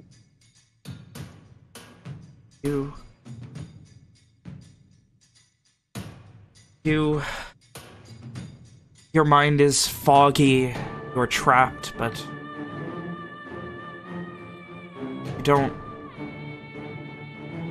You can feel a sense of allies. Something, you don't know. Focus. You don't want to hurt them. They're trapping you. Surrounding you. I would like you to roll me a D3, please, Lilian. Okay. 3. That is Walker. No! Oh, fuck. Walker's behind all the others, reminder. Just mention.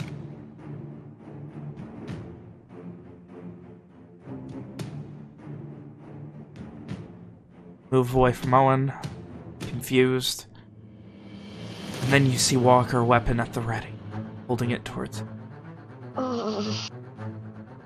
Recognize Rom, that's an L. The others, there's something there. Points a weapon at you, he wants you dead. You have to defend yourself. You have to survive. What do you do? Oh, fuck. I guess. She'll attack. Try to attack. You charge past... Evian was holding an action to grapple, I believe. Yeah. Yes, sir. Give me an athletics check. If I've ever needed to roll well, now's the fucking time. And I don't. Liliana, please give me an athletics check as well.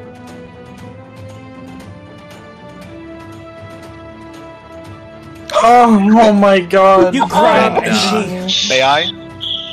Even stronger and more unexpected than before. She just and shoves you off with a burst of speed. Walker, you are holding an action, and she's charging directly at you. No. That is a regular silvered bolt. Draw and fire. Towards the leg. Lilia, you... It burns it. It burns. You see as actual mist and just singeing and burning comes from where it hits her right in the meat of the shoulder. I did just say leg. I'm sorry, leg. But she is not stopping. Pain though she is in. Liliana, what are you doing? He has attacked you now. You must defend yourself.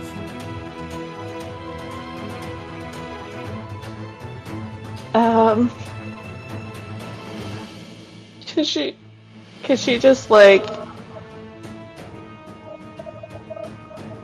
roared, like growl into his like face, like try to intimidate him?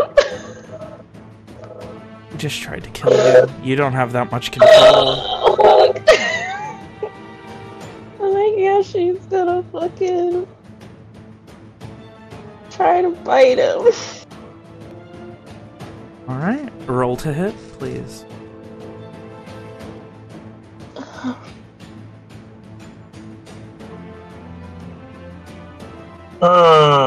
Cool. Uh-oh. She runs in and just into you and just starts biting into you. But this is an unending assault. Liliana, you have a second attack. I don't want it. Oh, I'm sorry. That's a 19. You crit on 19 because of your natural fury. Please roll another d6 for damage. Well, I still had temp HP. Roll another d6, please, Liliana. You still have temp HP if she rolls poorly. Yeah, if she rolls a 1, I still have it. That's the last temp HP if she rolls a 1. What am I rolling? A d6, because you did crit with that bite.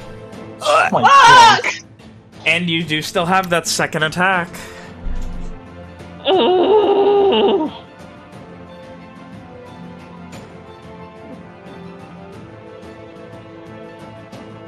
She'll just take a swipey at him.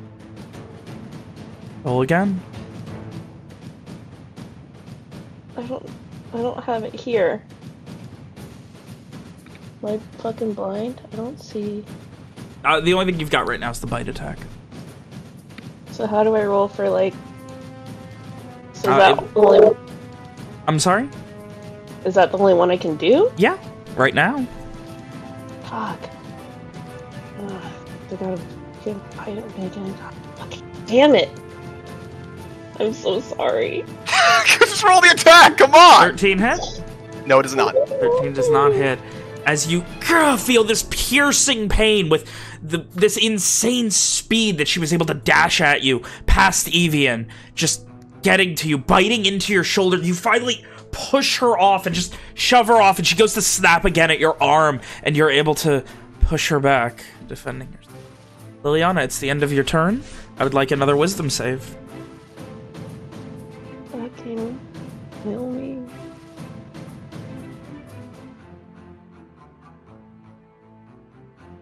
We'll see what happens on your next turn. Walker, you're up. Well, Hunter's Mark. Firstly. The hunt is on, boys. And I'm still within range, so I'm just gonna fucking just You're get a in bad there. man. It's the worst. Reload the quickly reroll the another silvered bolt and take the shot. Alright, so it's 6. That is 12 damage. She is still standing. That is all Walker can do. Take another shot. Wait, you were taking that from right in front of her? Yes. Alright, you have a crossbow expert. You're fine. I do. Yeah, you, like, almost like as you shove her back very quickly, loading the other bolt in and just right into her gut this time, just instinctively. She lets out this guttural howl in pain. Still standing over you.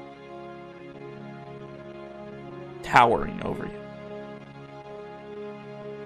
With that, it is Evian's turn.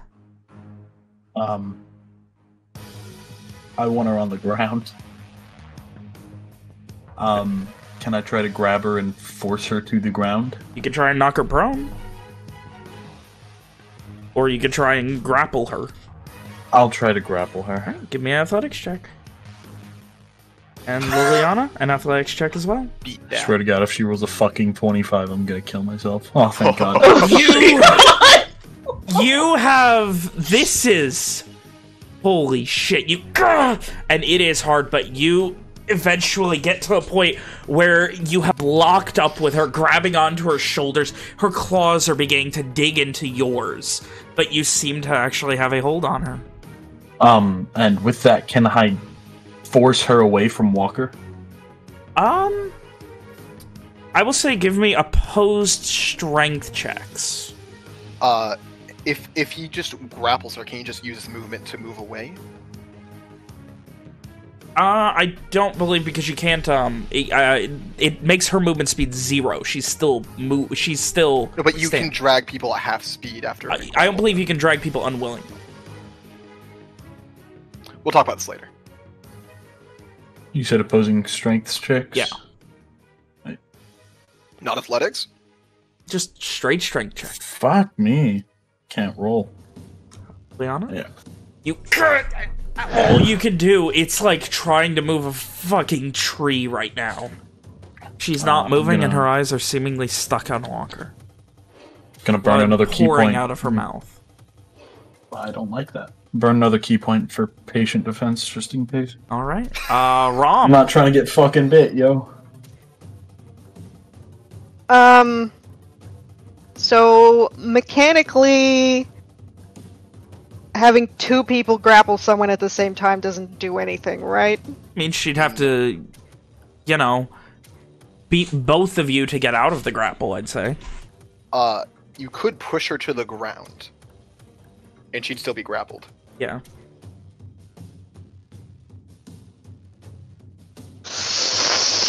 I don't know if Rom is stronger than Werewolf Lily. You got it. I'll try. Alright. You're trying to knock her to the ground? Yeah, and Right, that is... Rom is just gonna just like jump back and try to just shove her down. Alright, so that's gonna be opposing athletics again. I assume no advantage or disadvantage because of my grapple? Yeah, I would say Liliana's gonna be at disadvantage for this. Cool. Oh. Even so, Rom, you were not ready for quite this much this soon, and... Ooh. Not budging. Owen. While not budging, she is bleeding very profusely from the leg and the gut. Is there any sign of my friend? She specifically did not hurt you. Not hurt Rom. She went straight for the one person who had their weapon drawn. Owen would move to get in front of Liliana. Try and make sure that she can see him. She's still, like, next to Walker, right? Yes. Okay, he will, like... if I remember correctly, she was facing Walker because she had to bite him. Yeah, and then Evian kind of grabbed her and started grappling with her. Owen would step next to Walker, kind of almost shouldering him aside, and he would look Liliana in the eye, and as he speaks, he holds up his hand, and there's kind of almost a flash, and his voice takes on this soothing, almost mesmerizing tone as he says, "You don't want to hurt us, Lily? Come back to us?" And Owen will be using his Channel Divinity. Oh. Forgot what that did. Alright, and I should be. And this is just on Liliana or everyone as per tradition? He said her name. It's just for Lily. Okay. Wisdom save, please, Lily. Don't you be rolling a fucking 16 for the third time, I swear. She's gonna drop her teeth. That is a fail. Owen reaches up and if she were a human, he would be cupping her cheek. Are you saying you're scratching her chin? No. Okay. I'm trying to paint you a word picture. And I don't know if I can do it this turn, but if possible, I'd like to make a persuasion check at advantage. That was your action, right? Yeah. I can't do it.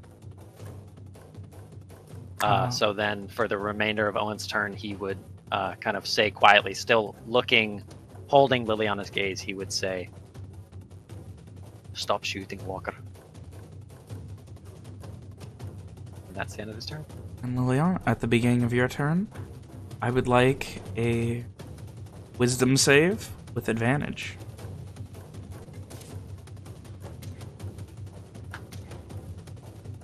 Fuck me.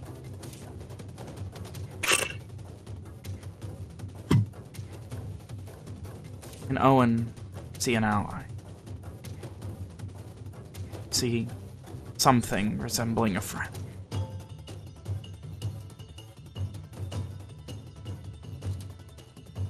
See someone pleading for you to stop fighting. There's confusion in your... Someone doesn't want you to defend yourself. Makes no sense.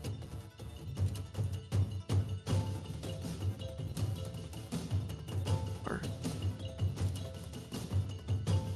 unable to... Your mind is foggy. Can't focus on anything. What are you doing?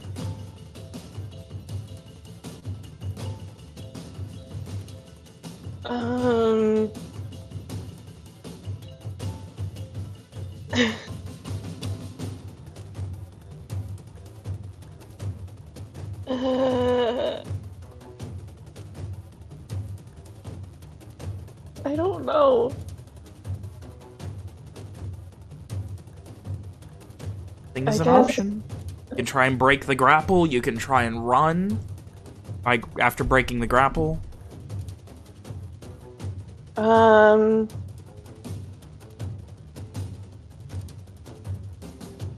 think she's just she's too confused, and so she's just kind of like staring down at Owen and just kind of like growling a bit.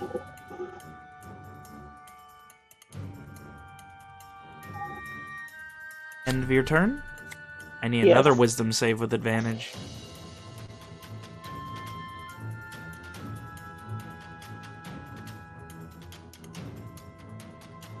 You can feel something. Find out next turn. Walker, you're up. I will use Zephyr Strike. Basically, as Owen gets close, Walker moves uncanny swiftness behind him, reloading another silvered crossbow bolt. His last one. He aims at Liliana and prepares an action to shoot if she breaks the grapple and moves towards him again, or attacks any of them. She attacks anyone. Basically, she attacks anyone. If she does anything even remotely aggressive looking, you're pulling the trigger. Yeah. And something I fucked up on in times in the past, Zephyr Strikes lets you add a D8 force damage. So I'm keeping that in mind this time. Alright, and with that, Evian. I'm doing everything in my power to get her on the ground 5 more feet away from the group. Alright, another athletics check. Even with Rom's help, you are having trouble. Just roll big, easy. Oh my god! And you, trying as you might, you're fighting, and it takes everything in your power.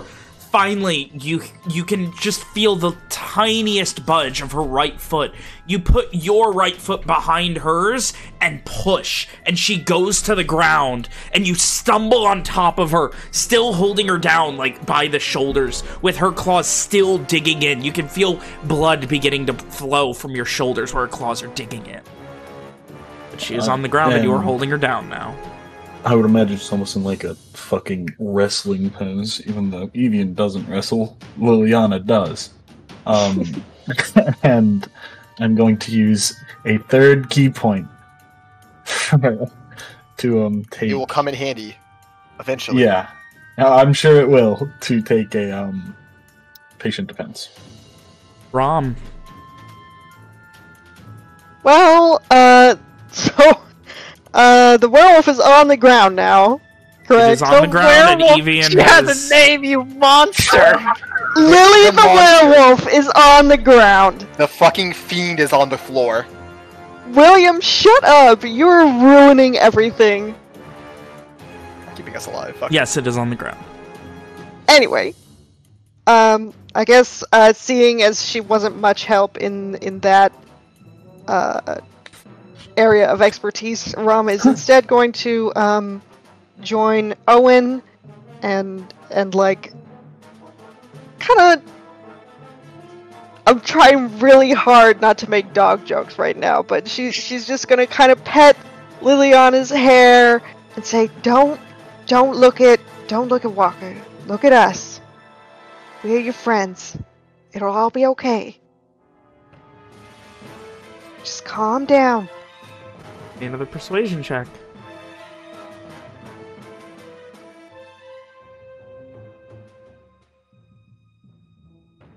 Shit. Brings us to Owen. You doing? Owen kind of moves to, again, put himself between Liliana and Walker, Okay. and just like Rom, he's doing the same thing, saying her name softly. Back to us, Lily. It's all right. The persuasion check. Holy shit. She is charmed until the end of my You turn, got advantage so I on can- it. All you have to big do is just baby. roll real well. Fuck. It's not bad. It could be so much worse. Could be. Could have been I've two met ones. Owen. Liliana, opening the beginning of your turn, I need another wisdom save with advantage. It's a floor-based wisdom save, of course. Nice. As you keep focusing, unable to get any sort of focus. You try and focus on Walker, you can't. Try and focus. Your head is still muddy.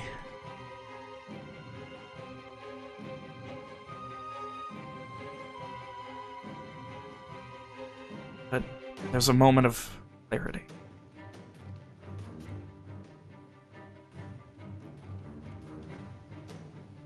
Liliana kind of just cries out and is just, I'm sorry.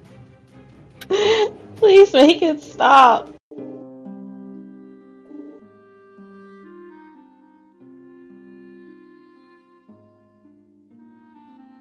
And with that, Liliana, you seem like you're feeling some sort of control over this form that you're... You all hear that from her in her werewolf form. Do we hear actual words? Is she Yeah, able to words. talk? Okay.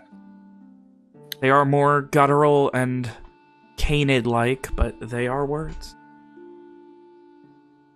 Tears begin falling from Owen's eyes.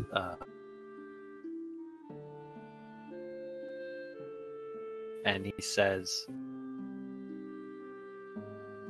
"Knew you'd come back." Knew you were in there.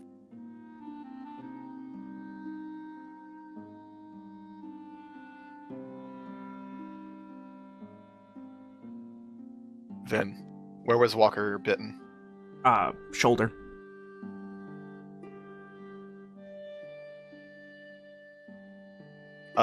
Walker grunts as he moves away a little bit towards where the fire is, and he kind of begins sitting down, still keeping his crossbow at his side, and then begins taking the little bit of armor off around his shoulder to get a better look at the wound.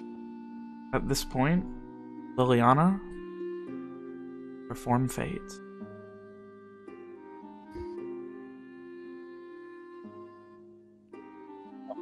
I would like to say that even though Liliana's form has not faded, Evian will not be letting go for about a minute until he is sure that that shit's not coming back.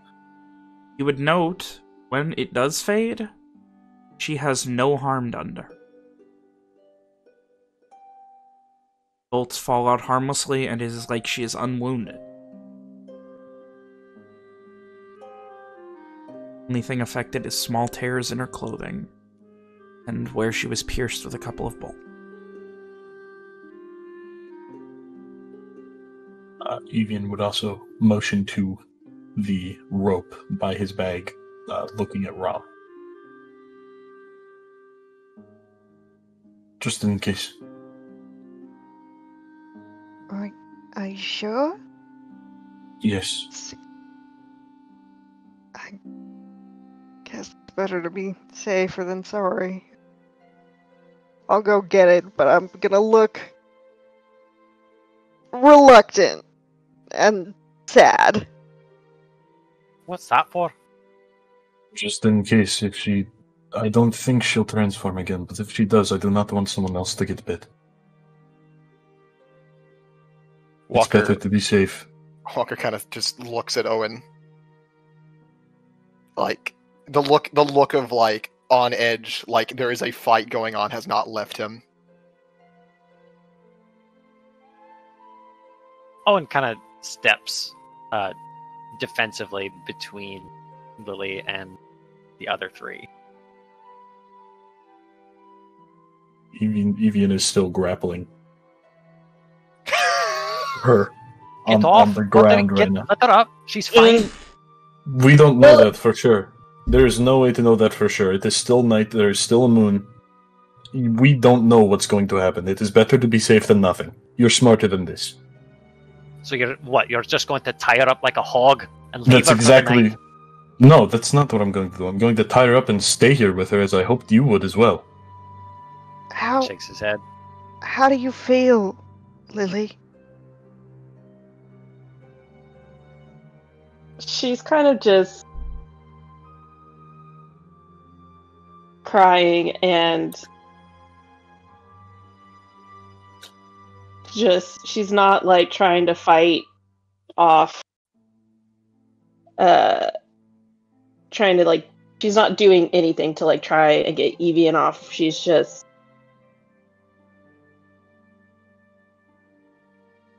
tie me up. I don't, it's, I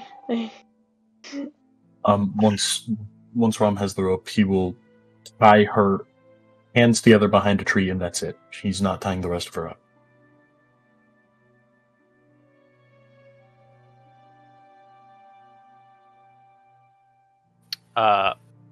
Owen doesn't say anything else, but before Evian ties Liliana up, he makes sure to hug her.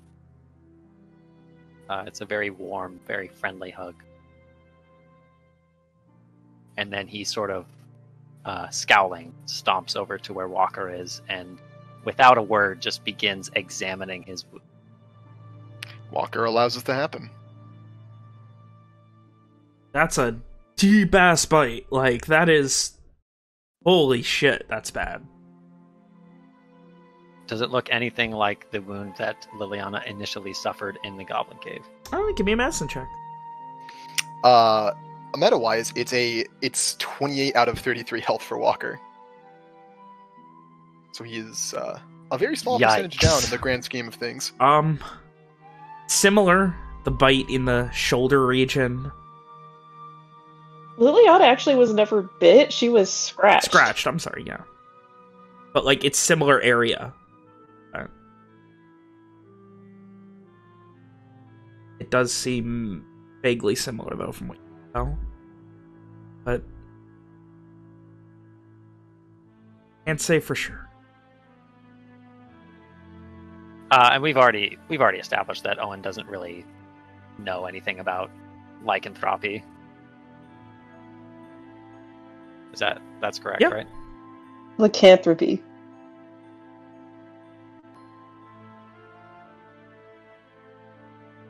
Owen will place his hand on Walker's shoulder, his right hand, close his eyes, and mutter a quick prayer. Cast Cure Wounds.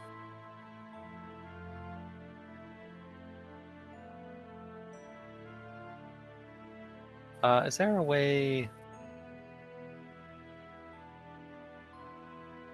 Is there a way to like cast it at second level? Believe if you click on Cure Wounds and then you click like Standard Roll, it'll prompt you. Oh, there. Yeah. There. Do it at a certain level.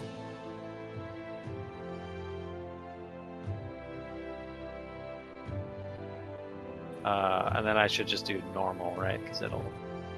No. Strength.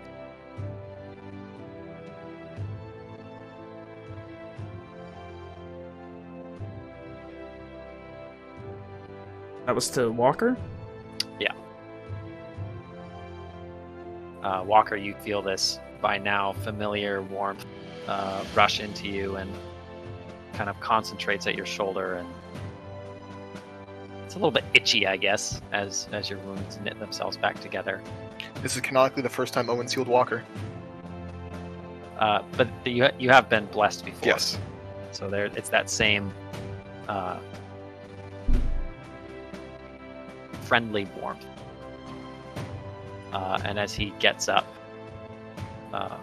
Owen, still scowling, says, "Didn't have to shoot her."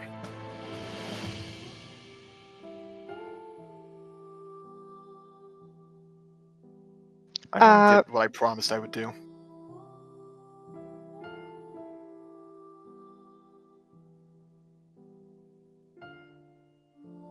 What shakes his head?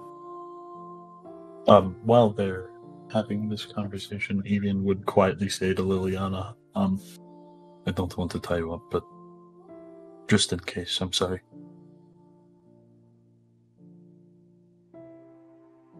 Liliana doesn't say anything. She kind of just sits there. Her head hanging down and just shaking. Walker would, after his wounds are knit together, go search for... Well, he'd take a deep breath from such an exhausting ordeal, and then go to retrieve his bolts.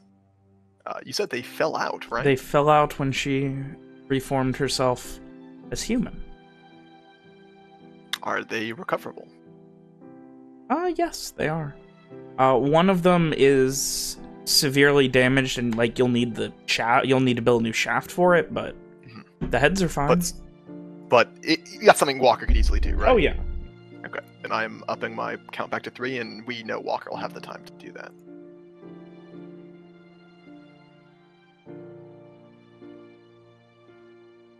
Rom looked kind of skeptical that rope would help at all if Liliana went wolfy again.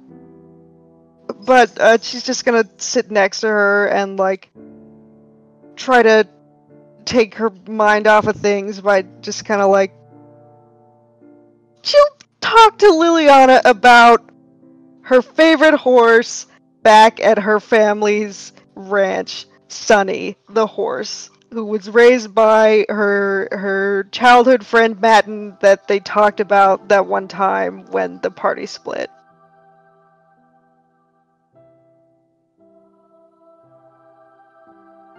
It doesn't really seem like she's fully listening. That's okay.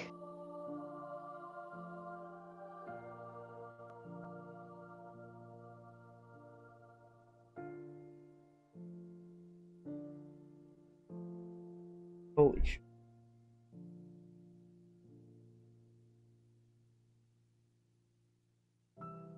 A few minutes go by. A few minutes more. What are you guys doing? After about 30 minutes, Evian would untie Liliana. Owen snorts as he does so, What are you laughing at? laughing. You wait What half are an you hour. s- What's the difference between now and then? Just trying to do my best. And shakes his head.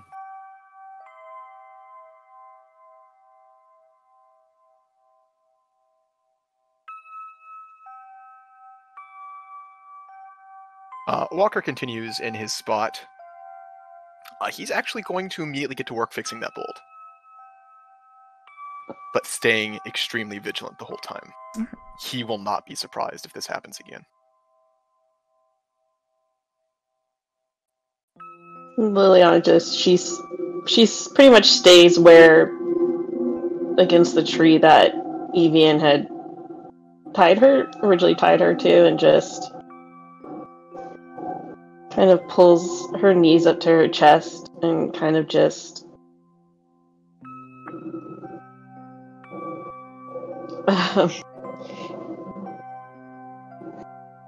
just kind of sits there quietly.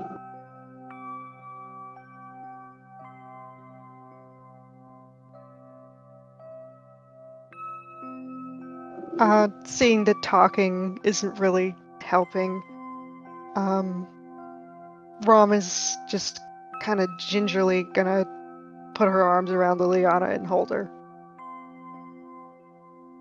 If that's okay with her.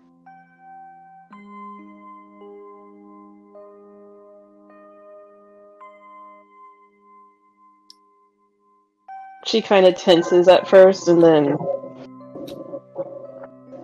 kind of just it's like kind of it's kind of muffled because she's kind of just like talking. She kind of has her head resting against like her knees, and so it's kind of like muffled a bit. You shouldn't be so close.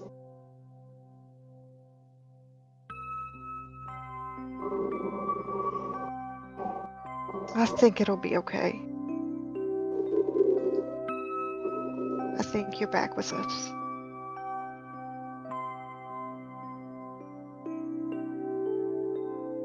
All right.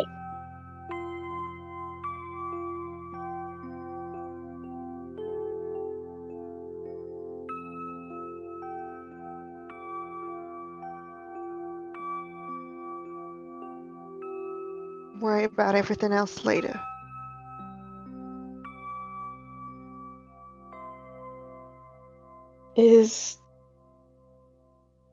Liliana will kind of finally lift her head, and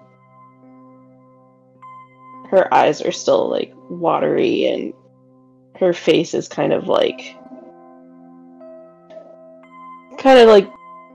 dirt, like kind of stained, like from the mixture of like dirt from being like grappled to the ground, and then like all the crying she's done is just this Walker.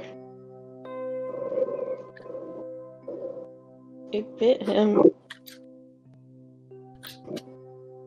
Well, he'll live. Would Tough. would Liliana look Walker's direction? Yes. Walker is looking at her as he messes with his bolts. He's a tough bastard, I'll give him that.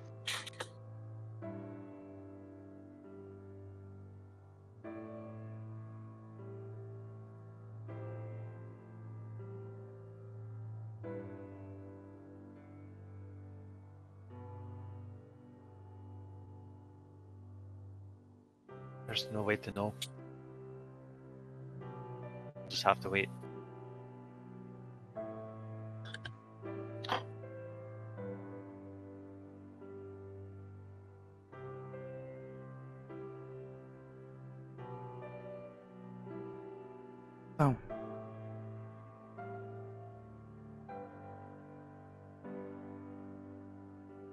For however long you guys wait, things seem to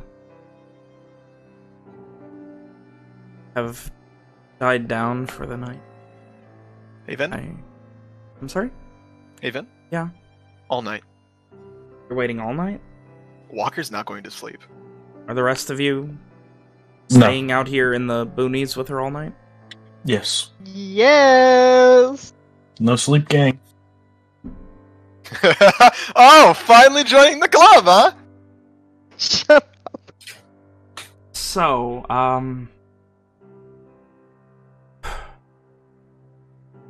sobering as this is, as you guys have enjoyed a couple of days of rest and relaxation in Starshore, some shoppings, time with friends, and finally, some time with each other to get to know each other.